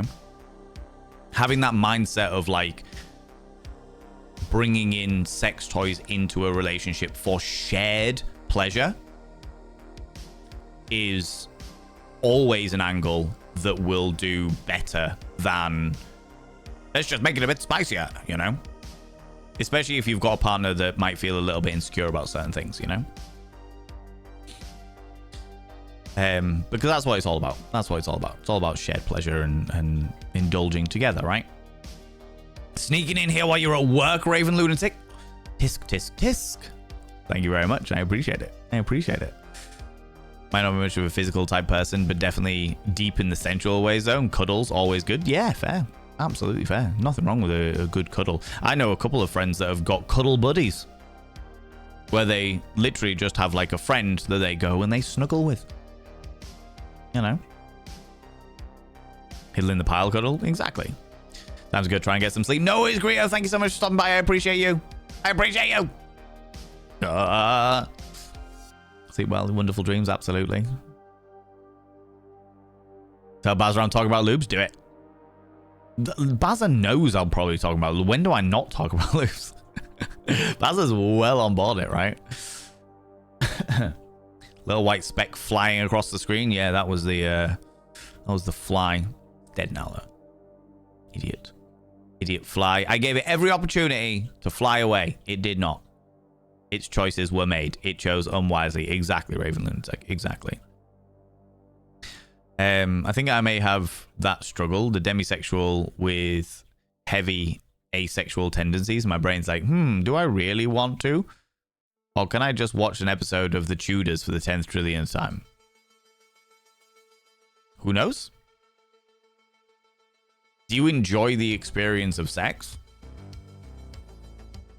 And again, you do not have to answer that by any stretch of imagination. Because if you don't enjoy the experience of sex, and you are doing it for... Okay. First of all, people can have asexual periods without being asexual. And that is not, by any stretch of the imagination, undermining asexuality as an entire sexuality. There are dynamics through medication, through stress, through a variety of different things that can push so firmly on your sexual brake that the concept of sex completely goes out the fucking window. You're just like, whatever, doesn't fucking matter, you know? That doesn't necessarily mean you are asexual. It could just be an asexual period that you are having. I feel like using the way asexual period is kind of misleading. It could be a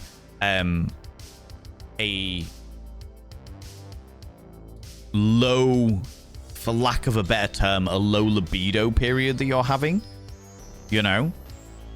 And the answer to those questions, enjoy some of it, but some aspects of my brain attributes some trauma, so depending on the situation, I suppose, yeah. I think the question is then, have you ever enjoyed sex? And again, you don't have to answer that by any stretch of imagination. If you have previously enjoyed sex on a raw and like carnal based lust desire, then there is a chance that it might be other dynamics that are affecting the way that you feel about your relationship with sex. And again, I say this not as a professional therapist by any stretch of the imagination, just based on my own experience and exploration and understanding based on my own research, etc. If you have not felt that, then it could be a demisexuality dynamic where it's like you prefer a demisexual / asexual dynamic where it's like you prefer the intimacy with that person as opposed to the sex itself. But it could be that you just want to, that there are other elements that are missing for you. Not in any shade to any partners, just in the way that it's like, do you know what? I would like to explore more. I would like to experiment more. You're not getting the dopamine from your sexual congress. I don't mean as in you're not enjoying it. I mean as in you're not getting the excitement from it. It's become too samey. It's become too routine. There's a variety of different dynamics that would be why people don't have sex, you know, especially in like long-term relationships. Especially if it's a long-term relationship where both of you have got stressful lives and no shade on either of it. You know? A funny story to share about my time. I see you're into serious conversation. Sit and wait patiently. It's all right, Miss Coco Bay. It's all good. Maybe I wonder a package deal at this point. You don't get one without the other. That's fair. Absolutely. Absolutely, for sure. That's like kind of like me and oral, to be honest with you, Citrons guys. Is the fact that I am very much of the opinion that me going down on somebody is part of the package. If you don't want that, that is perfectly fine. You are within your rights to not want that, but you're also not going to fuck me. I want to wrap your thighs around my face. You know? No, we see you later, Danae Raven. Take it easy, beautiful bean. It is fucking late. It is, Jesus Christ. Do you want to tell me your story, Miss Coco Bay? Fries and cola for a migraine. Ooh, lordy. Oh, lordy. Miss Terry Emby. Yeah, becoming unbearable. Go sleep. Go sleep. Dear Lord, I hope that you get whatever it is that you need to get rid of the migraine as quickly as possible.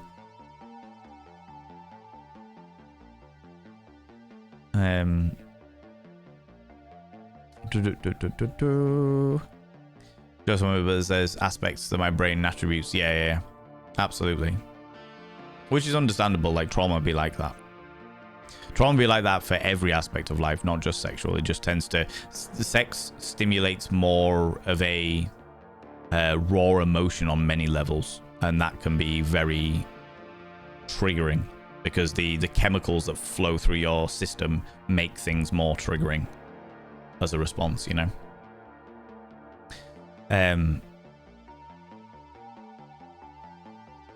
The only thing you've known to instantly get rid of incoming migraine is an orgasm. I have not ever had a migraine, so I couldn't possibly speculate. However, I would strongly recommend that be experimented on at the very least. Try it out for yourself. See if it works. Though I am led to believe that it can also make sometimes worse. Sometimes. You know? Literally thought I was ace for 7 to 8 years. Definitely demi at the very least, but it's for sure a real thing, for sure.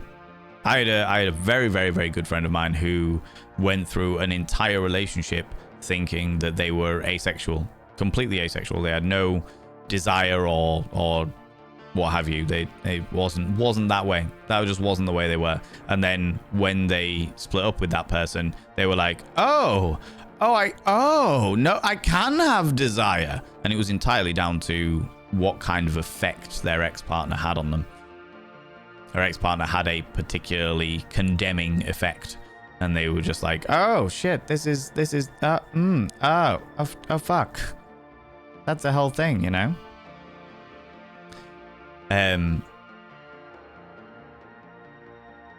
If I die, I die. The doors to Valhalla will open up to me, and Odin himself will welcome me with song and drink and dance. Absolutely. Abso-fucking-lutely, Sembar. 100%. Sit.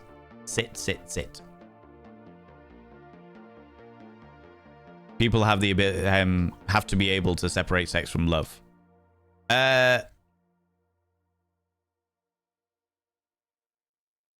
Yes.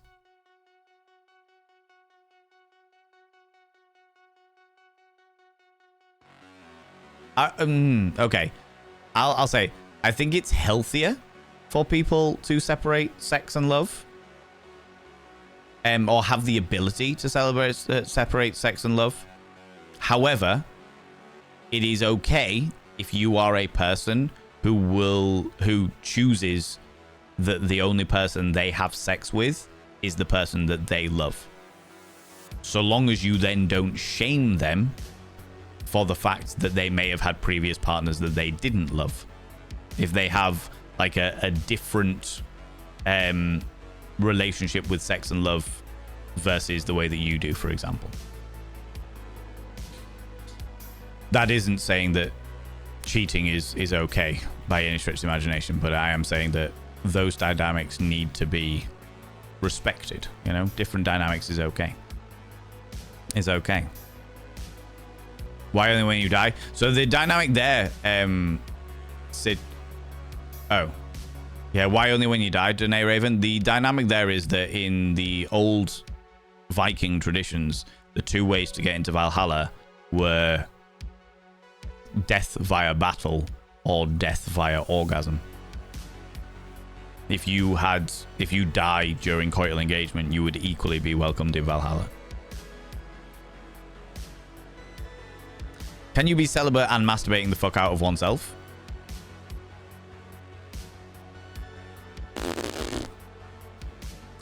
I would say yes. I would say yes. It depends on your reasons for celibacy. You know? Dry rest in the Discord. Yes, thank you very much. Hey, ASAS didn't make that connection. That's fine. That's fine. Honestly, like, I mean, considering how much we talk about sex in this community, considering just quite how much we talk about sex, I'm amazed at how many people we have here that are asexual, that are not interested in the sexual dynamics, you know? Evidently just love hearing about it and different perspectives and stuff. I live in a very rural area, so slim pickings around here. Better to not. That's fair. That's fair. That doesn't mean that you have to avoid engaging in yourself, though. You know, exploring your own dynamics, exploring what you want to do when you do choose to get with somebody, whoever that person may be. if you choose to go with somebody. Orgasm can definitely cause migraines.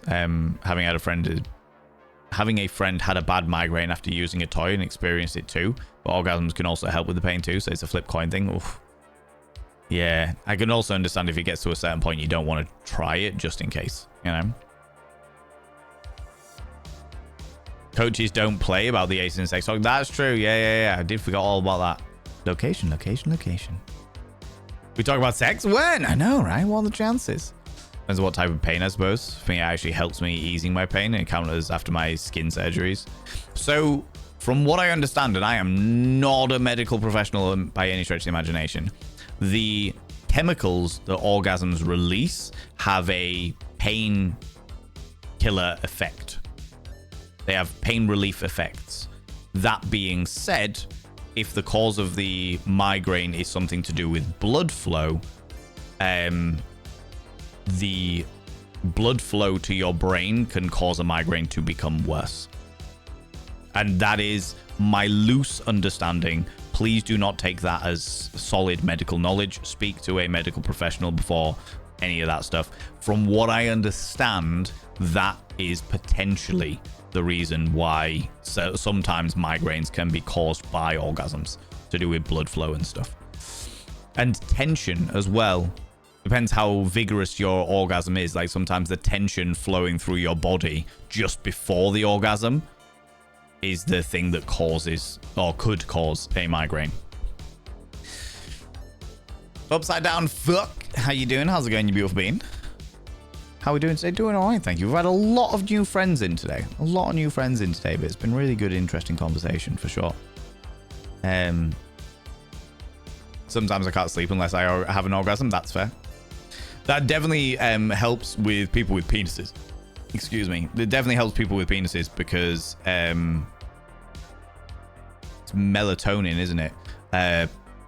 Like when a person with a penis has an orgasm, our systems get flooded with melatonin, which makes us all sleepy. Not an excuse not to go for round 2, though. Just something you got to get through, you know?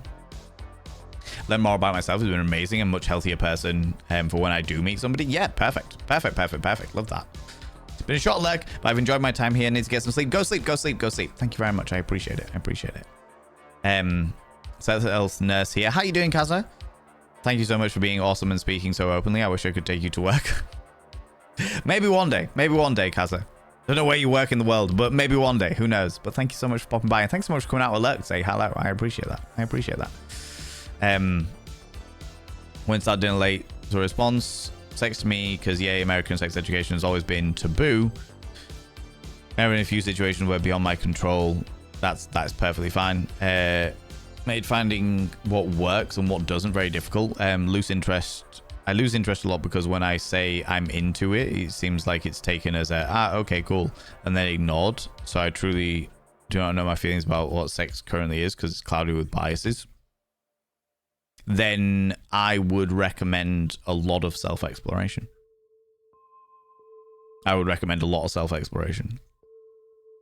To learn by yourself. If your partner's not willing to do it for whatever reason, and I'm not going to judge those reasons at all, if your partner's not able to do it, then it is up to you to find out what your preferences are, and self-exploration will help that. I once thought it was the experience that migraine turned out to be high blood pressure issue. Oh, Jesus Christ.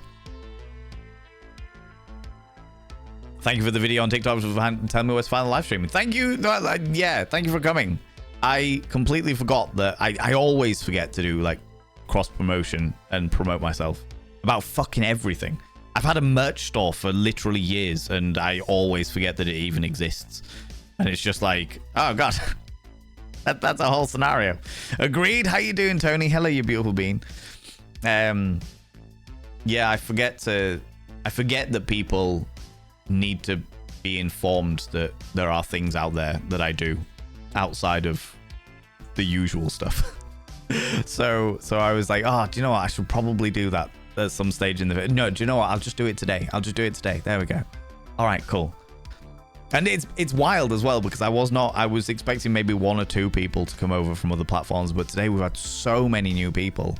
I think we've had like 50 or 60 new people follow, which is blown my little brain.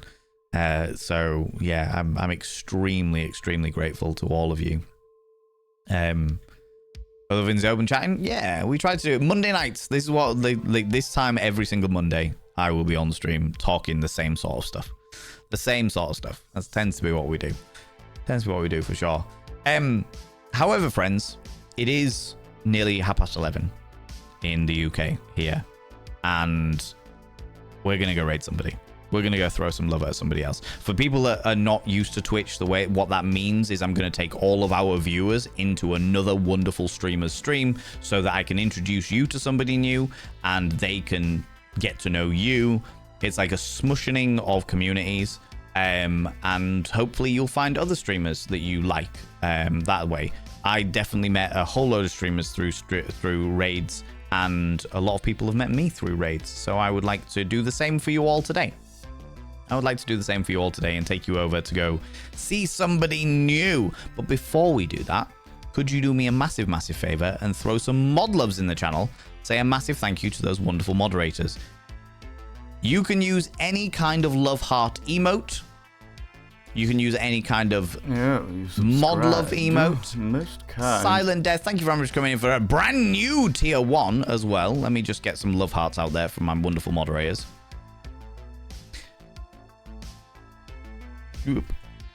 Mods, thank you so much for all you do. Thanks so much for being here. Thanks so much for all you do in and out of stream. All the stuff you do for me behind the scenes and all the stuff you do for this wonderful community. I appreciate it. And for not allowing me to entertain those trolls earlier. They were very boring very quickly.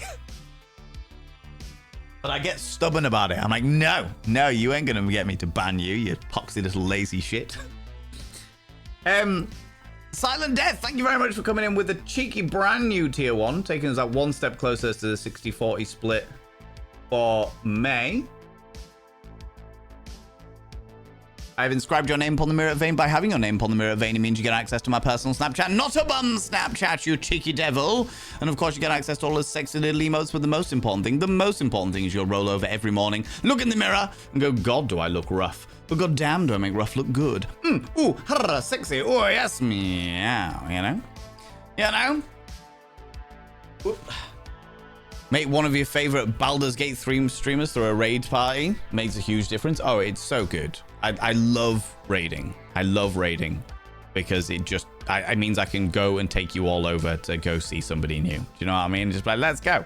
Let's all go throw some love at somebody. Let me have a quick look at who can deal with our level of delightfully unhinged. Let's go see this person. We haven't seen this person in a while. Let's go see this wonderful bean. Friends, if you are a subscriber, please copy and paste this raid message, the one with our emotes. If you are not a subscriber, please copy and paste the second raid message, the one without our emotes. If you've got your own emotes and you would like to use those, you are welcome to do so. You are very, very welcome to do so, you beautiful beans. Friends, we're going to go raid a good friend of ours. We're going to go raid the glorious, the happy-go-lucky, the nice lady over there. I'm going to go raid the nice lady over there. The nice lady over there is an artist. Panda to it. Basically, I went to my partner's house but pretended I wasn't going until later got called a little shit lol.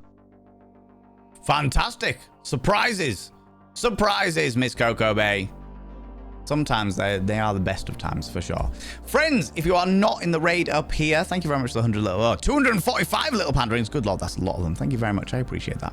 If you're not in the raid up here, please click on this link down here. Normally, I would do a shout out, but shout out gives them a heads up that we're coming, and I like to surprise people when we raid over. So, friends, we're going to go throw some love at the glorious, the nice lady over there. If you can stick around for the raid, even if it's only 5-10 minutes, I would really appreciate it. Just to go throw some love at a brand new person. I know it's late, but just 5 minutes will do you wonders, all right? Just introduce you to this glorious new human being. Friends, I'll be back tomorrow at 1 p.m. BST, that's 1 p.m. British time, where I will have 5 games for you to vote from. We'll chat for an hour to 2 hours, and then I'll give you 5 games to choose from. Thank you so much for being here. Thank you so much for the raids, the subs, the gift subs, all the cheeky little bitties. Thank you so much for the follows the copious amounts of followers that we've had today. Thanks so much for coming in and taking part and joining in with all of the conversation. I really appreciate it. To you beautiful people that are lurking, I appreciate you. To all you beautiful people watching the VOD on the VODs and Vanity channel, I appreciate you too. Friends, until tomorrow, don't do anything I wouldn't do, because if I wouldn't do it, they'll fucking kill you. I'll see you all later. Bye-bye.